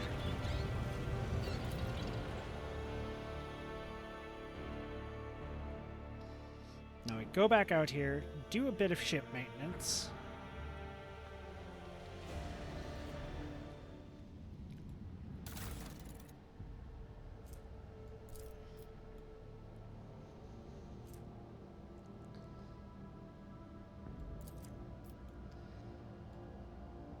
So give me the four shots, and then we have the laser.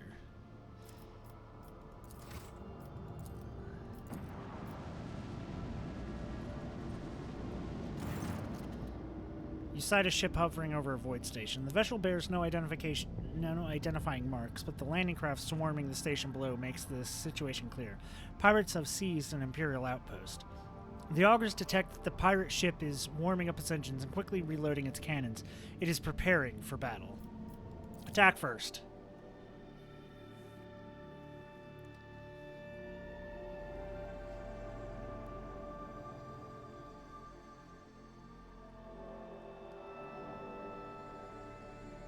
Those blood vials on her hip, she's very Bloodborne-esque. Just imagine her jabbing into herself. Okay. Let's see here.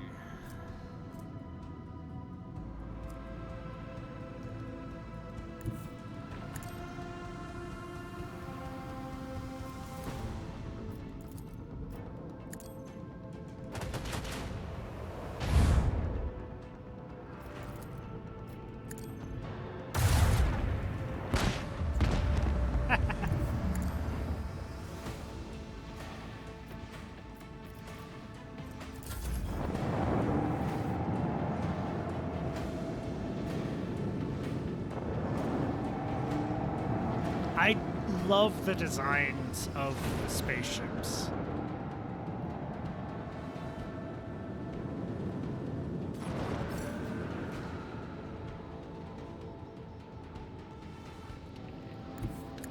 Here.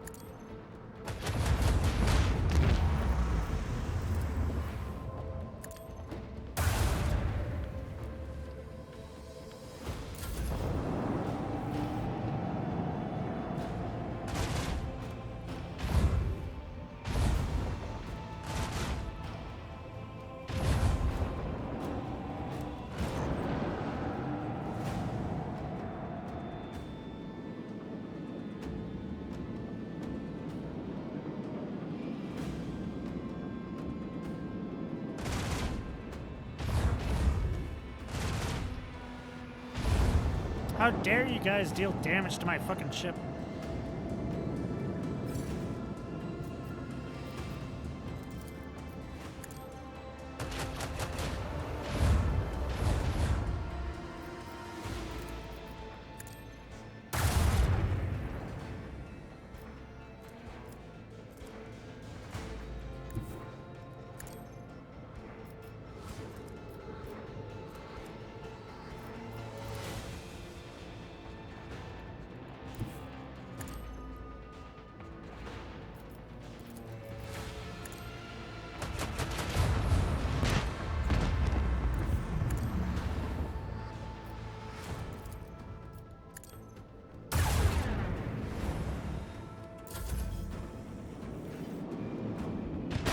knew that was gonna hit. Nothing I can do about that one.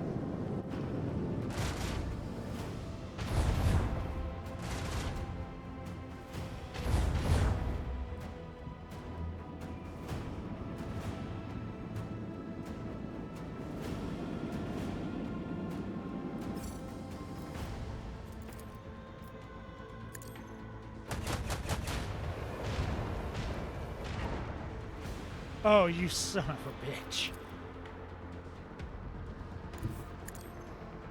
You're not going anywhere. Fuck off.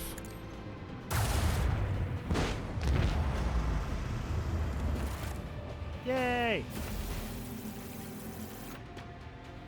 Ooh. Okay, so 3 shots dealing 21 damage per shot. I can do the, replace the Mars pattern micro battery with that.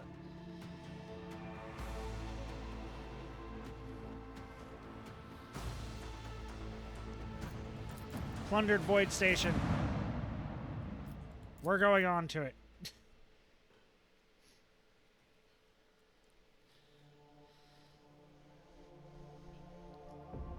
This is it's not a hard fight. It's a kind of an annoying fight, though. Though maybe it'll go better with how I have Cassia right now.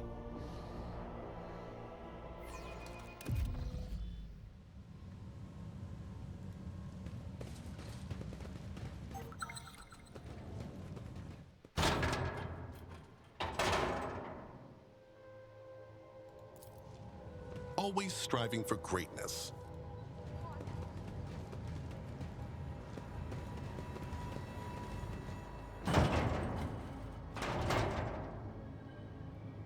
We're gonna go through the back way.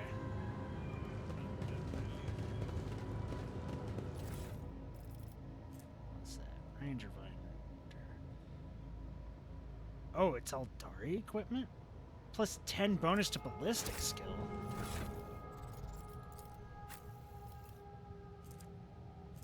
I mean, fuck yeah, just 10 bonus to ballistic skill.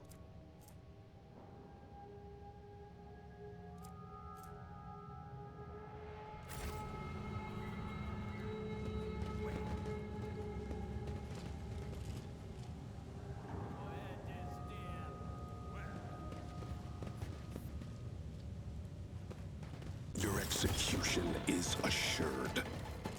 Are you ready to die? Bella, you go up there. You go up there too. You go there. Squall. Let's move me into the middle here. And Squall, you go onto the edge, and then Cassia. Yeah, we're gonna just have you there because you're just gonna be gathering people there.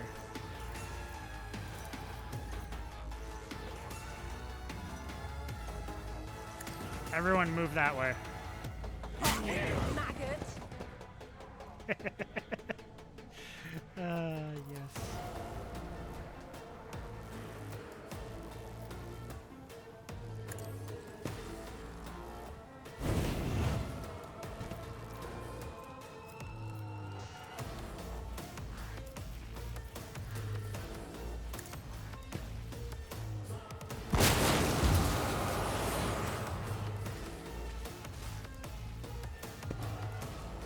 Oh, that was nice.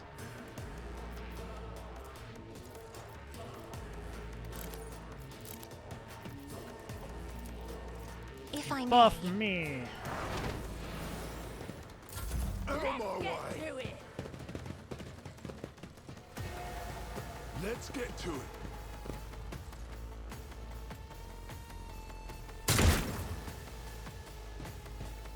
How dare you?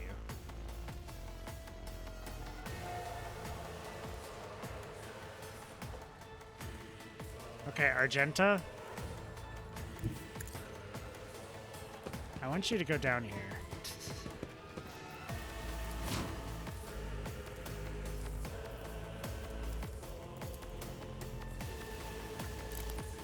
Let's go ahead and hit them with the wire.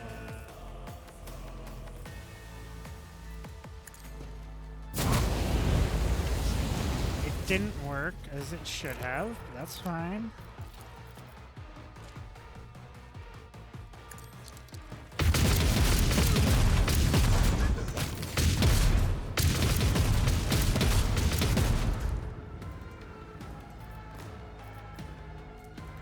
Steady superiority. Go ahead and get a second attack. Single bolter fire on that. Make sure it hits. And then we'll dash backwards to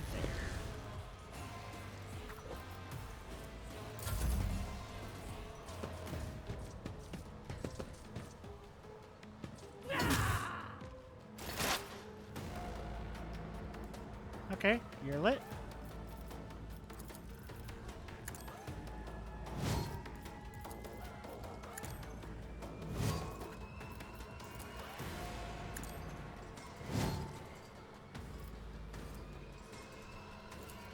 I am not your Xenos pet, monkey.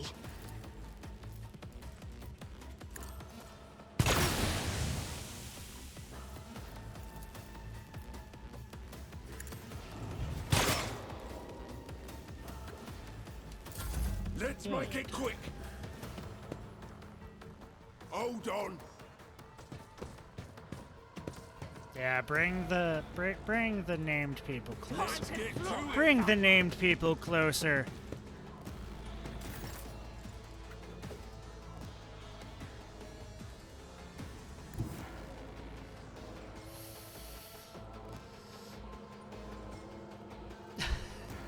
Honestly, I could just rush myself all the way down there and start fighting them on my own. Have Cassia finish up these guys. I think that's what I'm gonna do. First, I'm gonna buff myself. Light myself on fire. Make the fire permanent.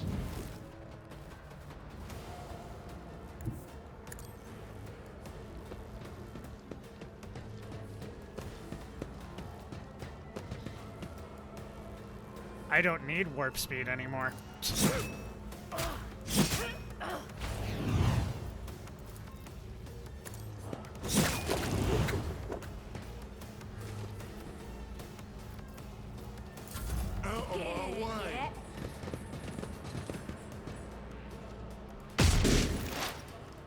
Yes, come closer to me. Come closer.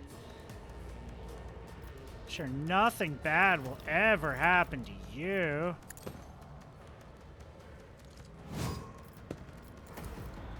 My vow is to serve.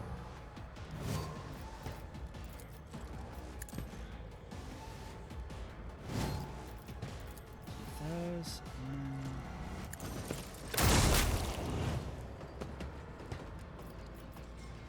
Worth and then worth damaging that one a little bit.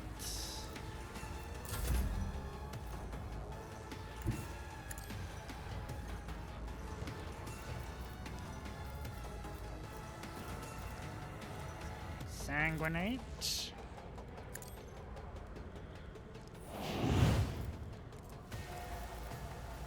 Throw down a vial of blood to buff people and debuff people. I Dance shall of blood. not fail.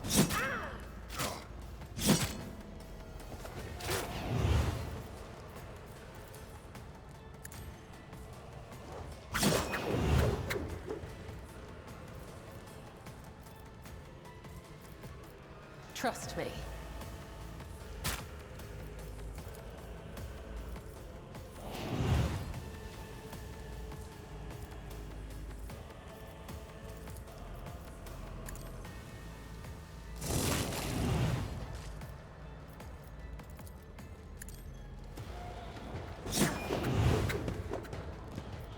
And now we go back.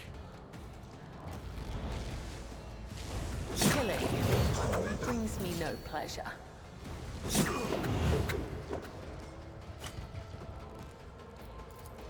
Go ahead and ult on that one. All the actions.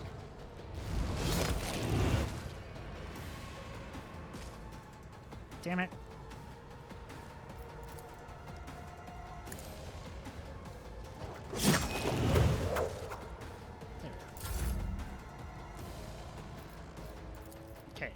roof. Me? There. If you insist, Lord Captain. Okay, that's the buffing. Swap that out.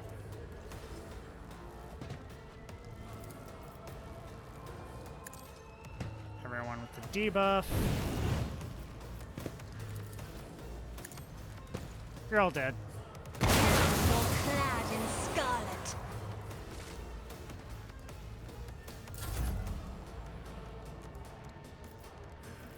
Doubt is for the weak.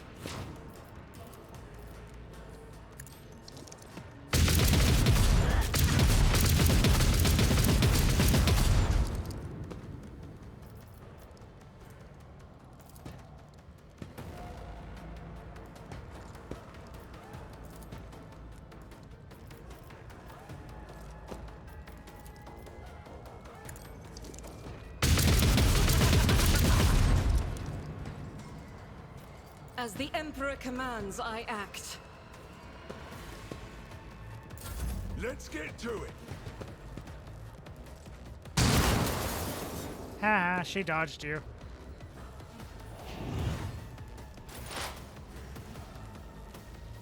Okay, you're lit. Get into cover. Buff your attack. Do the free snipe. Fortune favors the swift. And then do a Deadeye. Enter. Here we go. Oh no, you set me on fire. Whatever will I do? Show me what you've got.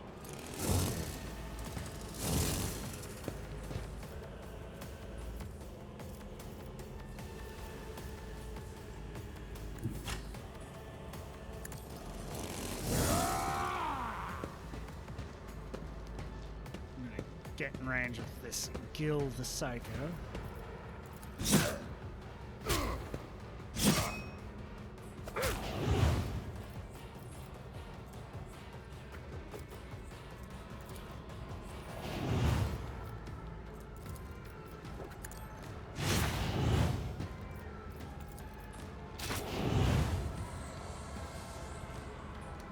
Let's make it quick.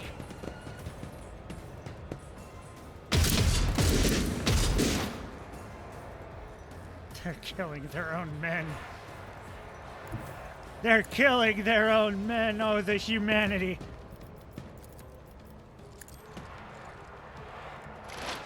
They don't understand.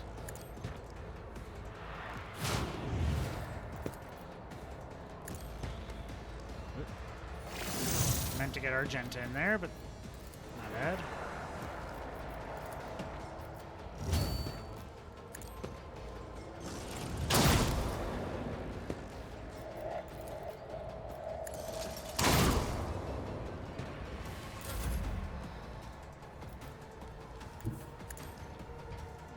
Not enough kills to get her all the way over there. That's fine. Cassia. Debuff him. Buff Argenta. Buff Argenta.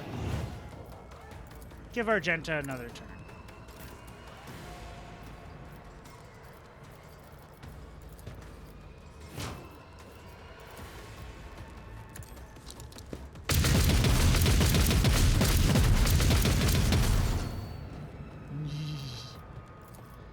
And then dash forward a little bit. Yeah. And then Argenta gets to just go. Move forward. Dash forward to there.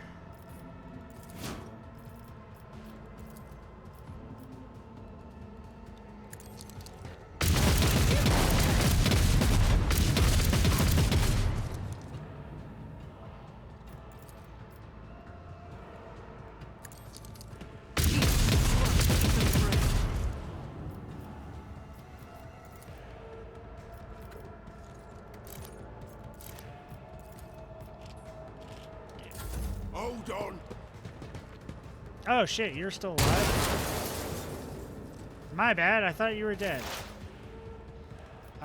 You're lit. Reload. Take him out. Thank you. Let's get to it. You tried running away from me. That was not a good idea.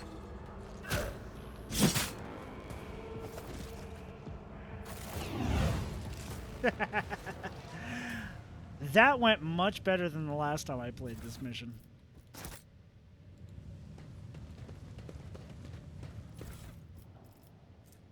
Ooh, a lot of splinter pistols that put bleed on.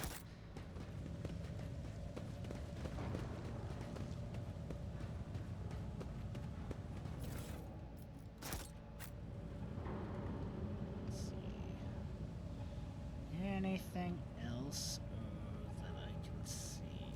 Nothing there. So we'll just go down here. The slasher, which just has a Drukhari clave.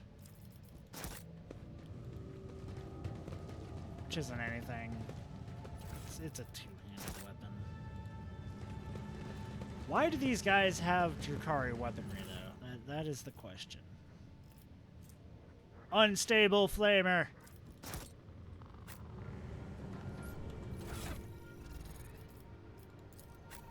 Definitely gonna give that to you for now.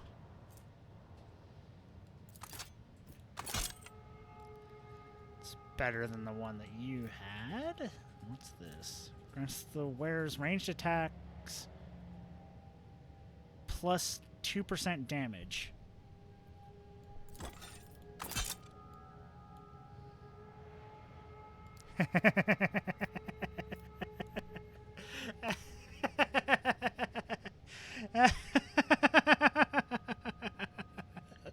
That is awesome.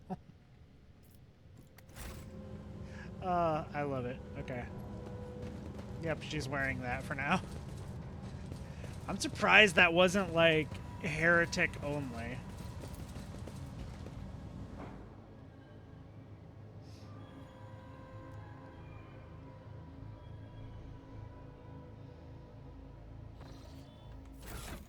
a minute, I gotta check something. Okay. Because I could have swore when I was looking at her from above, it looked like she didn't have it on. Okay, that's fine, that's fine. Everything's good. So we got the plundered ship.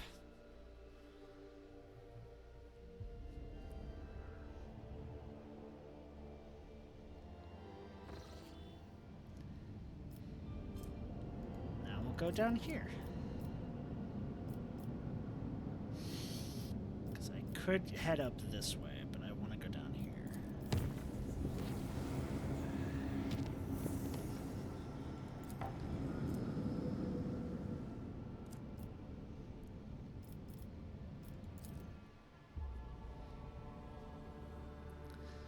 I could do more of the DLC missions, but I also kind of want to get excess stuff. Oh, the ancient bunker. Oh, I know this one. I kind of remember this mission.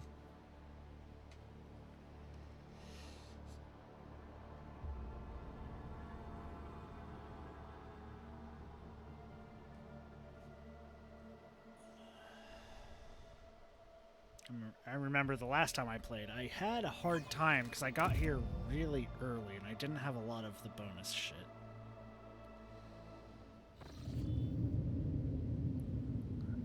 Yeah, she doesn't look like she's wearing the helmet. Argenta looks like she's wearing the helmet, but it doesn't look like Cassie is wearing the helmet. I'm not injured. I'm enraged. Not Cassia, but... The upper limit for the console.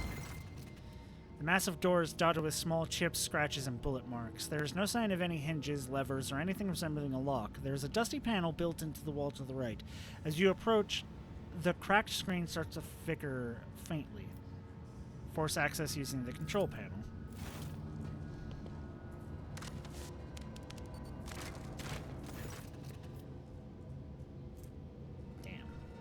The machine spirit are angered by your intrusion and activate the defense systems. The previous sleeping lumens above the door blossom with amber light.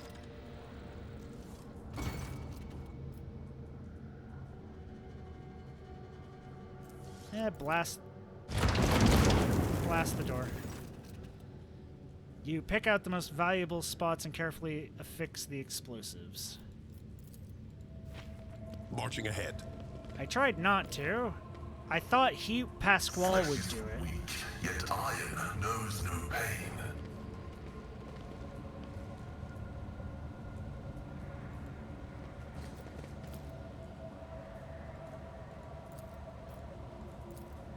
Martyrdom is the reward. Like, I thought Pasquale would fucking unlock the door.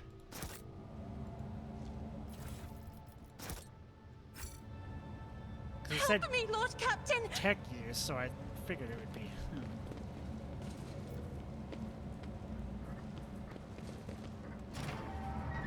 You will perish for this affront. Ow, poison.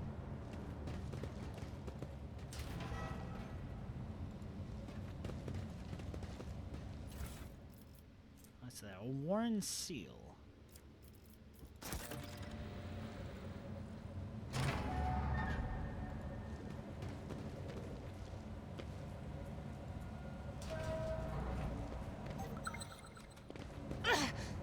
My reckoning will be swift.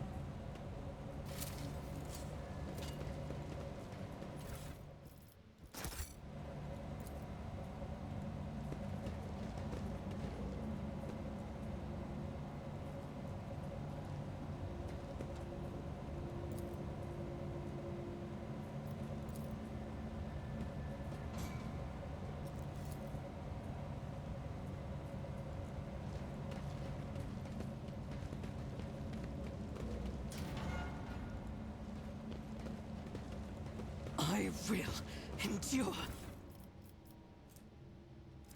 Officer key.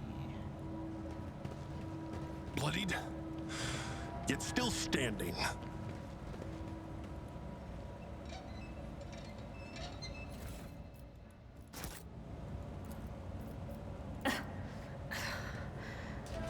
There is only death, yours or mine.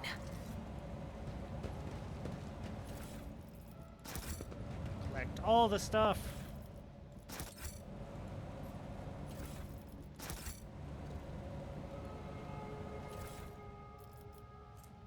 Old valve.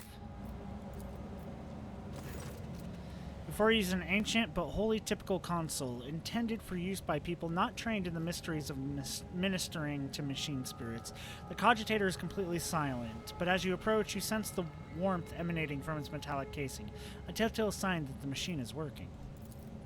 Pasquale offers the cogitator a reverent bow, chanting the binaric aria of launch priming. The spirit of the machine embodies resilience and indomitability.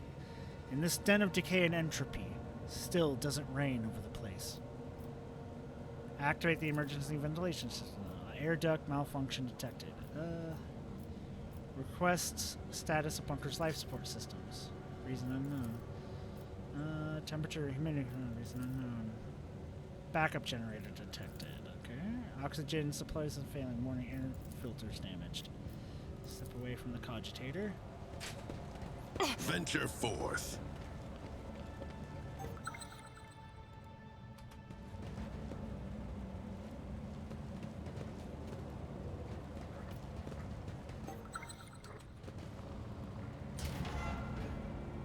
Mike. There we go. Trap disarm.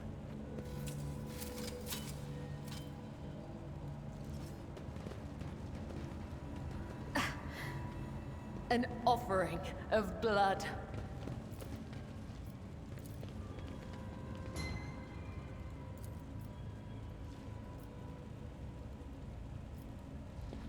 It's locked. None of those Stay are gonna work. sharp. Okay.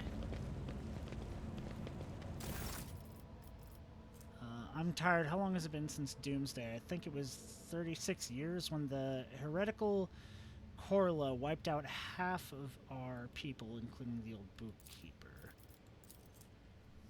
Hilgar. Time has stood still for us since. It is so long ago. And what a convenient solution to the overpopulation problem. The commanders think we bought this coincidence, morons. Still, when I look in the mirror, I see my father. The same wrinkles by the eyes, gray temples, which means that I'm over 60. And we've been underground for longer than half a century. No sky, no sun, no joy, no hope. If that damn propagandist scribe tells me one more time that I must not lose faith, I will make him eat his own tongue. Sure, we were so certain that we had won. The weapon of the great ally boggled the mind. I still remember how the sky shook before me and my ma and my father were evacuated to this wretched bunker. But where has it led us? When I took over my father's post at the comm station, I learned that we had long since lost all communication with the PDF base, and the stars responded to our calls with silence. These days we don't hear any bombs landing outside, but things are still restless in the old bunker. First a water purifier failure, then a fire in the Medicaid unit. Rats chewed holes in the exposure suits, and now we can't go up to the surface anymore. Are these accidents, or have we had a saboteur in our midst all these years? I'll keep an eye on the troops. I don't believe in miracles, but we still have enough supplies on the lower levels to last us another 50 years or so. If Eulad can finally sort out the air duct problem, that is. Next time we meet, I should ask how the repairs are going.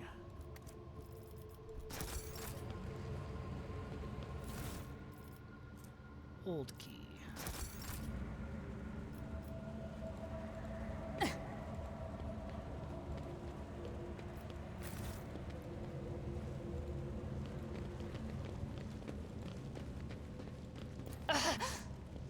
You will pay an even greater price. Damage is negligible. It says just open. Oh wait, I have to use that. Oh, insufficient power.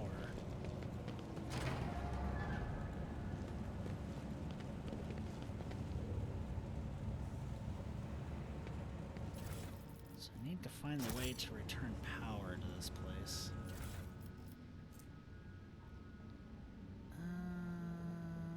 It's just backstory stuff. Don't need that right now.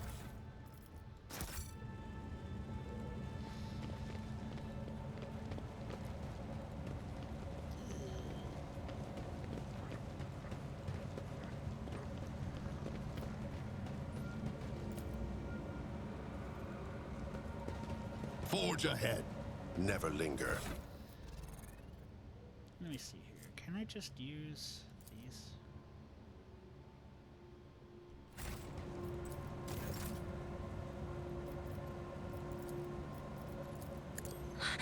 How dare you?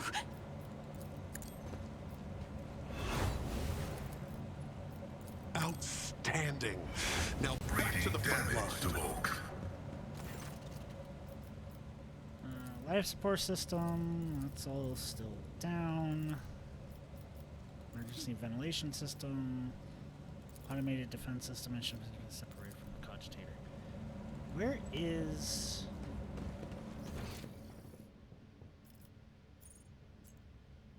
Where is the generator? That's the question. Emperor, deliver us! Oh yeah, another valve. Okay.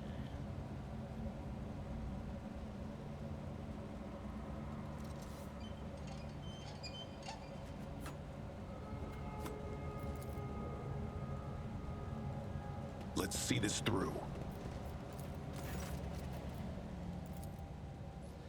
System check. Processing input data. Data confirmed. Compressor launched in progress. Pressure levels normal. Warning. Error when encounter insufficient power. Booting emergency energy profiles. Success. Pressurizing facility. Success. Booting compressor. Success.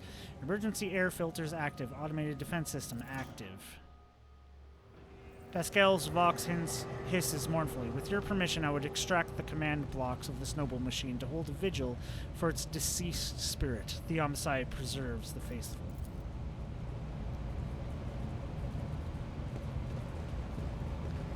But yeah, how it said that power was restored, it also said the, You make my soul uneasy, attacks Seer of were Shael. the Is it your third eye? Or is it warning. something else? Combat systems Whatever were it such a is, sword. do Defenses. not come any closer. I will say the same to you. The glare of your soul dazzles my sight. To the point of pain, to the point of tears. We should keep our distance.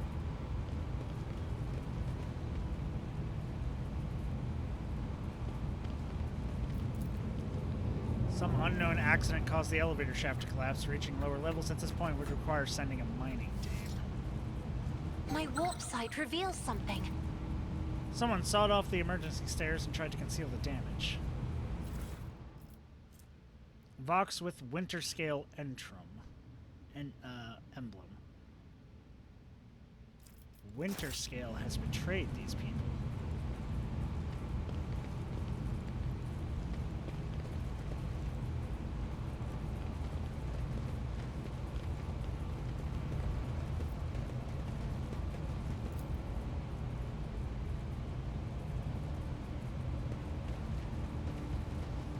There was another thing that was saying there was insufficient power.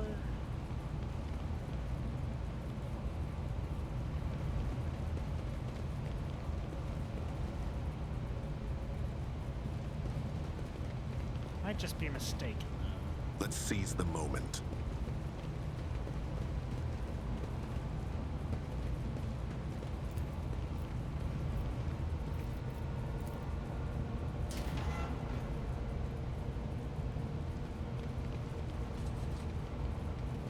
Oh yeah, over here, wasn't it? No, that was just that. So I guess that's it. That's all I needed. We're about to get into a annoying fight with tarantula turrets.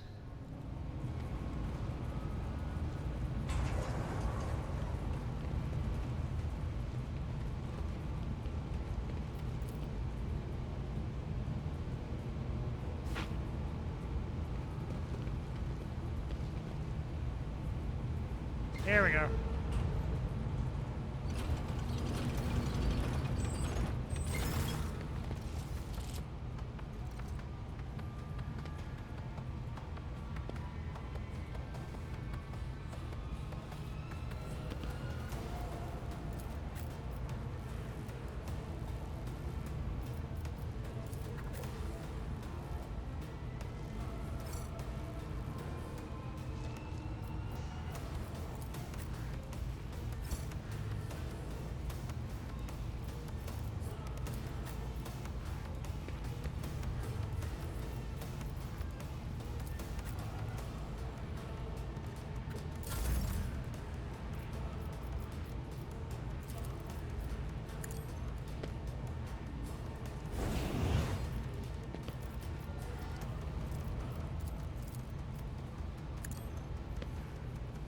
Okay.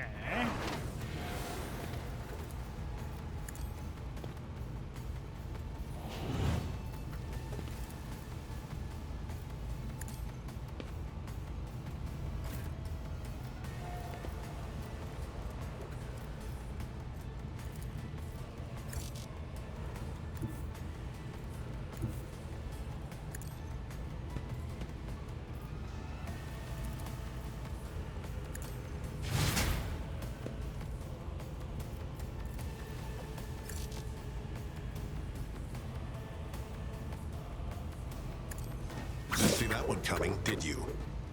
Oh, okay. Oh, is that an actual way to turn it off?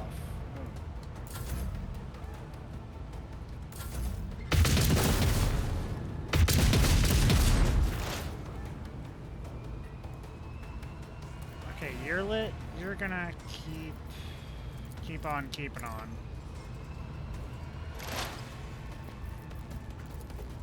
If it serves your cause.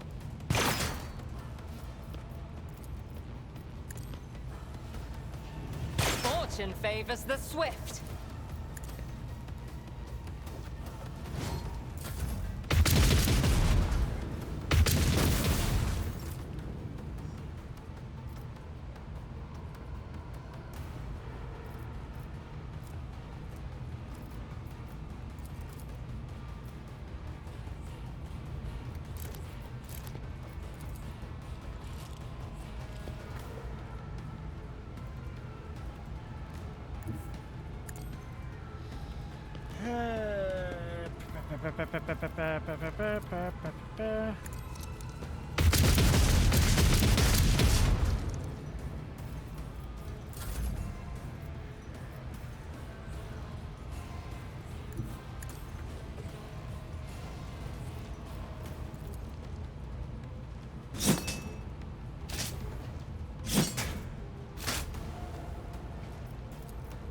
As honor ordains.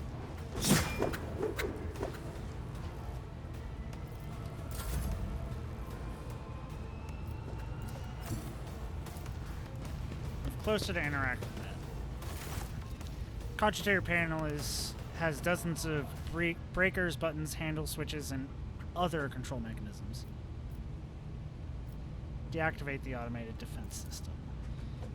Your knowledge of machine spirits is sufficient to trick the system and subdue it to your will. A false query, a crafty manipulation of the controls, and you get what you want. Oh, thank God. I never noticed that last time. Let's get the fuck out of here. It was a bit of experience. That's good. Experience is always good.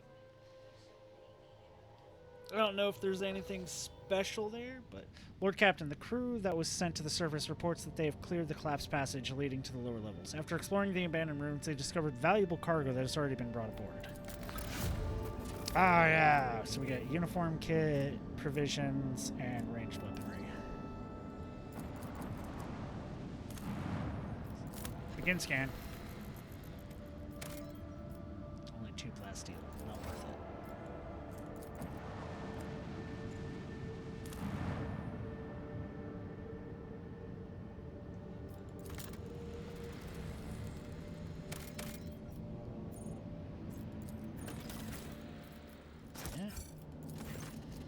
The sight before you has excited the officer corps, who are delighted to witness the truly majestic end of this planet through the huge windows on the bridge, one of the many nameless worlds throughout the expanse. An unknown reason caused the planet to break into several uneven parts, but its strong magnetic field is still preventing them from drifting into the cold abyss of space.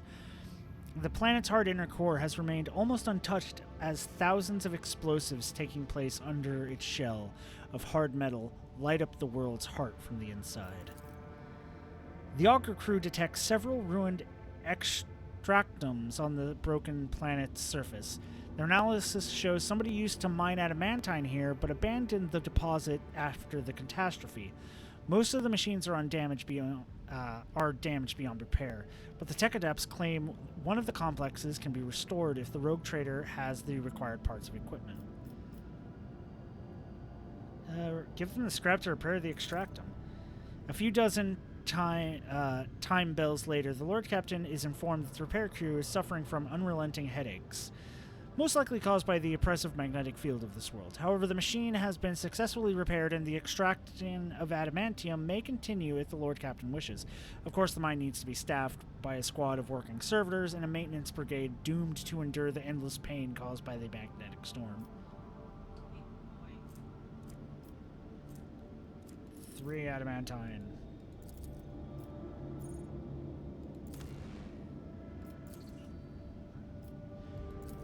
It's extra adamantine.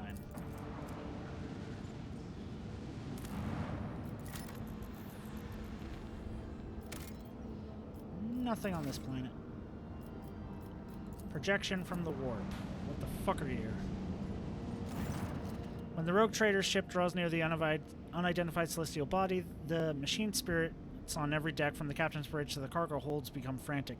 The engines are refusing to operate, sending the warship hurtling towards the epicenter of the anomaly like an arrow towards a target. You wake after unsettling sleep to find yourself lying on a stiff cardboard mat. You are overcome with a strange sense of wrongness. The place is dark and reeks of body odor. Someone elbows you under the ribs and grabs you by the collar, spitting abuse. It's an enforcer patrolling the void ship, and she is clearly displeased.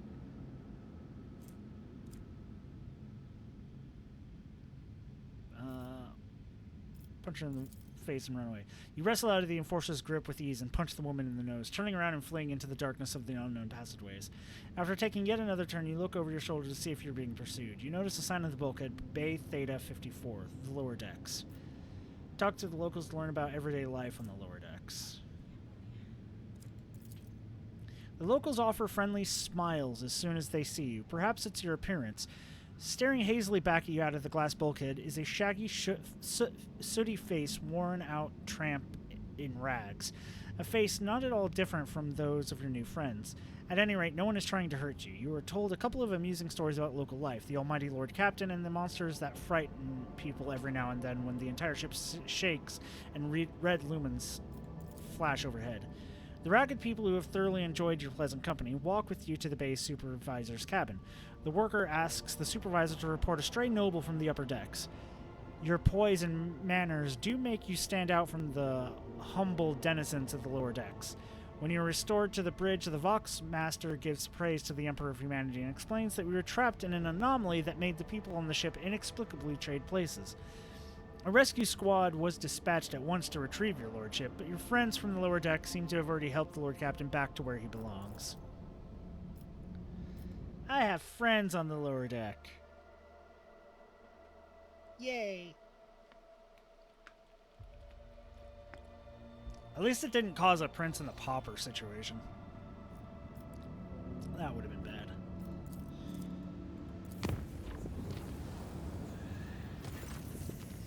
Lord Captain, Lady Orselio is asking where she could find you. I sent her to your study. You can expect her there shortly.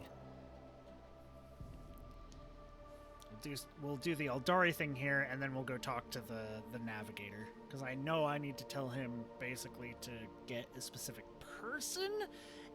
And then we gotta do a couple warp jumps for that to trigger the next part. I just wanted to try to get some extra experience and shit.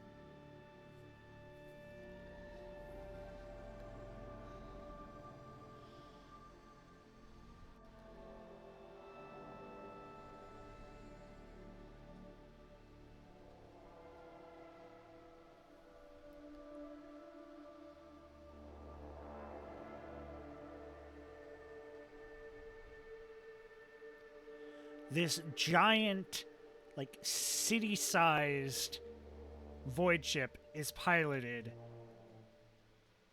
by just one of the spinning wheels. Lord Captain, could you spare a moment to discuss a personal matter? Cassia's less than graceful movements betray her anxiety. She lowers her eyes slightly and fidgets with a satin handkerchief as she waits for your answer.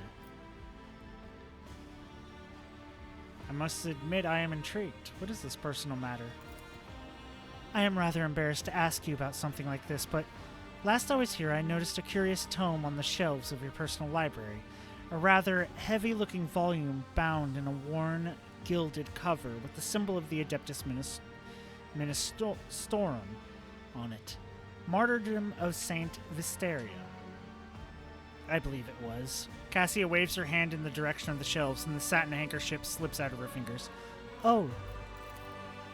Cassia takes a quiet breath of frustration, but it does not escape your notice that her ruby eyes are intently observing your reaction. She left a book during our very first interactions that basically was courtship between nobles, the guide. And one of the things was for ladies to drop a handkerchief, and for men to pick up the handkerchief, bring it to your lips, and then return it to the woman.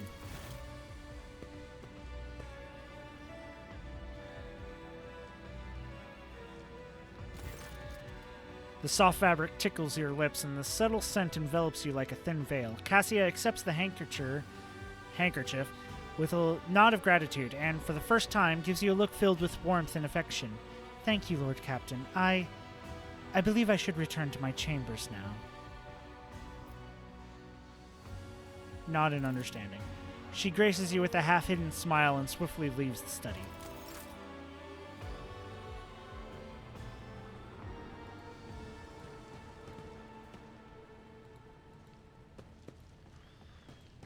Running!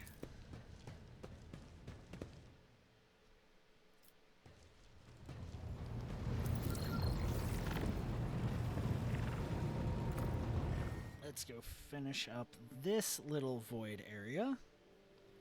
And then we will do the next part of the DLC missions.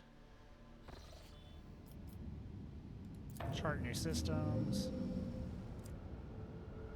None of them go to these. We'd have to create one. Like, we can create one to go from here straight to there, too. It'll be 3. So we'd have to spend 3 and then, like, 2 more to make it not red for deadly. Because you can just create new pathways to try and make things a bit more connected and speedy.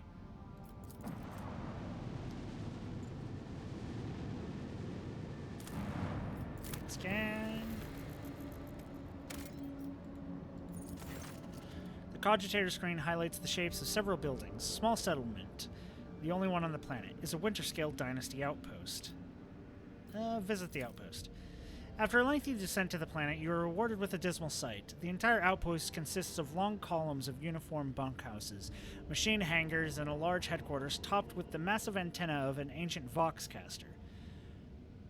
The binary sun hangs in the sky and makes every object cast 2 shadows, a spectacle you find vaguely disturbing. The custodian and his people go out of their way to give the esteemed guest a proper reception, but their resources are scarce at best. Talk to the custodian. The custodian shares alarming news. The outpost is highly dependent on various deliveries from the core Winterscale worlds, but 2 ships have already failed to arrive on schedule.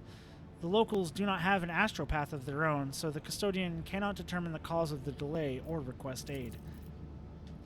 The outpost will soon run out of food at this rate, so the custodian sends an urgent request for provisions.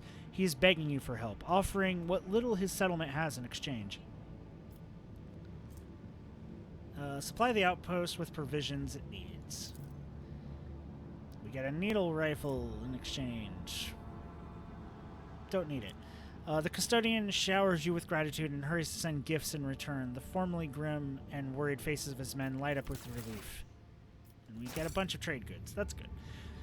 The return journey treats you to a rare and unexpected spectacle. An eclipse begins as one of the local suns covers the other. You watch as the temperature drops, the lighting changes, and the double shadows vanish.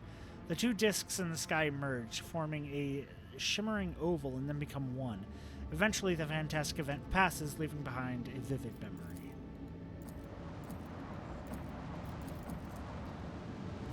We're going to go around, and then we're going to hit the traces of a space battle. Scan.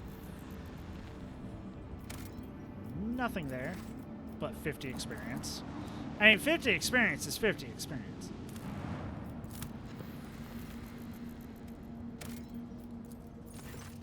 The crew retreated to a truly impressive sight, a colossal storm on the gas giant's surface. The planet's dimensions in themselves were mind-boggling, and then it birthed a tempest, the storm to end all storms. As the Lord Captain and his officers observe it from a safe distance through the bridge's huge viewing windows, someone suggests giving it a name.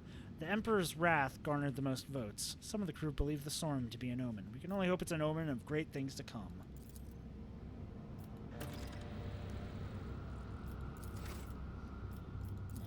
Little one. Scan. Nothing.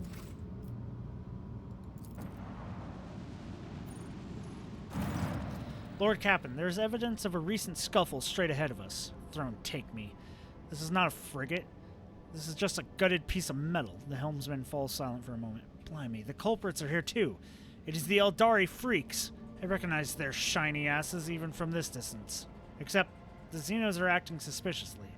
They're hovering in place and not even trying to run. Should we approach or open fire from a distance?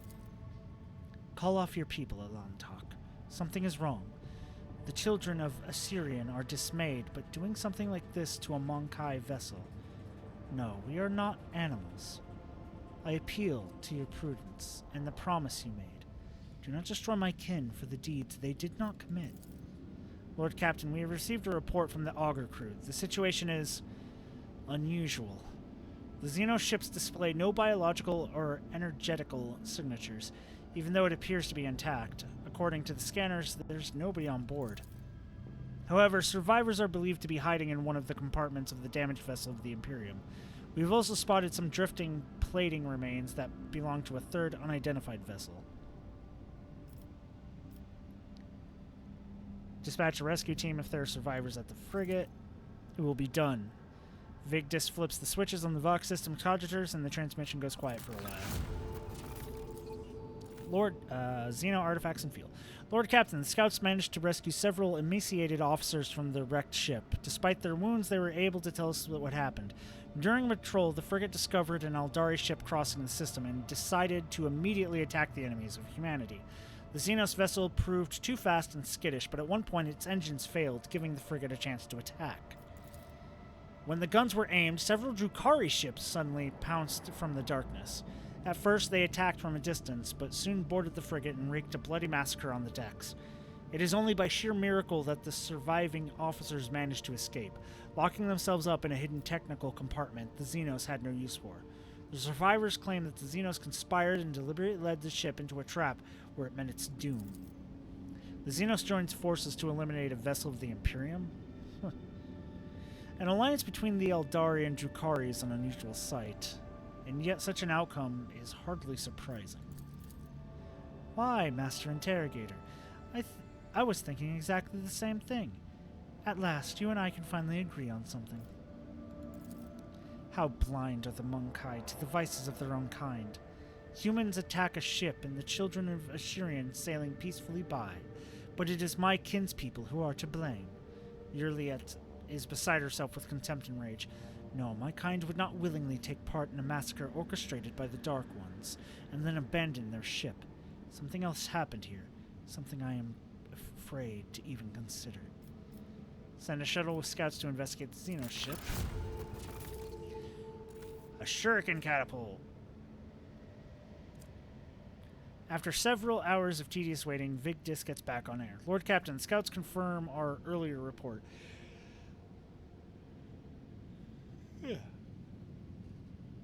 The Xeno ship is intact. Many valuable artifacts have been found inside, but neither the Eldari nor their bodies were discovered. We are late again in Elantok. Yurlit's voice sounds faint and almost listless. Have the acolytes of the machine cult identified the remains of the third vessel? The Vox Master relays the order to the tech priests and promptly receives a reply. Lord Captain, I am reporting that the hull fragments belong to the Drukhari Xenos race, but the presence of their ship and system at this time has not been confirmed. We've done everything we could. We are leaving. As you command, Lord Captain.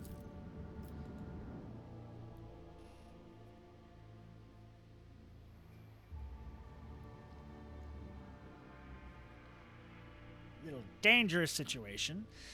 Weird thing for, Dark Eldar and Eldar to seemingly be working together, but it makes no sense for them to work together. They're two against each other.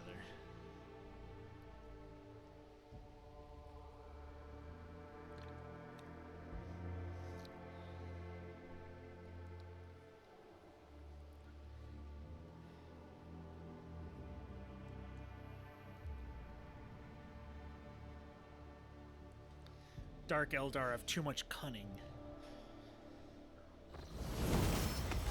Oh, we leveled up. Fuck. Yeah. Yep, we. Okay,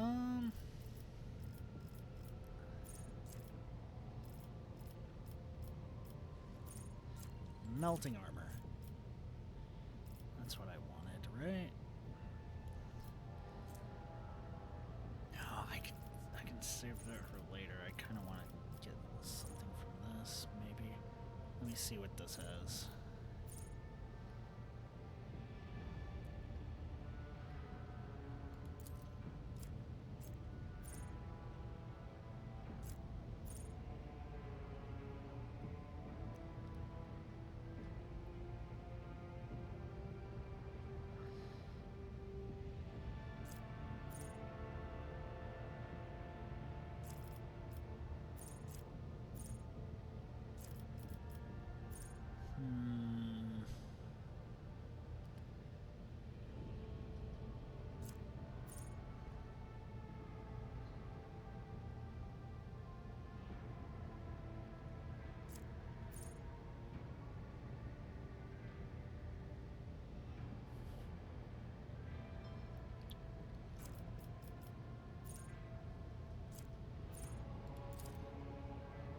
Invigorating screams. So he heals even more as he deals damage. I think athletics again. Yes. You're lit.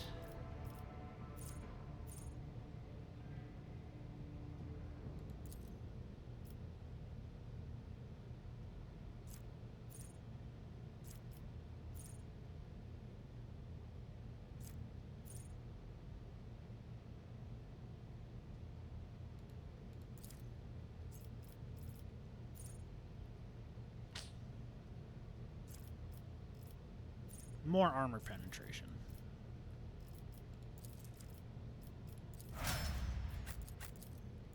Yep.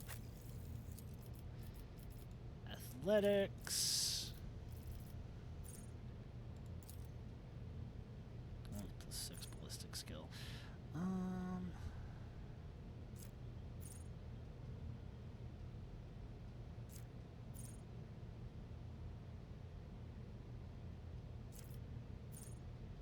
Starters have the dodge reduced by any effect applied by the archman.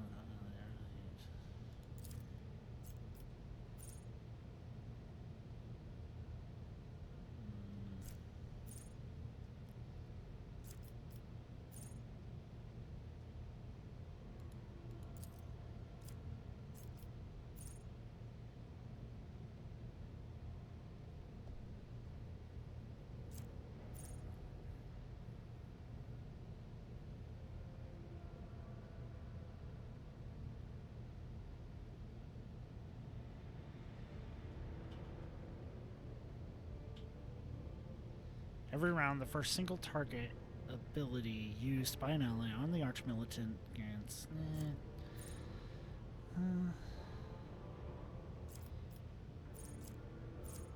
Trying to figure out what to do here. Breaking attack, probably. No. Close quarters training. That's what I want. God, it's been a. I didn't get that yet. So she can use ranged weapons in melee, because if a melee person runs up to her, she's basically boned. She'd have to back up. But with that, she doesn't.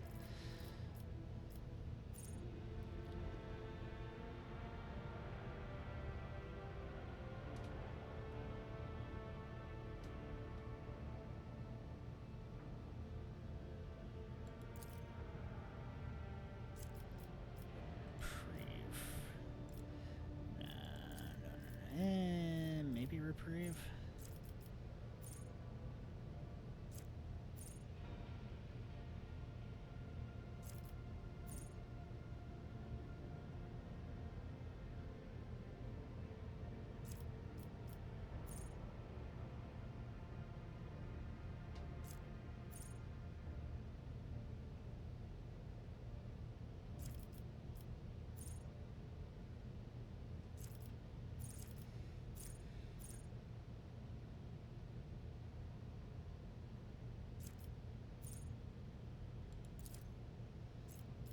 Disturbing blood.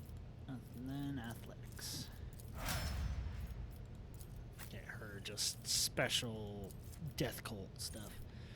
And then for you.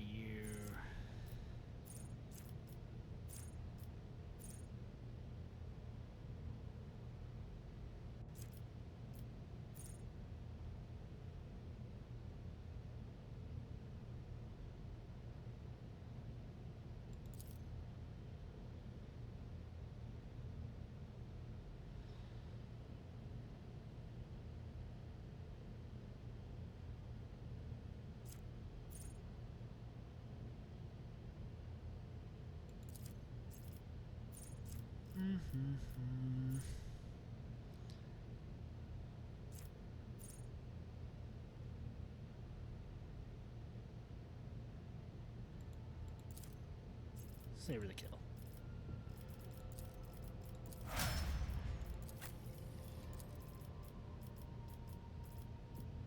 Persuasion. Skip all that stuff. Let's go down here.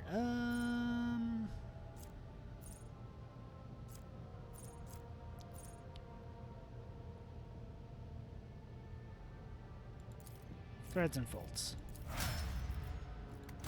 Increase the critical hit chance. Back to your void ship, how you missed it. Ah, you finished Kamagorath. Good, good.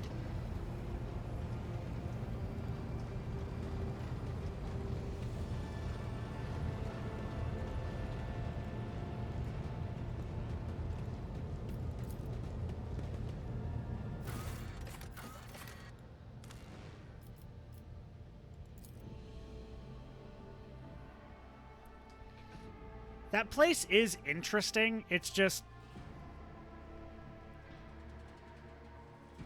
It's one of those things. It's very annoying, but also kind of invigorating when the game just takes your shit away from you.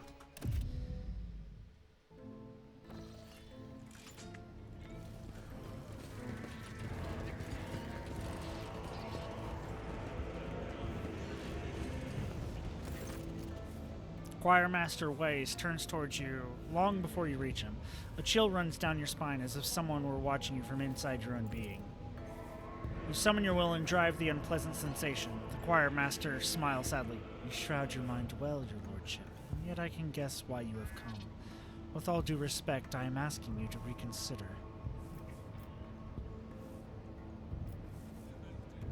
So you would rather not take part in the search for mutineers? It is my wish to be useful to your lordship, but what you have come for will put the ship in peril. A ritual of this kind and certainly will go the worst way possible. Your predecessor came to me with the same orders once. Nothing good came from it. Please believe me, Lord Captain, when I say a mountain of corpses was the least of the problems we faced that time. You say you've performed the ritual before for Theodora. Many years ago, it was a time when Lady Theodora had become anxious.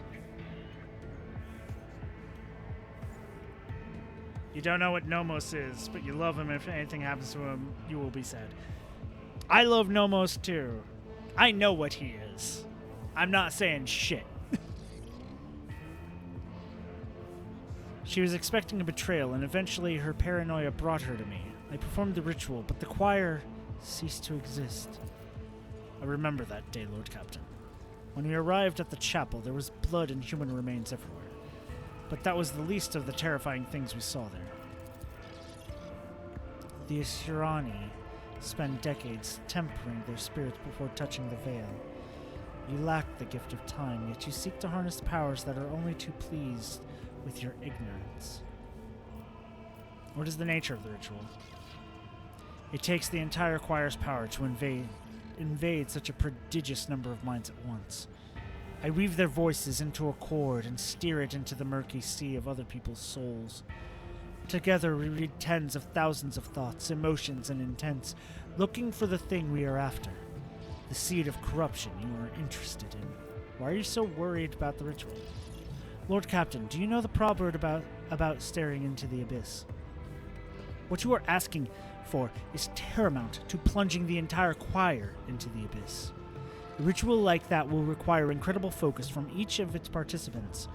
It will take a single careless thought, a single glance in the wrong direction, for the very way back to be lost. Human minds fusing into one another, vitrified organs inside still living bodies, perverse fantasies manifesting in the flesh. Nothing will stop the horrors of the warp from spreading all over the ship in the blink of an eye. And even if I agreed,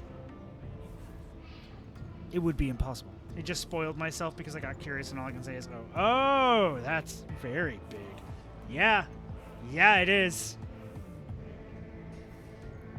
But you can see why it's good to make Nomos like you, and why it's good to be nice to Nomos.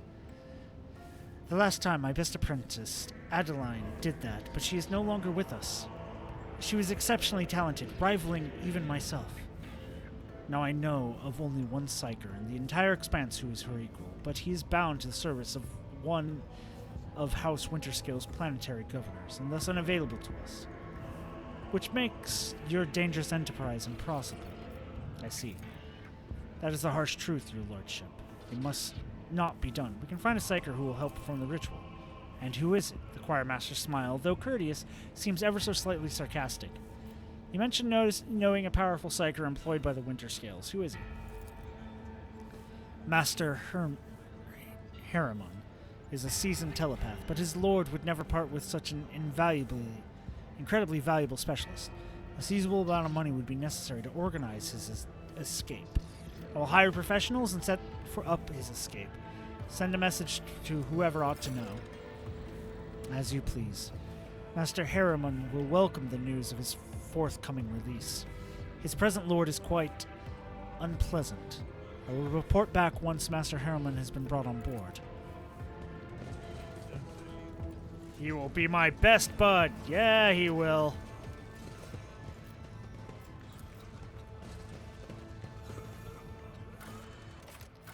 Bridge.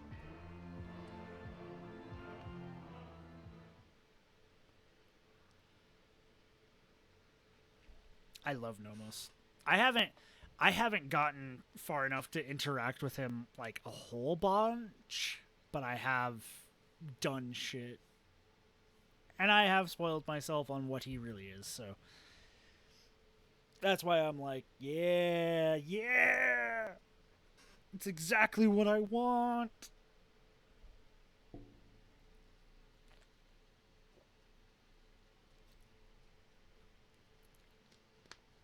He will help me defend myself against the Inquisition that is definitely going to come try to kill me after I,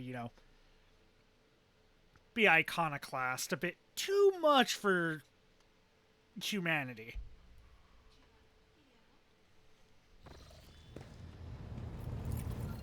And now we just go and continue exploring. And then at some point he'll be like, hey, the guy's here. We can do the ritual now. By the way, repair? Yes. And then go ahead and up the hull. They can't go up any farther. Level 5.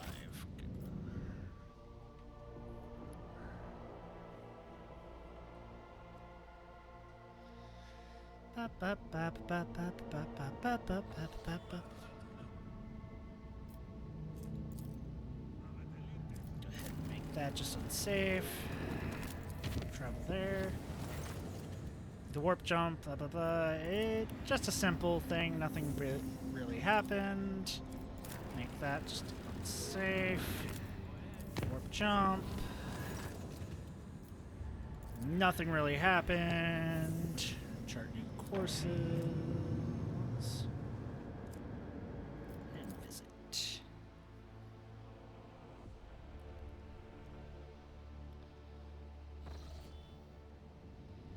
Ooh, some unknown ships over there. Okay. Explorator Void thing. A strange and frightening discovery was made at one of the sites in the frozen world. Countless human bodies suspended in the clear ice of a glacier. The bodies showed no signs of injury, but it was as if they were they dived into liquid water the moment before it turned to solid ice, freezing them in place with their eyes wide open and their hair fanning out behind them. Search uncovered nothing that can explain this mystery. Weird. Okay, the Explorator Void Station. Hello. When the Rogue Trader's ship approaches the Adeptus Mechanicus Void Station, it is met with a hostile scrutiny of the station's defense lasers. An Explorator Leximechanic, who introduces themselves as Service Unit 42, dispassionately inquires how the station can be of use to the Rogue Trader.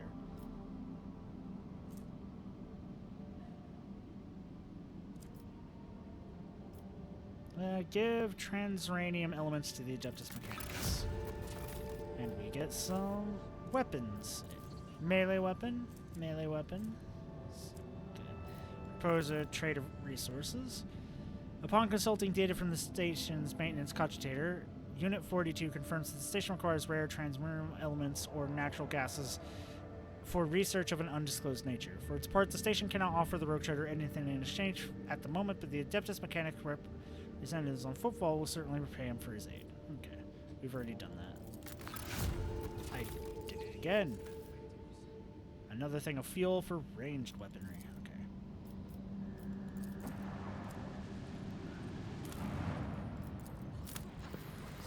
on this planet. 5 plasteel. Got a shit ton of plasteel. Okay, what are these ships? Hello. Lord Captain, we have an Imperial Navy squadron preparing to engage a pirate mob. The forces of both flotilla are comparable. Do you wish to intervene?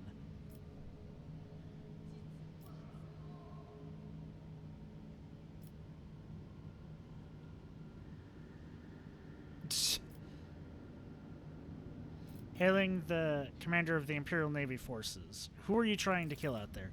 Greetings, road trader. We have trapped down a gang of marauders led by the notorious criminal Lucretia von der Ruysen. The woman is responsible for many atrocities, including the murder of her own father, the planetary governor of the Imperial world Selukan. She conspired with Void Rabble, helped them commit a massacre on her home planet, became their leader, and now she is running amok. I invite you to join me in bringing her to justice. We are engaging. Let us help the Navy crush this pirate scum. Damn you, all we want is to take charge of our own lives. If that means killing you, so be it. Listen. I get it, but, you start just mass slaughtering people and just shit like that, you're inviting chaos, okay? I, at least, have the warrant to back me up. Enemy contact! All hands, make ready to unleash our fury!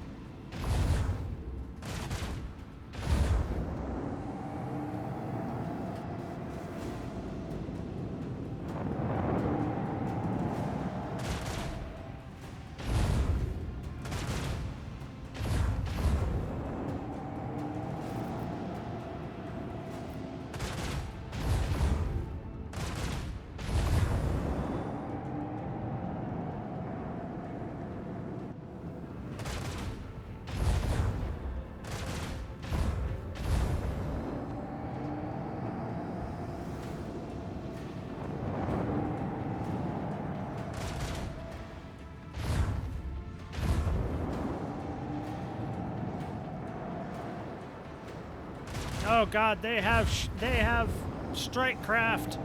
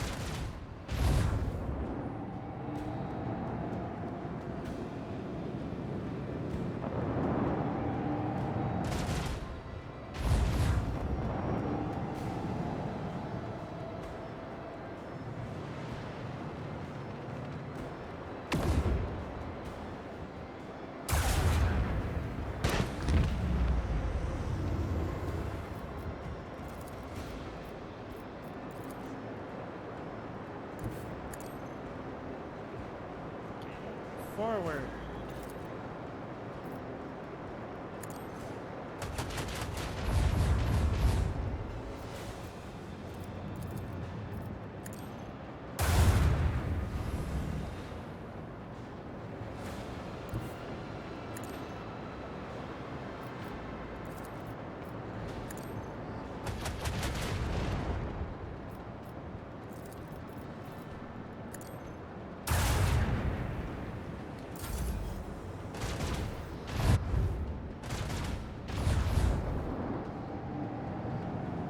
This is a big fight, and we're just a single person.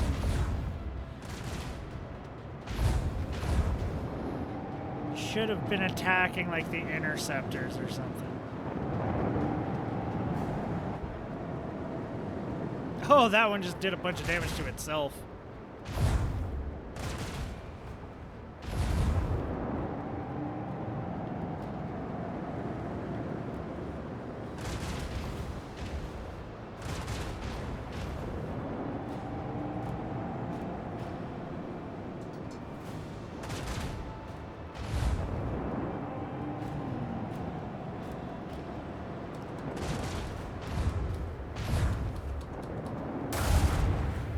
I can just hold down space to speed it up. Okay.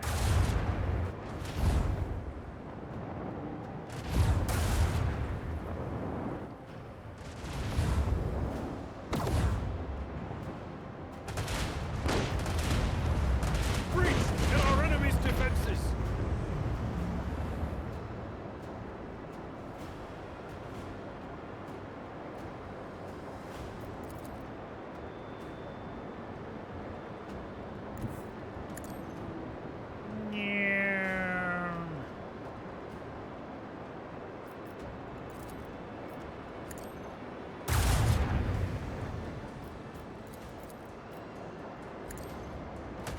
An opportunity to exploit!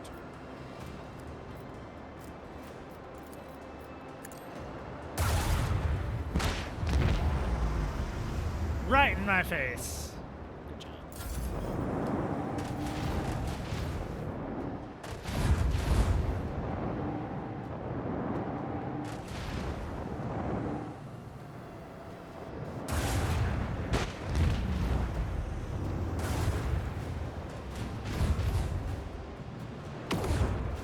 Why couldn't our ship be like the cruiser?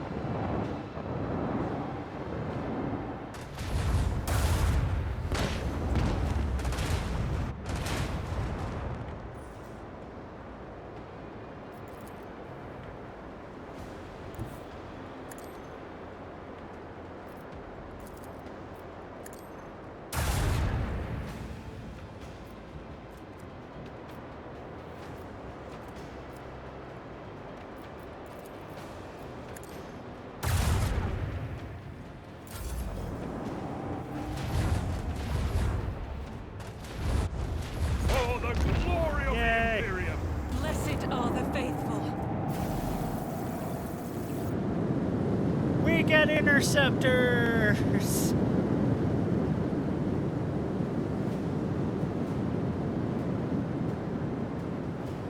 We launch them through 14 torpedo tubes. We launch interceptors through torpedo tubes. That's amazing. Thank you for your cooperation, Rogue Trader. The boarding party has captured Van Vyrosian.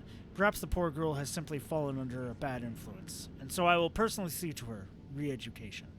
The reward for her capture is yours as promised. In addition, I am enclosing a particularly valuable trophy as a token of my sincerest gratitude. The Churgeon's Vow. Toughness increased by 9.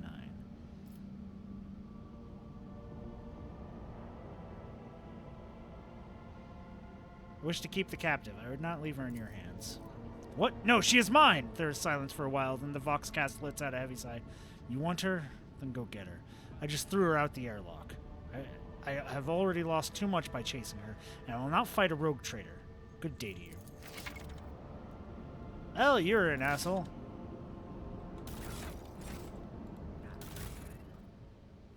Fighter craft. Yes. Yes, fighter craft.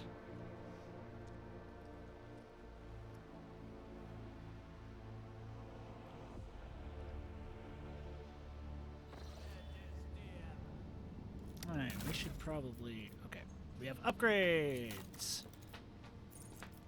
First off, Master Cannoneer. Can I swap anyone out with you? Expeditious reload. I might just put another fucking...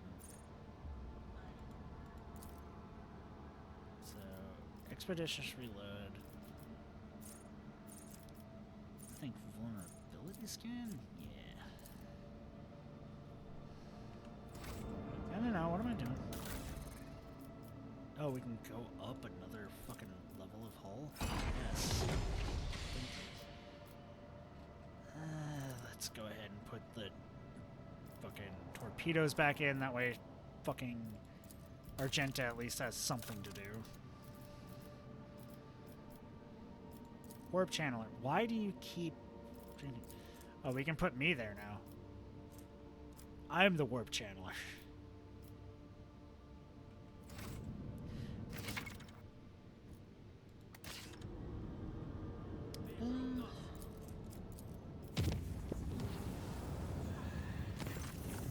The Lord Captain retires to his study to ponder what the future holds. A while later, his thoughts are interrupted by a timid knock at the door.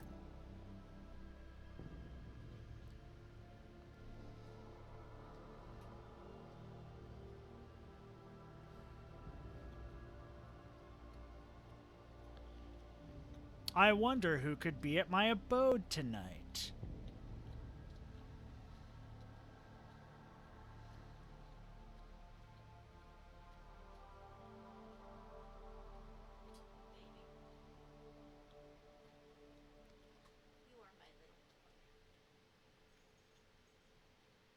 I wonder who it could be. Doo doo doo. I know who it is. I think I know who it is. It could be. It could be one of two people.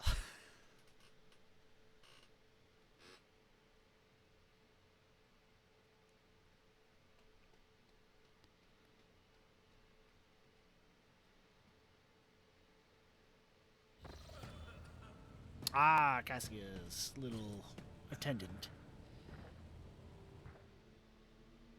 The young servant in fine livery quickly bows to you and places a peculiar object on your desk. A transparent dome with a living flower inside. He gestures at the crystal dome, then at you, then makes several more gestures and stands at attention, staring at the tip of his boots. Examine the dome inside with the plant inside. Before you is a fragile branch of Levandulum quadus, a most rare specimen native to the world of Quadus in the Calyx sector. Covered in tiny blooms the color of a purple sky, the plant has been carefully sealed inside a dome, along with mineral fertilizer modified by the Magos biologists, which will sustain it for many years. You have already met the servant who delivered the gift. He is Lady Cassia's personal valet. At least you know the identity of the sender. As for the plant itself, a term from the ancient etiquette of the nobility, all but forgotten in this day and age, comes to your mind. Immortalium, or eternal flower, a living plant capable of enduring in the void for centuries, an extremely rare sight in the Chronos expanse, and an unmistakable token of the giver's special favor. The appearance of an immortalium in the life of two aristocrats is a unique ritual, the purpose of which is to demonstrate the true intentions without words. Every gesture, glance, or phrase in this ritual is imbued with deep symbolic meaning. You are expected to take the next step, which is either to reject the gift by poignantly ignoring its existence, or to accept it on your own terms. The recipient's acceptance can be expressed through words of gratitude in private conversation or by sending a gift in return. High Factorum Jairus Denrock can always assist you with the latter. We're going to go talk to him.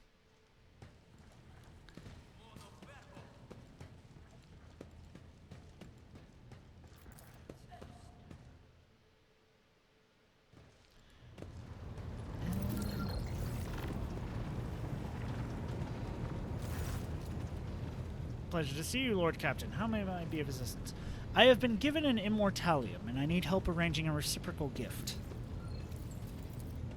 An immortalium? Janris shoots an intrigued look through the lens of his implant. May I ask what exactly I should arrange for Lady Cassia? He knew immediately who the fuck it was. A library. She is a person of books. She loves to read. So we'll provide her Sanctum Navis with a singularly superior library. Your will be done, your lordship. Give me some time and I will make sure your order is carried out to the letter.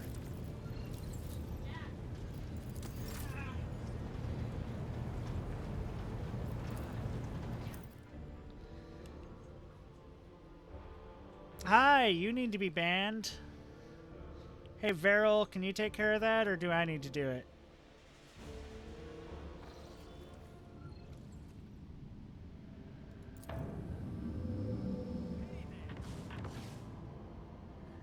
Thank you, Veril.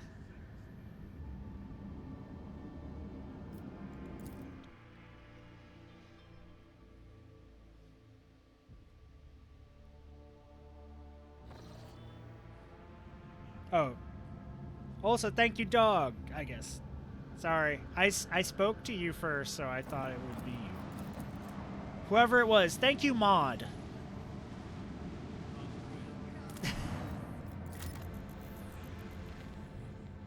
One of, like, what, 3 people I have mods? Ah, you're having issues with Twitch not showing you ban actions. The crew has discovered a hidden valley littered with thousands of animal skeletons. Augur data suggests some kind of sleeping gas vents here. It's likely the animals either don't realize that they are headed for a deadly trap or even come here to die on purpose. Study the gas. After a series of experiments, the ship's weaponsmiths managed to perfect a few different types of ammunition. Gas cloud grenades!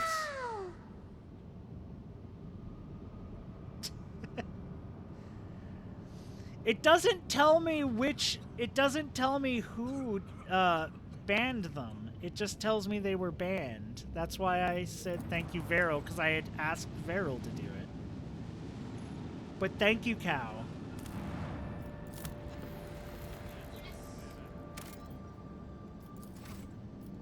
Hulk!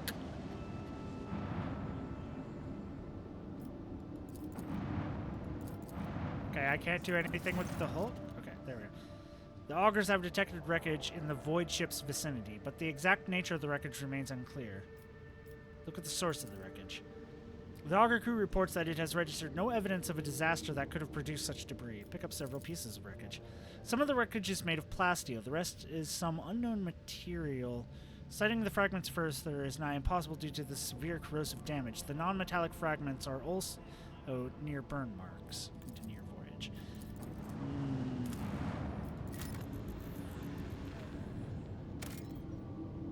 Two plasteel. Nah.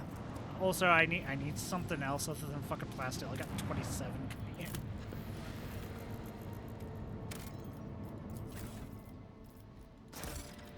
I have found so many plasteel deposits.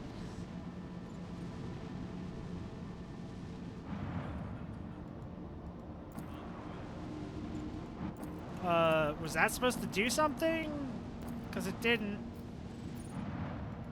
Okay.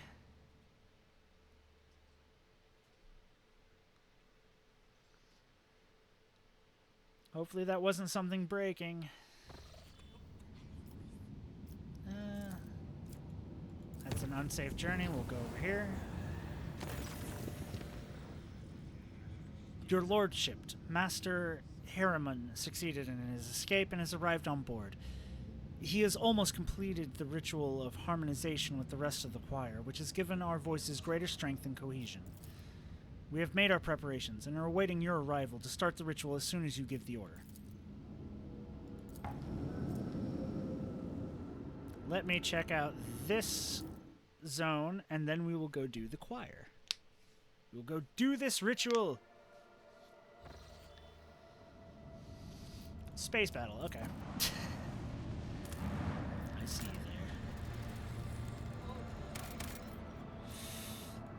there. Unidentified ruins. Give me a minute. Give me a minute. I'm gonna go do this.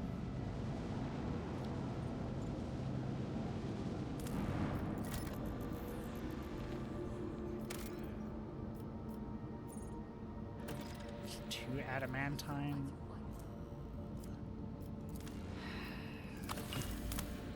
Ah! Baby. The Lone Mountain chain is composed entirely of mineral with a shiny mirror-like surface. The mineral itself has no particular value for production, but its properties make this place incredibly beautiful. The sky is brilliantly reflected in many surfaces of the plateaus, oddly shaped rocks, stone arches, and columns. The view is especially stunning on clear, starry nights, or when aurora trails dance in the sky. The enraptured crew have asked Lord Captain's permission to visit this remarkable place. Shore leave. The shore leaves passed without incident, and the ship's officers talked about it for weeks afterward. Even the Xenos Yearlit marveled at the rock columns sprinkled with reflected stars. She even deigned to speak to the other officers, telling them the place reminded her of Kurdarach, her own world.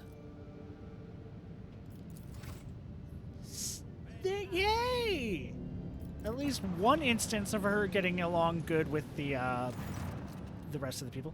As soon as you draw close to the unknown ship, it points its loaded cannons directly at you. Several other ships emerge from the shadows of drifting asteroids, tightly encircling you. Captain Xantha Le Boche offers a mocking greeting and a proposition. You can buy your way out of this, but the price must be to her sole satisfaction. The outrageous suggestion sends your crew into a fury. You are in a no-win scenario, and you can enter an uneven fight and lose everything, or shamefully play to save your skin, sacrificing only your pride.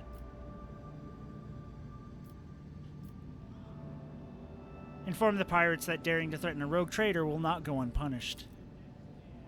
She makes her displeasure quite apparent, but acknowledges that it would not be in her interest to cross the rogue trader. Boy! Stop! No. Ow, he got a claw in me. The nameless ships retreat swiftly into the warp, leaving you alone. Okay. We're gonna do this planet first. The unidentified ruins. And then... oh, these ruins.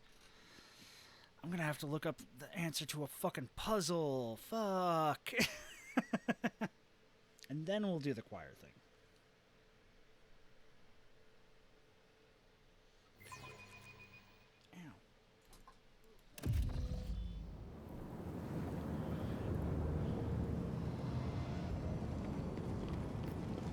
I offer up my thanks to thee, O Messiah, for granting me the ability to serve you as a predator whose Vaguely prey is resemble knowledge. the architecture of the Imperium. And yet, there are some subtle differences to these structures. Demolish!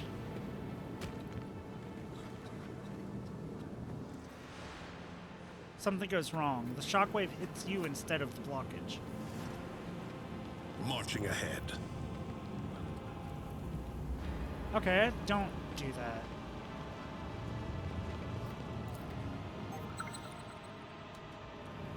The remains of unknown structures are haphazardly strewn about the plateau.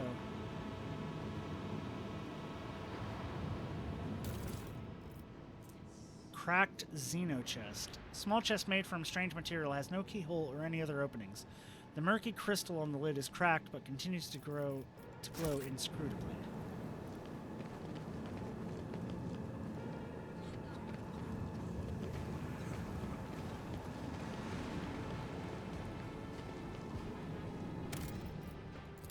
Drop a save. It's been a little while since I've saved. Perfect.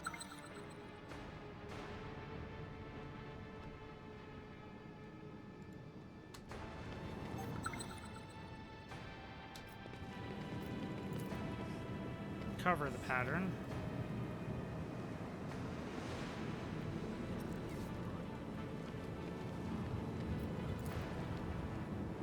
A single look at this strange pattern is enough to send your mind reeling.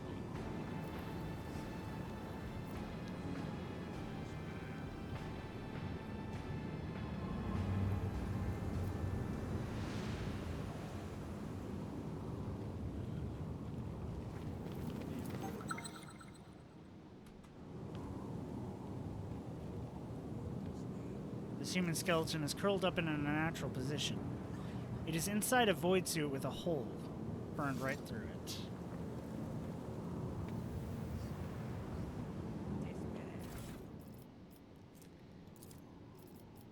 What does this say? furious male voice is coming from the old Vox. This is Captain Trevor Durath, calling the bullion. Get your asses back to the surface and get me out of here, you shits! My gut may be fused to my suit, but I'm not dead yet, no matter how much you wish it were otherwise. A moment later, the raging tone gives way to a strangled rasping. Hey, can any of you hear me?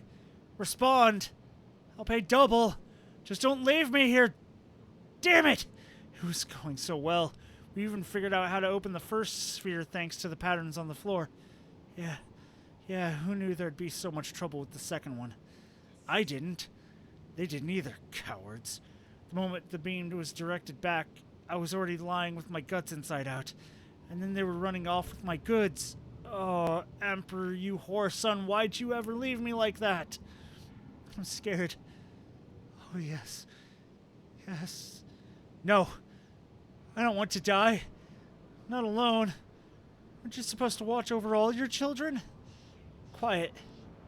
Quiet, you lot! Shut it already!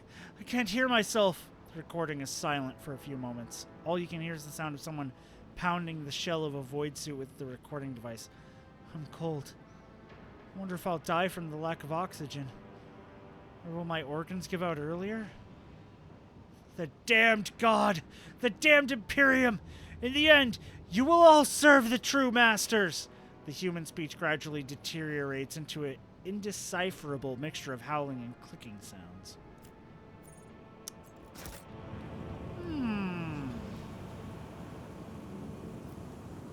Lore warp. Activate the pedestal. My actions speak louder than words.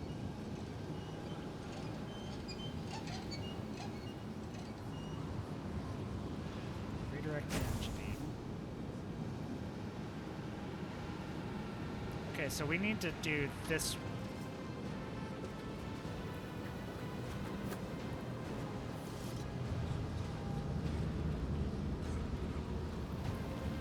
Try to demolish it again. Yes, that worked.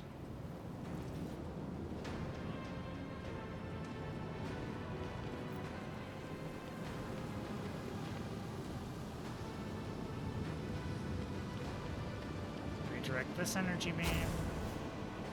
My name is Bologna and I'm not food. My name is Bologna and I am not food. My name is Bologna and I am not food. I am food for the true masters of space.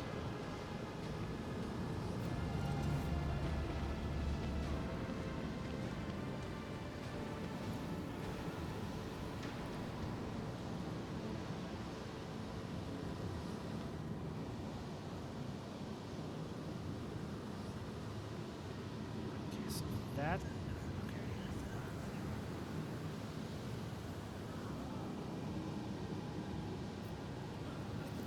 Actually,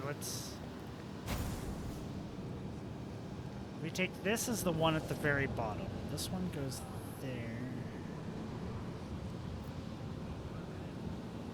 The problem is that's a four, like 5 points, and there's only 4.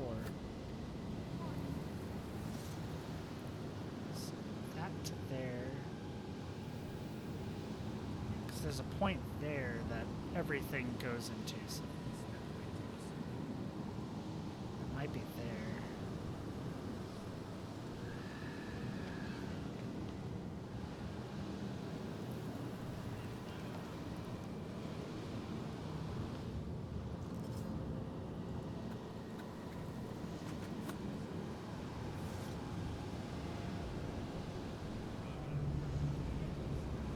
Okay. Okay, so it can be redirected at there. But that has to be like the last point.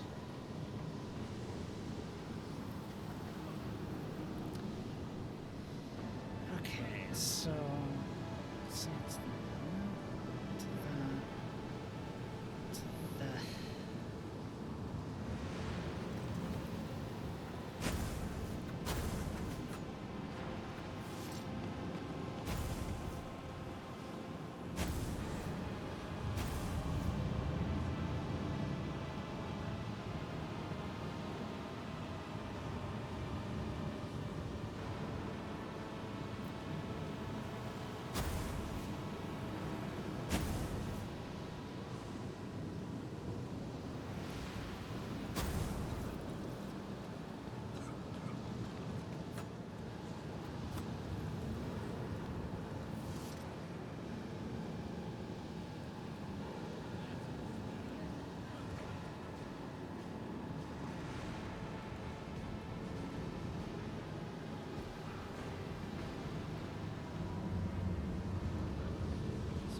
do this one. But I think that's... Ow.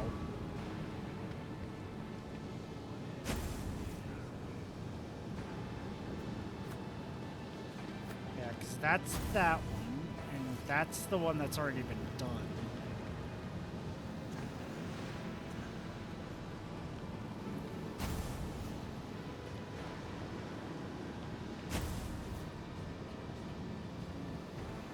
Seems that pattern no longer works.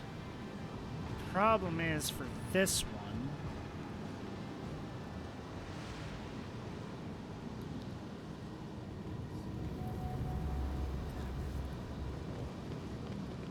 Venture forth.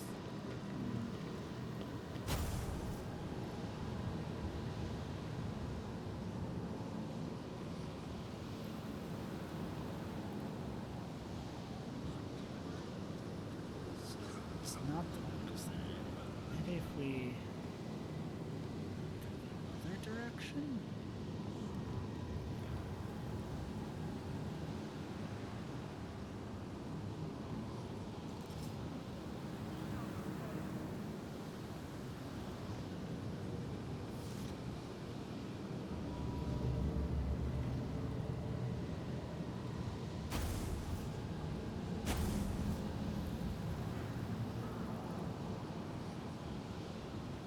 Forge ahead.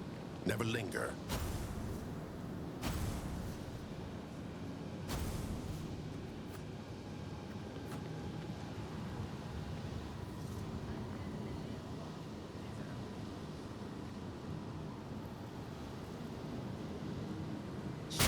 Perish for this affront. Okay, I have no idea what the fuck I'm doing here.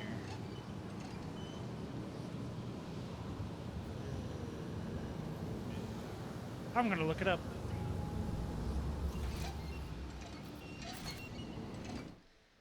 Sorry, I have to look this up. I don't know what the fuck. I'm not good with puzzles.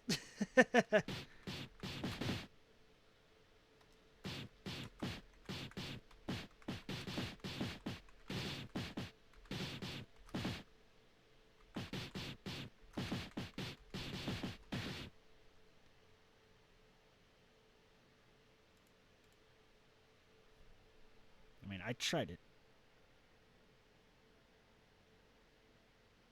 The first one should be the first one you had, then turn it to the one directly to the left.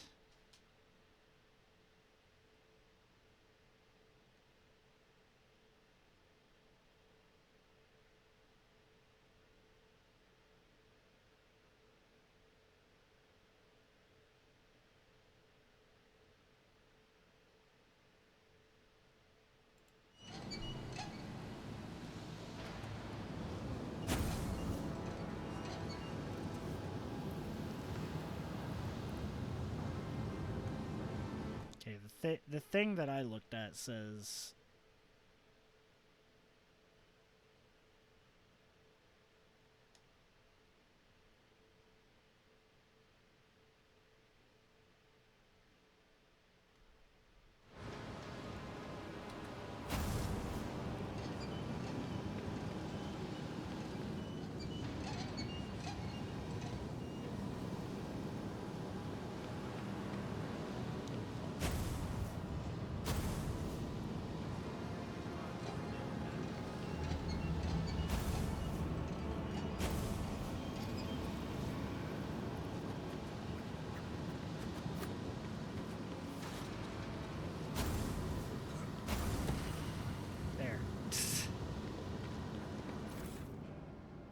that gets me Ancient Force Sword.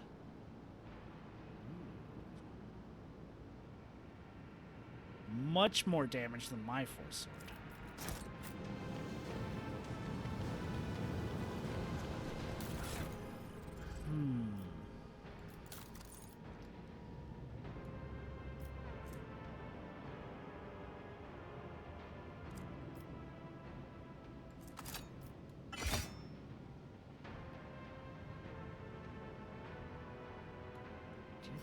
And then I'll give you, instead of the spinner's blade, because that's doing like barely any damage, we'll give you that. So you're also tearing armor as you do attacks.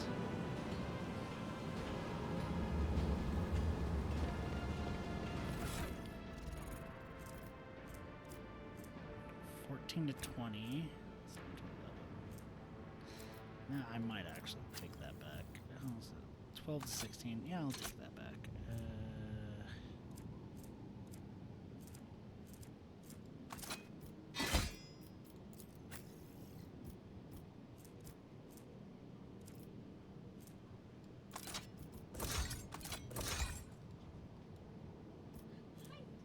So I do that. Okay.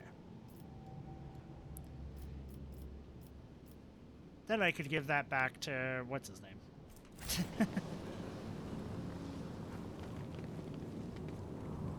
Let's get out of here. Onward to victory. That way we can heal. An upgraded force sword is great.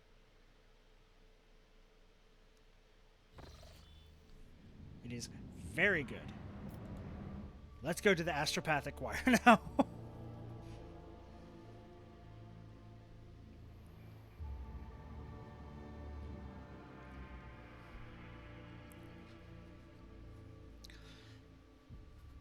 Hello.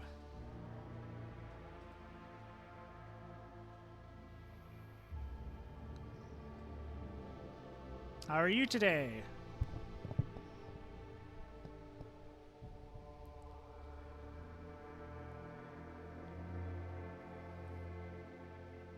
Vibing?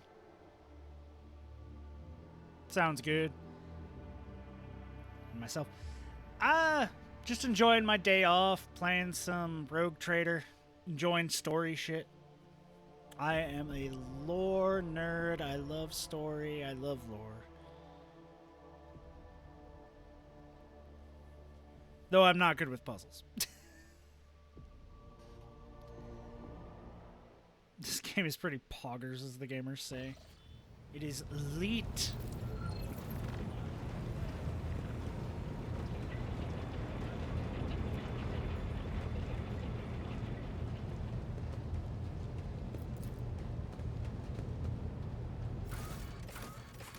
Astropathic Chapel. Thank you very much. But yeah, no, this game is fucking great. I love it.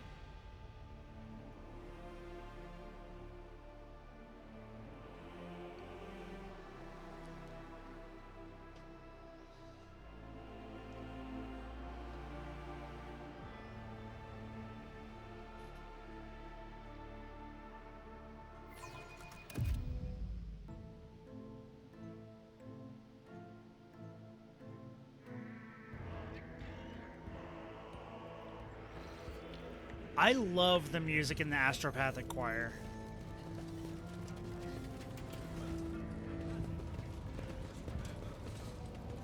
Okay, Weiss. Lord Captain, do you still wish to perform the ritual? Cabela is so fucking broken. Not as broken as the Rogue Trader, doing basically the same thing, because I do so much more damage than her, because I also put poison on things because I'm a psyker.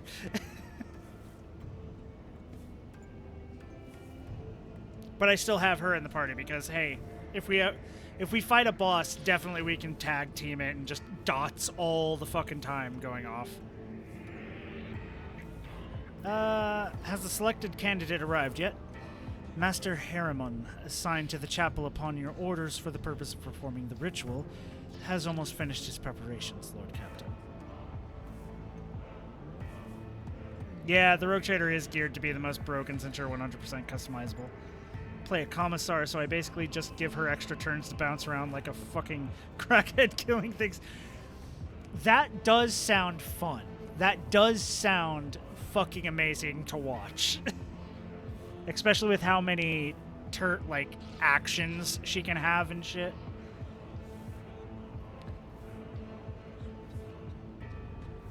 I just don't seem to get her to pop off as well.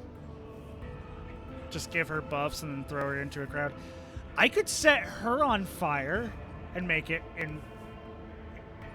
permanent during like bigger fights. I could do that. Greetings, Kalkrok Nagel von Valancius.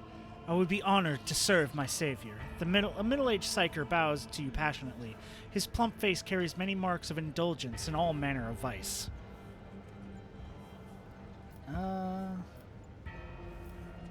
Let us begin. The choir master lets out a deep sigh. Well, you made this choice, Lord Captain.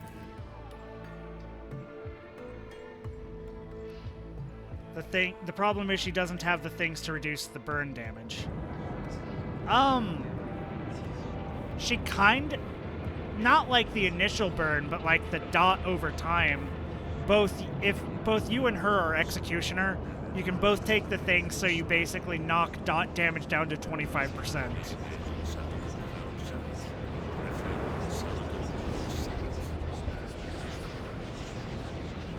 Start combat off bleeding?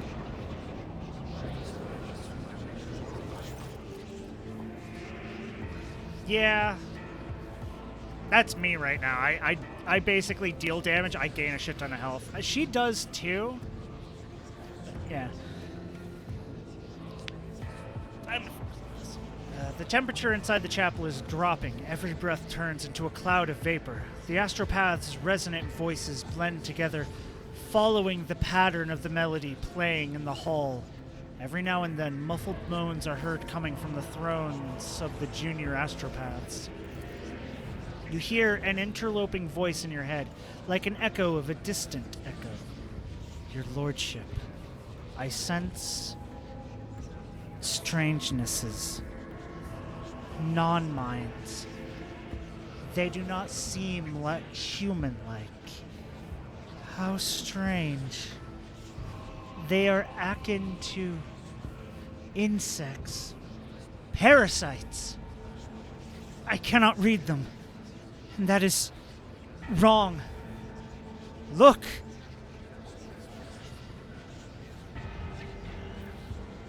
Though I'm like level 50 something. Yeah. So I got some of the spicier ability. Ah, yeah. Like how the DLC is just 40k equivalent of we have really bad termites in our ship. Kind of accurate, yeah. A dark veil clouds your vision, only to be succeeded by a blinding light for a moment later.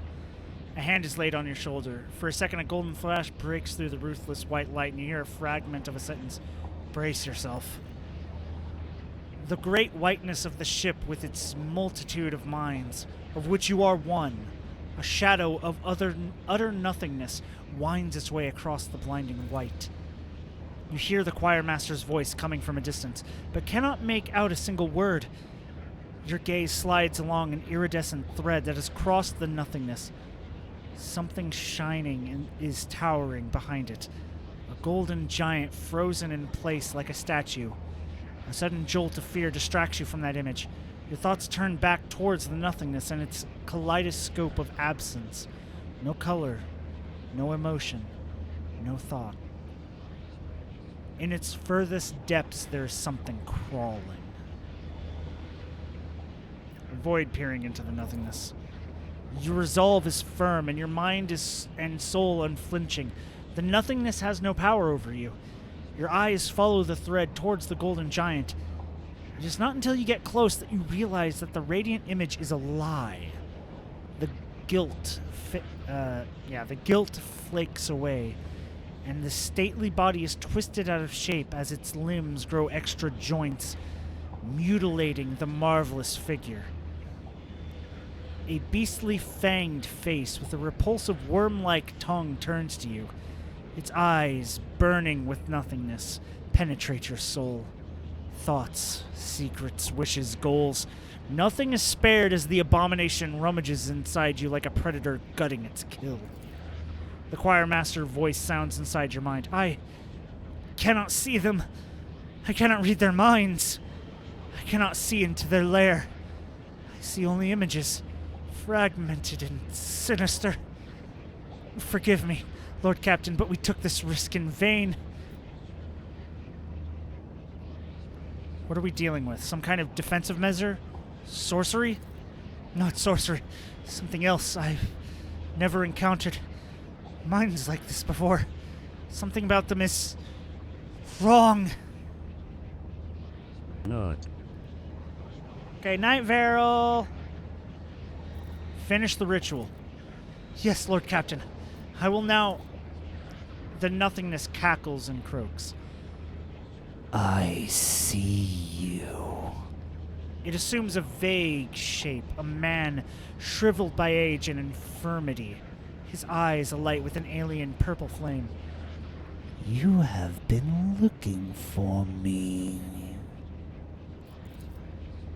You sense the attention of something else, something beyond this entity, the ruinous powers.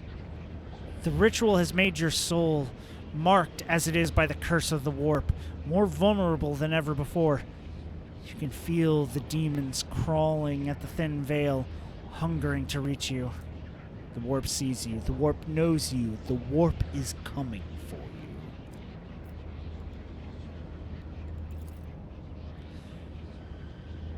A blind man clad in green appears between you and the croaking nothingness, shielding you. What manner of abomination are you? I cannot sense you. You are not of the warp.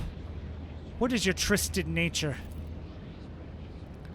I cannot sense you either, but I know you. I heard you were going to seek me out. My ears are everywhere. I was ready. The age-worn voice is like a deep wail echoed by a throng of smaller voices. Civilizations and star clusters lie buried at the bottom of this being's pale eyes, which are aflame with hunger. Your mind feels cramped inside your skull, and you can hear the bones creaking. Did the ritual work after all? No. This is not my ritual. Panic rising in the choir master's voice inside your mind. This is his spell. An invasion of our minds. While I was seeking it with my power, it found us with its own, and I cannot stop it. I cannot force it out of our heads. Get it away. Attack! How? I cannot sense it. I cannot... You are my prey.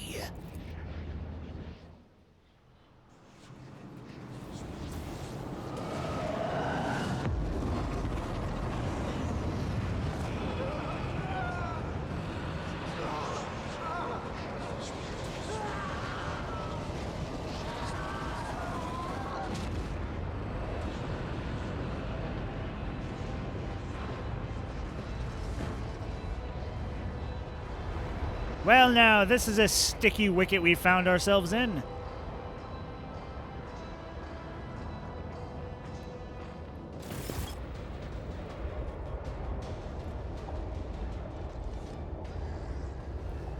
Let's see if I can do this without having any of the astropaths die. I did that once before. Let's see if I can do it again.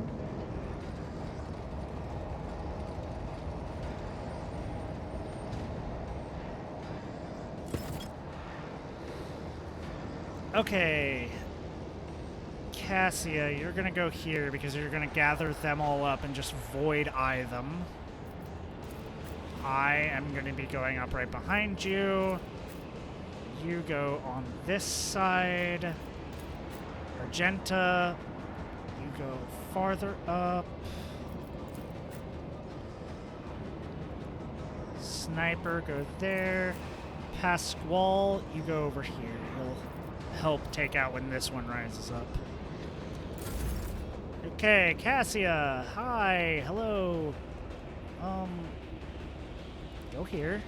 Emperor, give me strength. Yes, it's putting you right next to them. That's fine. It's all good.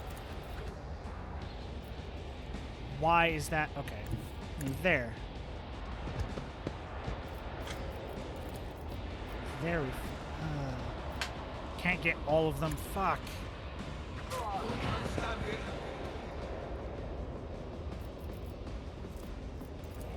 Well, we couldn't get everyone, but we got a decent amount.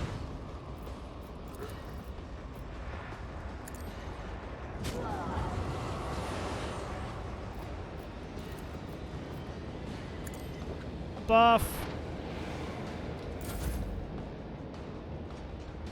Okay, Cabela, run forward. Exsanguinate. Reckless As the abandon. tenants demand.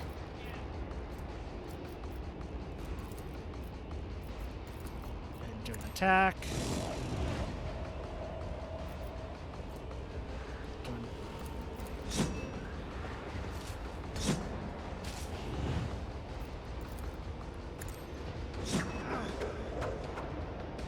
You got parried. What the fuck? Nah, don't do that back dance.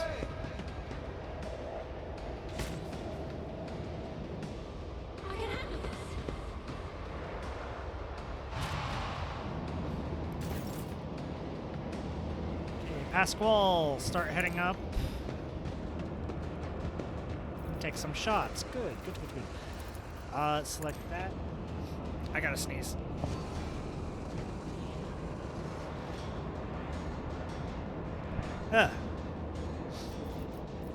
Select that one. And select that one.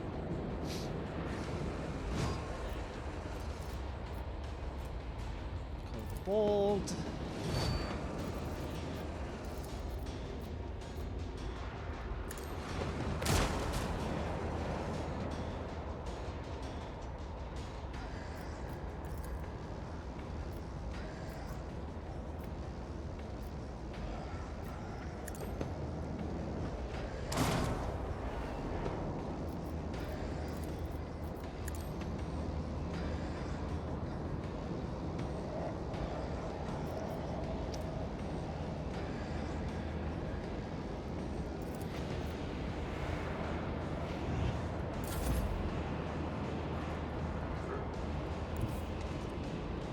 Okay.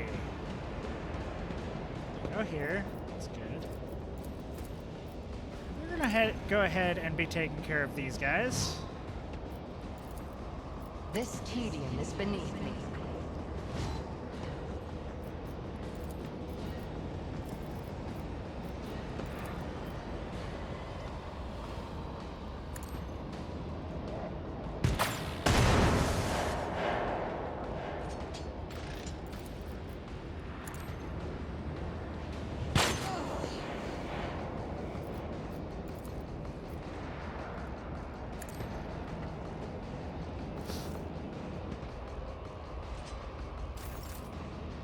Okay, Argenta.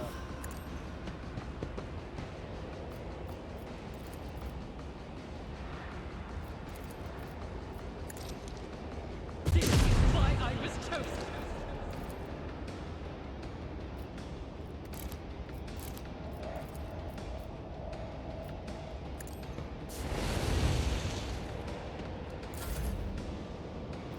My turn. Buff. Set myself on fire. Make the fire permanent. Run there. Dance the dance of my people. High momentum. Jump there.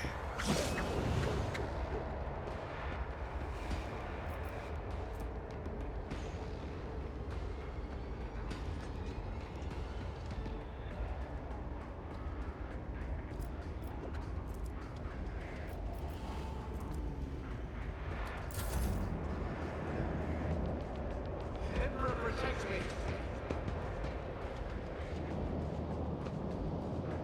Don't touch me. I'll do what it takes.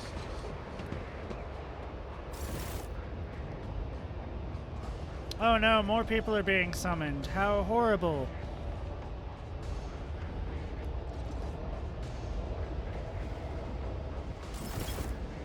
There's the other elevator.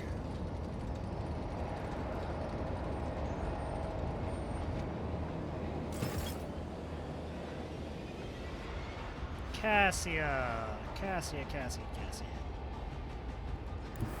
We're gonna move right here next to him.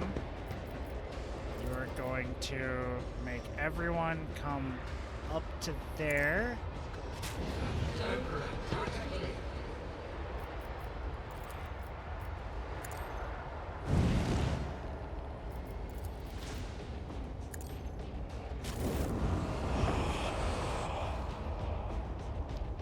Look at yourself, at what you have become. Pathetic. They said we were destined for greatness, but you have chosen to wallow in self-pity and lies. Hey, I'll show you why navigators are feared. Move over here.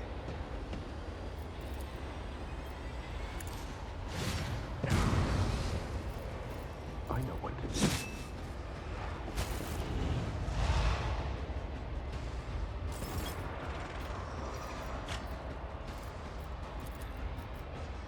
Let's set this in motion.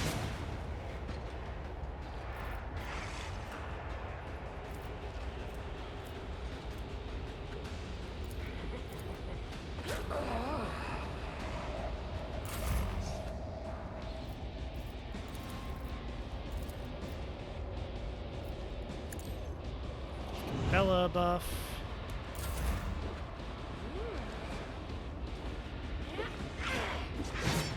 Oh no, I can dodge you. Whatever will you do? Cabela, get over here. I am your blade and shield. Do me a favor. That, this.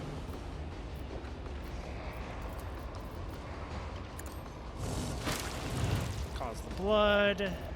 Dance the dance of your people. My blade whispers your name.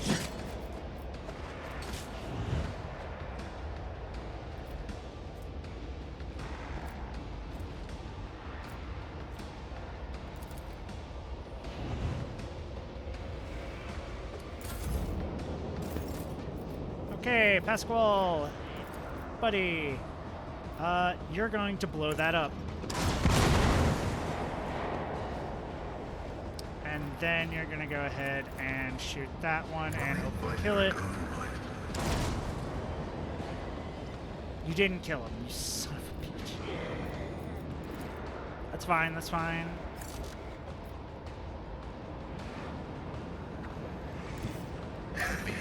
Put yourself out in just so that they can try to target you.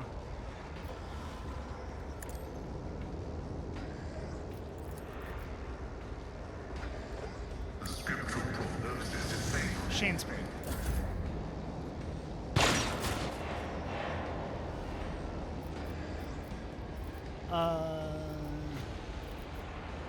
I was not expecting to get another turn.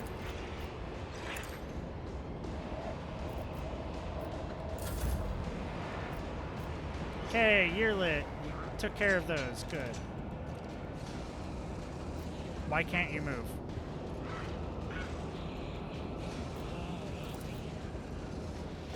Well, you're stuck, so you're just gonna be taking out that guy. Not your Xenos pet. Turn. Argenta! Move up. We got some demons that need taken care of. Burn them. Without deeds is worthless.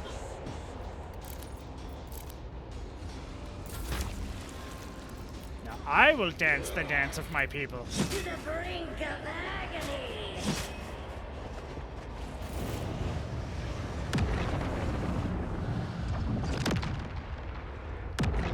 As you can see, I dance so much better. The choir master awakens with a sharp breath. Lord Captain, we are still alive. The God Emperor has protected us this time, but curses, did I not warn you? The old man shakes his head dolefully. His pale fingers are clutching the aquila adorning his belt. A moment of silence, then words of prayer stream from his lips in a monotone like a quiet lament, a dirge for the departed, a bitter confession. When he continues speaking, his voice is full of strength, yet we escaped disaster. The warp did not take our souls, and there are far fewer casualties this time. Master Harriman's assistant was instrumental, Your Lordship. He was able to not only protect my mortal body, but also skillfully blend the timbre of his psionic sound into the harmony of the choral. I regret that he was not at my side for the last rite. Those things seem to know you. Weiss lowers his head further. The insidious spawn thrive on confounding one's reason. They don the faces of those I once held dear, my apprentices, all of whom perished the previous time I performed this ritual. They have haunted me ever since, in my dreams and the warp, everywhere. The Immaterium abominations who devoured their souls have been tormenting me with shame and regret, and now they have come for my sanity as well. When the choir master speaks of his fallen students, there is a lingering pain in his voice.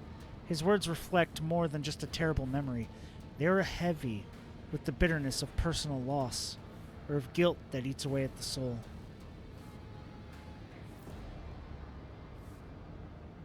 Was that old man a mutant, one of those we were looking for? Even if not, there was nothing more chilling we could have possibly found. An inhuman thing in human form. A true sacrilege against the Emperor. Its mind is strange, like an insect's or a parasite's, but I saw images in the mind of those around it. Currents of energy, a blue glow, the clanging of metal. Could be the plasma drive chambers. That is where I would start searching for signs of corruption. And a worm tormenting a star. Weiss touches his cheek, which is smeared with blood that is trickling from under his blindfold. He uses the blood to sketch a perfunctory image. A many-beamed star with a flat-fanged creature coiled in front of it, resembling either a larva or a serpent.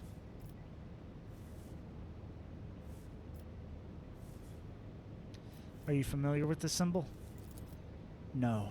It could be the emblem of some cult on the ship, but I seldom leave the chapel and have never come across it before.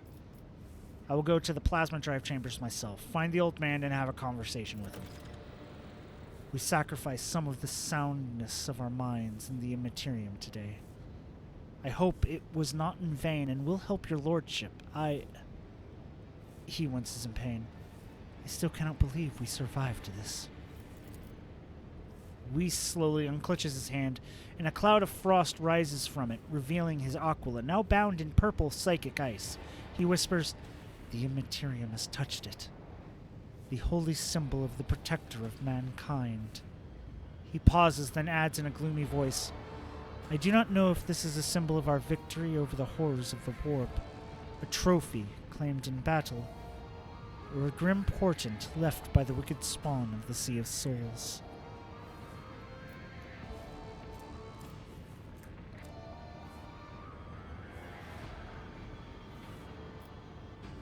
A symbol of faith shining through the breath of the Immaterium is a good omen. I shall wear it. Nothing can shake your lordship's spirit. May this Aquila bring you good fortune. I will have a new one delivered to me immediately. He looks at the Aquila with sorrow. If only everything that the Immaterium takes from us was so easy to replace.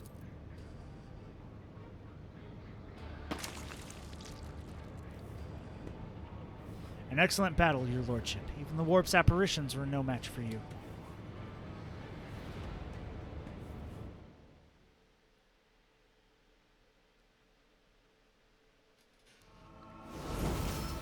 We leveled up!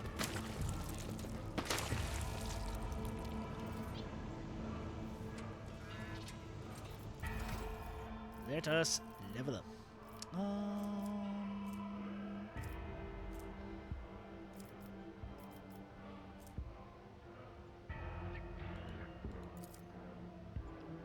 I want agility.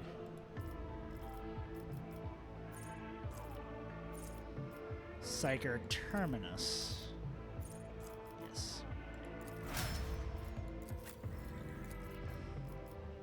Intelligence. Ebb and flow. Mastery of time.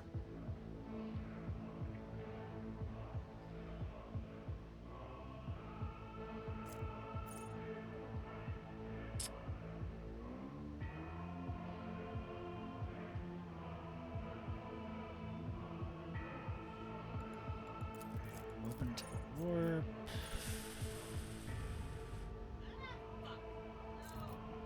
Stable routes.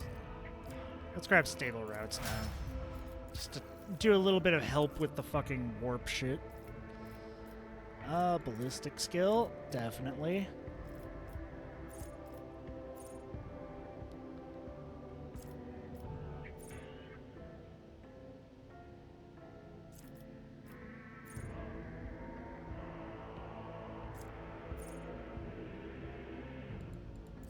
Scanner mech android. Perception plus 10.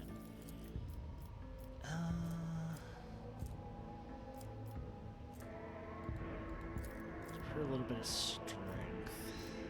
A little bit more damage. Dance of Thorns.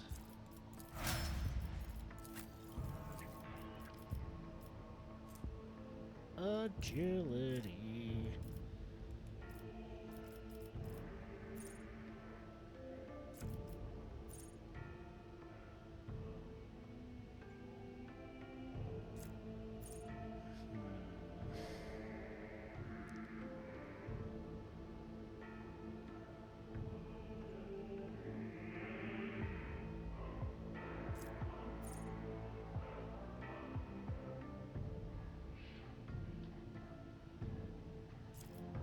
Let me do Shield of Faith. Because we're going to be messing with demons at some point. Perception.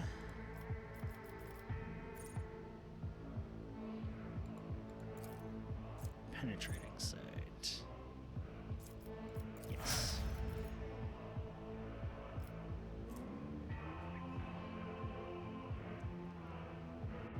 This creature deals 2% more damage for each stack of Blood Blessed effect.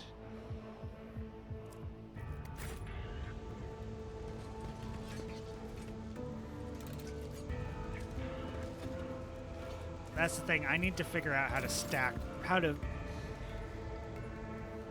her Blood Blessed as much as possible.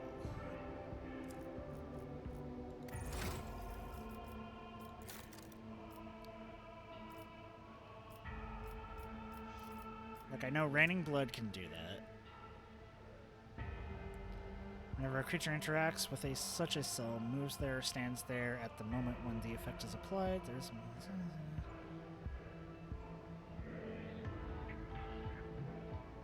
For every 10 wound, the Death Cult Assassin loses through the entire combat. Each creature affected by blood loses one stack of the corresponding effect.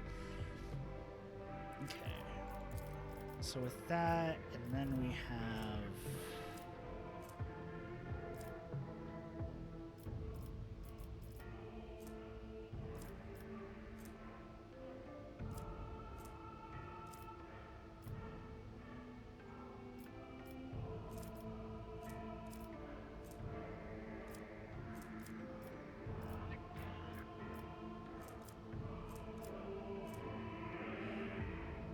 Every time she parries or dodges an attack, all enemies with Bloodstain suffer one of that, so that goes negative.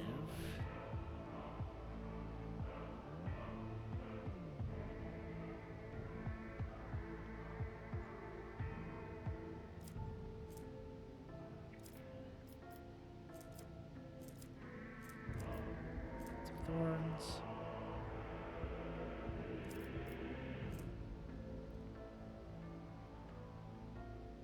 Creature with the blood blessed or bloodstained effect gets +1/+1 stack of this effect each time it suffers damage from bleeding, burning, or toxin. Okay. So that does happen for there. Death Cult Assassin allies deal more damage to enemies if both ally and their target stand in the blood-covered cells.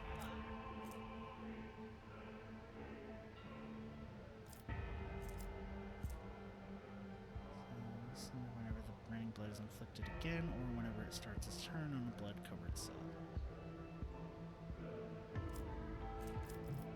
Yeah, I just gotta be a bit more smart when using her.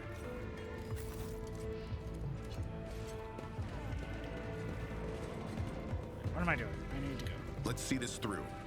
Let's head back to the main compartment.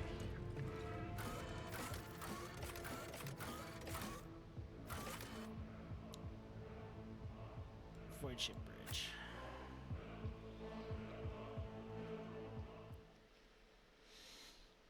So we need to go to the plasma drive, but we can hold that off to next time. So once this finishes loading, I'm going to save, and then we're going to find somebody to raid.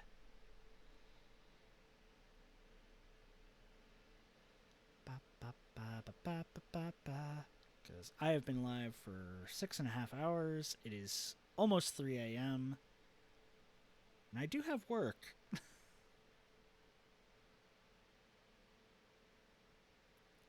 Sad as it is, I do have work.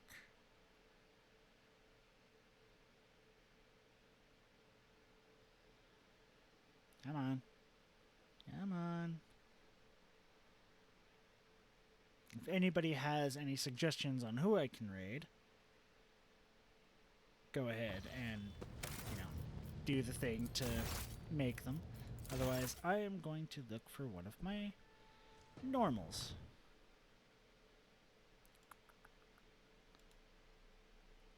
Okay.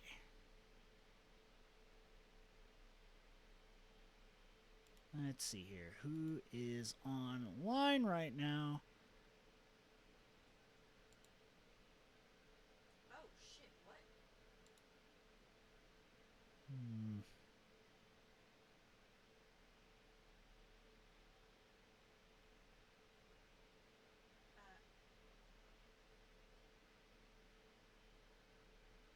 Let me see here. Not a lot of my normals. So we're just going to raid Bonicula.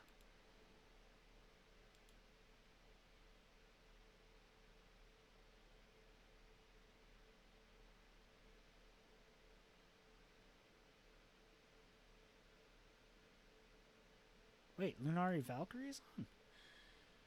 Why didn't it show that when I was doing that? Maybe not. She might be ending. No, it says offline. It lied to me. It lied to me. Why does Twitch lie to me so often?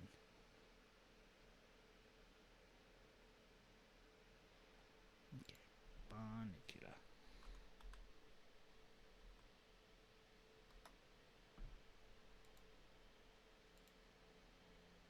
Come on.